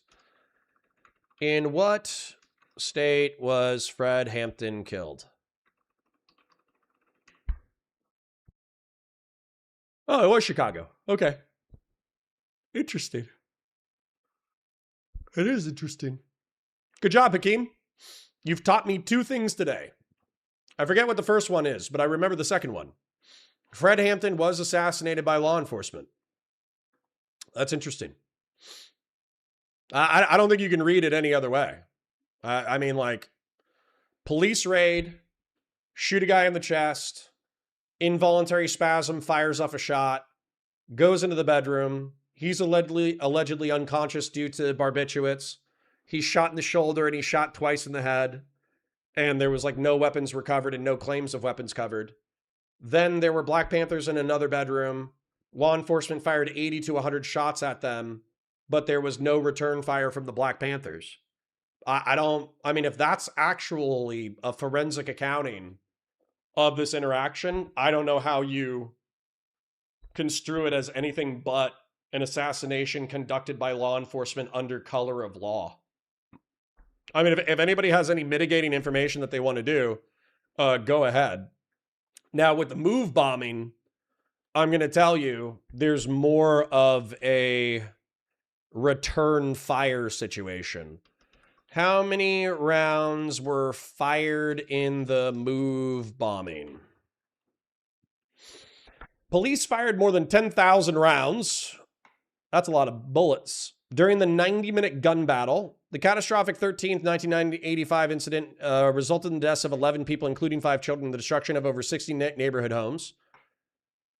Let's just see how he characterizes it before we read it. I want to see how he does it. With dictators of doing around the world, it bombed its own citizens in Philadelphia in 1985. After firing 10,000 rounds of ammunition into the headquarters of MOVE, an anti-capitalist back-to-nature group, the police dropped an improvised bomb on the roof from a helicopter and then intentionally prevented firefighters from putting out the fires until 60 homes were incinerated. 11 people died, 5 of whom were children, and no official to this day has faced any criminal charges. All right. I think that's largely accurate. On Monday, 13th, 1985, nearly 500 police officers, along with city manager Leo Brooks, arrived in force and attempted to clear the building and execute the arrest warrants. Water and electricity were shut off to try to force MOVE members out of the house. At 5:35 a.m., Samber read a long speech addressed to MOVE members that started, "Attention MOVE, this is America. You have to abide by the laws of the United States." They were given 15 minutes to come out. When the MOVE members did not respond, the police decided to forcibly remove everyone who was in the house. Inside the buildings were 7 adults and 6 children. An armed battle ensued. Police threw tear gas canisters in the building. The MOVE members fired at them, and a gunfight with semi-automatic and automatic rifles went on for 90 minutes. One officer's flak jacket was hit in the back, but he was not seriously hurt. Police used more than 10,000 rounds of ammunition. Samber ordered that the compound be bombed. From a Pennsylvania state helicopter, Philadelphia Police Department Frank Powell proceeded to drop a 1.5-pound bomb, which the police referred to as an entry device, made of Tovex, a dynamite substitute, combined with 2 pounds of FBI-supplied C4, targeting a fortified bunker-like cubicle on the roof of the house. The bombs exploded after 45 seconds, igniting the fuel of a gasoline-powered generator and setting the house on fire, which was left to burn. Officials later stated that this fire was left to burn the roof and destroy the bunker, so police could then drop tear gas in the building and flush out the occupants. 30 minutes later, firefighters moved in to control the fire, but there was gunfire, and the firefighters and police were ordered back as the fire spread to neighboring houses down the street. The only 2 MOVE survivors, Bertie Africa, who was 13 at the time, and Ramona Africa, both escaped the house. Police initially said that the 2 men had also run out of the house at the same time and fired at them, and that police had returned fire. Ramona Africa said that police fired at those trying to escape. Police said that MOVE members moved in and out of the house, shooting at police. The fire department declared the fire under control at 11:45 p.m. The fire killed 11 of the people in the house, 6 adults and 5 children: John Africa, Rhonda Africa, Teresa Africa, Frank Africa, Conrad Africa, Tree Africa, Delisha Africa, Netta Africa, Little Phil Africa, Tomasa Africa, and Raymond Africa. 61 neighboring houses were destroyed by the fire, leaving 250 people homeless. So, with this one, the only mild sweeping that I have is firefighters don't have to put fires out under active gunfire. It's just not something that they do. It's not a part of their job description. Firing 10,000 rounds into a house with 11 people in it and not even having the stats on the how many rounds were expended by the MOVE people, because the MOVE people apparently didn't hit shit.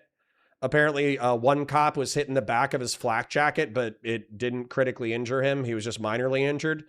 Yeah, I think we probably could have approached that in a more sane way. So we're up to, let's just add up. How many people do you want to say were killed?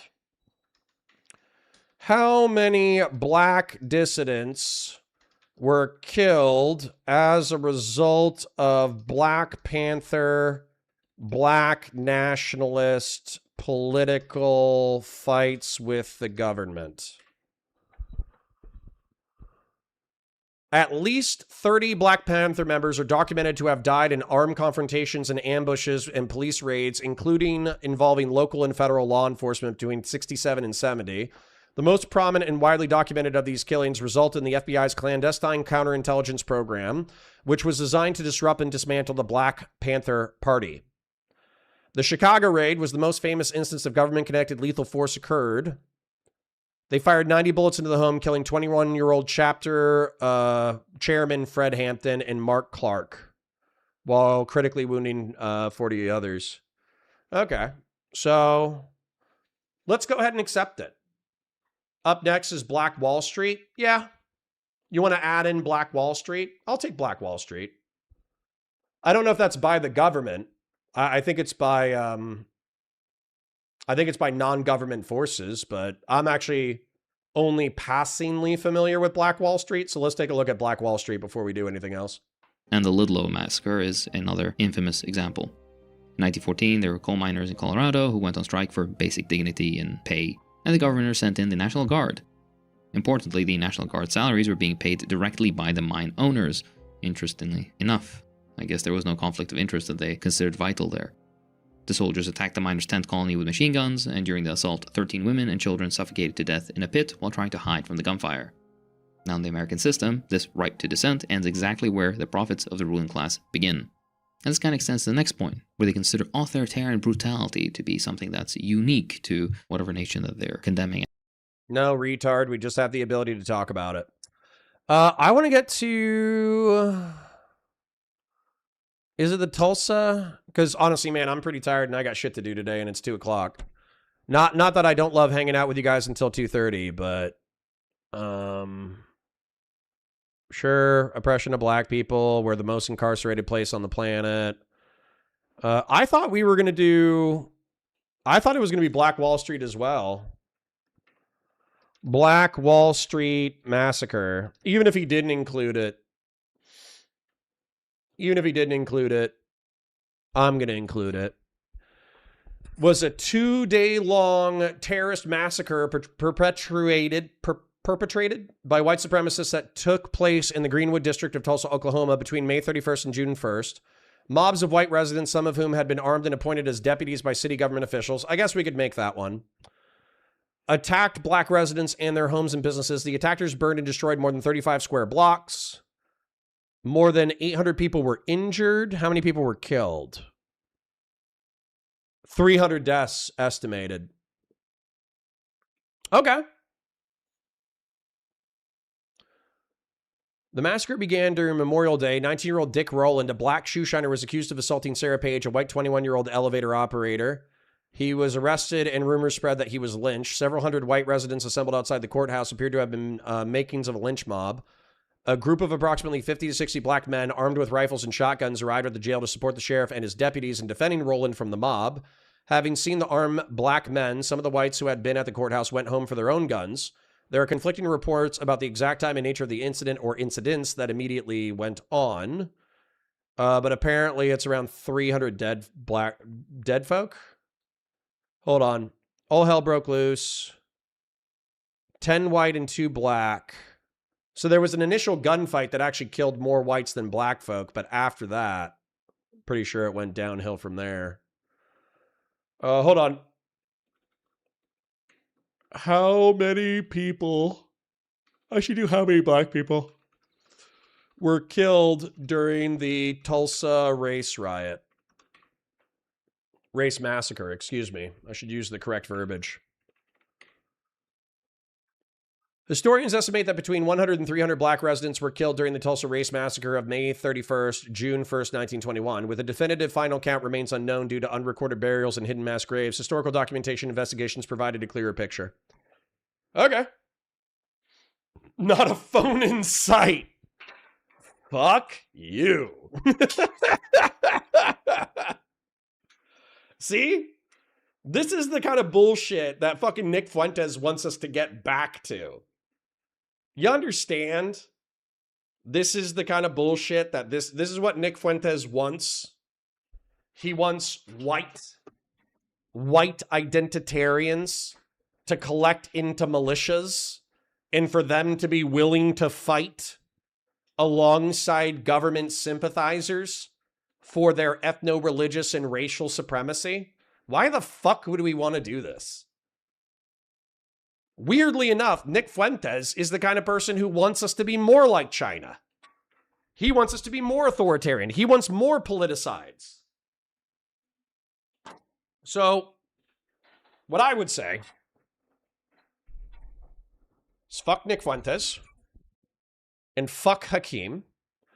I think that if Hakeem wanted to make a more punchy video, he should have compared the Tulsa massacre, the Tulsa race massacre of 1921 to the Tiananmen massacre of, what was it, 92 or 93? But that wouldn't serve his purposes, right? What he does is he gives you a vague, amorphous narrativization that could be individually correct. So, for instance, I truly do not think, unless somebody has some other kind of forensic description of the killing of Fred Hampton, I cannot see that as anything other than a political assassination. Like, he can be a black nationalist, he could be a leader of the Black Panther, he could be violent, he could be this, he could be that. Maybe this, maybe here's all the reasons why Fred Hampton's a bad guy. How do I not just assume that it was a political assassination, even if Fred Hampton was a bad guy? It just sounds like a political assassination. There's not really a way for me to spin it. And then with the Tulsa Race Massacre, there's no real other way to spin it besides black guy gets accused of rape, white lynch mob forms, black residents get firearms in order to prevent extrajudicial killing, whites go home and get firearms, gunfight ensues, 10 whites and 2 blacks die in the fucking die in the initial firefight. And then after the initial firefight, the whites decide, fuck this, we're going to go crazy. And they go to the black side of town and they kill 300 random black folk. How am I supposed to, read that any different? And they allegedly do so under color of law because some deputies were assisting with the massacre. So I think that's a closer analog to the Tiananmen massacre, but I think that happened not with the federal government. That happened with a local government, and it happened in 1921, not 89 or 92. When was the Tiananmen Square? When was the Tiananmen Square kerfuffle? When was the Tiananmen Square shindig? 1989. It was 89. Yeah, we're lacking. Yeah. So Hakeem, if you or any of your communist dick suckers end up watching this content, I have a question for you. So it seems like you're quite willing to do apologia for authoritarian communist regimes, including China. I'm assuming you're also willing to do it for Russia. So you pointed out that if you take the cumulative civil unrest that happened in the United States, there are historical. Oh, the Battle of Wounded Knee. Yeah, that would be another analog of the federal government massacring. Although I don't think they were American citizens, but massacring people. That's true. So I feel like what you did is you haphazardly took a dozen violent incidents involving a liberal government that we're allowed to talk about because we're in the Western world. Unlike in China, where you can't discuss the Tiananmen kerfuffle, the Tiananmen oopsie. Go to China and talk about the Tiananmen oopsie on social media. Let me know how that goes for you. So you brought up a dozen United States and Western violent incidents that, in their cumulative, could be compared to the Tiananmen Square massacre. But the times and the dates and all that kind of stuff is kind of inconvenient to your narrativization. So I have a question for you. Can you find an American analog to the politicide of the 500,000 to 2 million people killed during the Cultural Revolution? Is there any American equivalent? Is there any liberal equivalent? I'm assuming the closest that you could get are going to be maybe the Bengal famine, which isn't going to be like a politicide. That's just going to be a thing. And or the Indonesian politicide supported by the United States government and military. is support for a military junta in a foreign country that committed a politicide, but I don't think you're going to have an American analog. I don't think you're going to have a European analog unless you go back into like medieval history. So yes, fuck China, fuck Russia, fuck the Soviet Union, fuck Mao, fuck the Cambodian Khmer, fuck Pol Pot, fuck Lenin, fuck Stalin, fuck all of them. And that's what I have to say for you today. Now, I do need to thank the people who have supported me. It's 2:11 on deck, but I have to take care of the kids today. I gotta go pick them up and clean up and all this fucking happy horse shit. Tomorrow I'll be on my own. So, we'll be okay there. Let me thank everybody who's financially supported the stream today, though. You guys have been most generous the past couple of days. I think today was a little bit less lucrative, but I don't give a shit because you guys were so incredibly generous over the past week. Taga, thank you. Doobie. Anonymous Chatter. Doobie. Anonymous. Real Serious with the 500 Argentinian because he got a raise. Thank you. Jeb Kush with the 2. Vazraka with the gifted. Anonymous, thank you. Doobie, thank you. And Solidus, thank you. Thank you, kings and queens, not only for your viewership, but also thank you for your financial support. It means the fucking world to me. So do you have anything that we should talk about before I dip? Christian Blair says the move incident is worse because the FBI involvement, it's very similar to Waco, or it's synonymous with Waco. Yeah, Waco was kind of fucked up. Didn't see Waco on there. Wounded Knee is an okay analog. Tiananmen was in 89. We did confirm that. We didn't have our version of the Red Guard trials. We are lacking. That's true. Look, you can talk about it. Try talk about Tiananmen in China. Good luck. Exactly. Tiananmen. Wounded, Battle of Wounded Knee, Massacre of Wounded Knee, Massacred of Wounded Knee. Move bombing. Fred Hampton was assassinated. Fred Hampton assassinated. You know, I'm allowed to talk about these things in a free and open society, and I prefer a free and open society compared to your fucking shit society. So fuck you, Hakeem. Fuck your political system. I still think focusing on individual acts isn't the best approach to this argument. I don't think it's difficult to take down his arguments without diving into individual actions. Why? Because cumulatively, the ledger of blood done by the United States of America in reference to political repression is spit in the fucking ocean compared to the American-Chinese Cultural Revolution.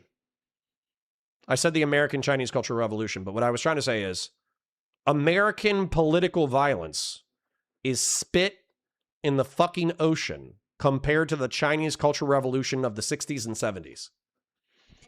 And the amount of dissident thought that you are allowed to engage in the United States is infinitely higher than what you're allowed to engage in the countries that Hakeem is advocating for.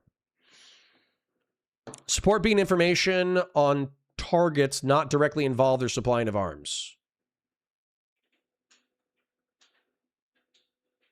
I don't know if I saw that. Involvement? The most apt comparison to Tiananmen. Did you see the Moscow refinery blowing up? No, but good for them. I think the Ukrainians got that dog in them, dude. I think Ukrainians got that fucking dog in them. I think they're going to get Kherson and Zaporozhye back militarily. Maybe I'm just like, maybe I'm riding high off of that Perun geopolitical video essay, but the Ukrainians just seem to have that fucking dog in them, dude. They got it. Whatever it is, they fucking got it. Yeah. Someone said, oh, there's lots of European massacres after liberalism. All the 19th century is after liberalism. That's true. That is true. I would argue that the French Revolution and the Reign of Terror, in my opinion, would still be an example of the left wing going too far. So I wouldn't claim that. But it is fun. It is interesting that there's effectively a left-wing authoritarian government in the 19th century that got a little bloodthirsty and went a little fucking crazy pants in the name of liberty, equality, and fraternity. That's kind of an interesting historical slice. His Molotov Ribbentrop Pack video is just as ahistorical. It's amazing. I don't consider this history. This is not history. This is, did you know America was also bad? That's not history. History is an analysis history is an analysis of historical facts and the narrativization of said facts to the best of your ability in alignment with reality. Saying, hey, did you know America has also done bad things is not history, in my opinion. Or not like a straw. It could be like the recitation of historical fact, but it doesn't feel particularly strong or owing strong allegiance to reality or context. Yeah. Because it draws it back into the equivalency argument and no action is ever going to compare exactly. I actually think the Indonesian politicide that we supported is actually very analogous to the Chinese Cultural Revolution. Effectively, the Indonesian politicide was against communists and socialists. And it was hundreds of thousands of or millions of people dead. I think it was 500,000 killed, 2 million dead. I almost feel like the Indonesian politicide is almost 1-to-1 to the Cultural Revolution. Saying that China is worse doesn't counter his arguments? Yeah, it does. It just makes him a hypocrite, but I hate his actual arguments and want them dismantled. How so? If he's saying, did you know China and America are the same, or they're at least morally similar enough that we should treat them as equals, then not only can I say, no, your recitation of historical facts are rife with lies of omission and historical inaccuracies. So no, we are not in the same political ballpark when it comes to the amount of blood spilled by the CCP in the United States of America. And then you're also advocating for the same dog shit system that put domestic fucking massacre in that ballpark. So I'm sorry, I don't agree with the fact that it's like, no, you just have to accept. You just have to accept that within totality, China and America are culturally comparable. Otherwise, you're not defeating his argument. No, I reject that. I reject that that American domestic violence and Chinese domestic violence are the same. They're not. Keep in mind, I'm a liberal from outside the US, so I don't have the reverence for American liberalism or your system of government. I'm from a parliamentary system. Well, fuck your gay king, too. I know you said parliament and not a monarchy, but I'm assuming you come from some monarchic fucking European armpit. For decades, the American has been that liberal democracy is the default best system, and I do reject that concept. Well, fuck you, too. I think American-style liberalism and mixed economy capitalism should be the default system. I think that it should vary based off of democratic consensus over whether or not you adopt a Scandinavian social democratic model or a Argentinian anarchic laissez-faire shock doctrine fucking model. I know that Argentina has a long history of a welfare state. I'm just saying, like, Malay is a fucking ANCAP. That's all I'm trying to say. Most of the U.S. public is not familiar with the U.S. Western support for the Indonesian genocide either. It's not hidden information, but it's not taught. True. We should probably study it at some point to see how complicit we are. How does one launch an offensive in the age of drone warfare? They do not have effective countermeasures for them. You should, Bud123, if you truly did not see it, I think it was Tuesday. On Tuesday afternoon, I'm not chopping up VODs anymore. I'm paying Arthur a nominal fee to chop up VODs, and I'm not going to pay him that nominal fee until the 1st. So if you want VODs, you're just going to have to fucking wait. But Tuesday afternoon, we covered a intermediate range warfare video from Perun, Perun, and it talks about the drone technological development of Ukraine. And I think my commentary lent weight to the fact that I believe that the intermediate range game of interrupting supply chains with those intermediate range drones is going to be a game changer for the Ukrainian conflict. And if the Russians don't come up with a counter, I think they would lose Zaporozhye, Dnipro, and Kherson militarily. Maybe I'm too optimistic. As a matter of fact, I would say I probably am too optimistic. The nature of warfare is you do not get to participate in warfare unilaterally. Your enemy gets to respond. That's part of the reason why it's so interesting. But if the Ukrainians actually master intermediate range warfare and just rape Russian supply lines, I think it's entirely possible that Zaporozhye, Dnipro, and Kherson Oblast will be back in Ukrainian control militarily, unless Russia sues for peace and they're willing to give it back diplomatically. But I feel like the Russians don't want to sue for peace either. So, Buddy123 says I'm lecturing Monday through Thursday. Oh, okay. Well, check out, if you get bored and you want to watch Geopol, check out Tuesday afternoon. Funny that you never implemented any of your government systems in any of the democracies you set up after World War II. It's because you knew your system wasn't the best. Oh, yeah. You're saying like we didn't force a two-party representative democracy into Japan and Germany. I was going to say we have mixed economy capitalism and representative democracy in Germany, Western Europe, and Japan. But you are right that we let them do parliamentary systems. I think first past the post voting is based. I think parliamentary voting has its own challenges. It's not that I actually like hate Parliament. I don't hate Parliament. I just think that like Parliament, because it evolved from medieval legislative assemblies, I just think they typically have some pretty goofy traditions. But, you know, it is what it is. Americans have our goofy traditions. You guys have your goofy traditions. Yours are cringe. Ours are based. Christian Blair says, I know that the U.S. Marines are working on specific rifle ammo to take out drones, high caliber expanding ammo or something. Yep. Christian Blair, if you didn't see it, you should type in Grand Thumb anti-drone ammo. He made a video recently, and you could probably find some 2 to 3 minute clips. And they proved, I think they proved, obviously subject to more information, but I think they proved that anti-drone specific assault rifle ammo is better than 12 gauge shotguns with buckshot. At least it seemed like in the demonstrative video that they did, they were more able to hit a very fast, very agile FPV drone. They were able to hit it a lot faster with assault rifle anti-drone ammo than they were with 12 gauge buckshot or birdshot, excuse me. I think with 12 gauge birdshot, they didn't even get close.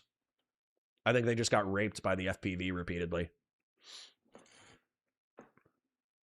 Someone somewhere says, again, if only thing I accomplish here is getting people to watch the act of killing, it will change your life, and I'm not the only person who says it. Maybe the battle for Algiers. Interesting.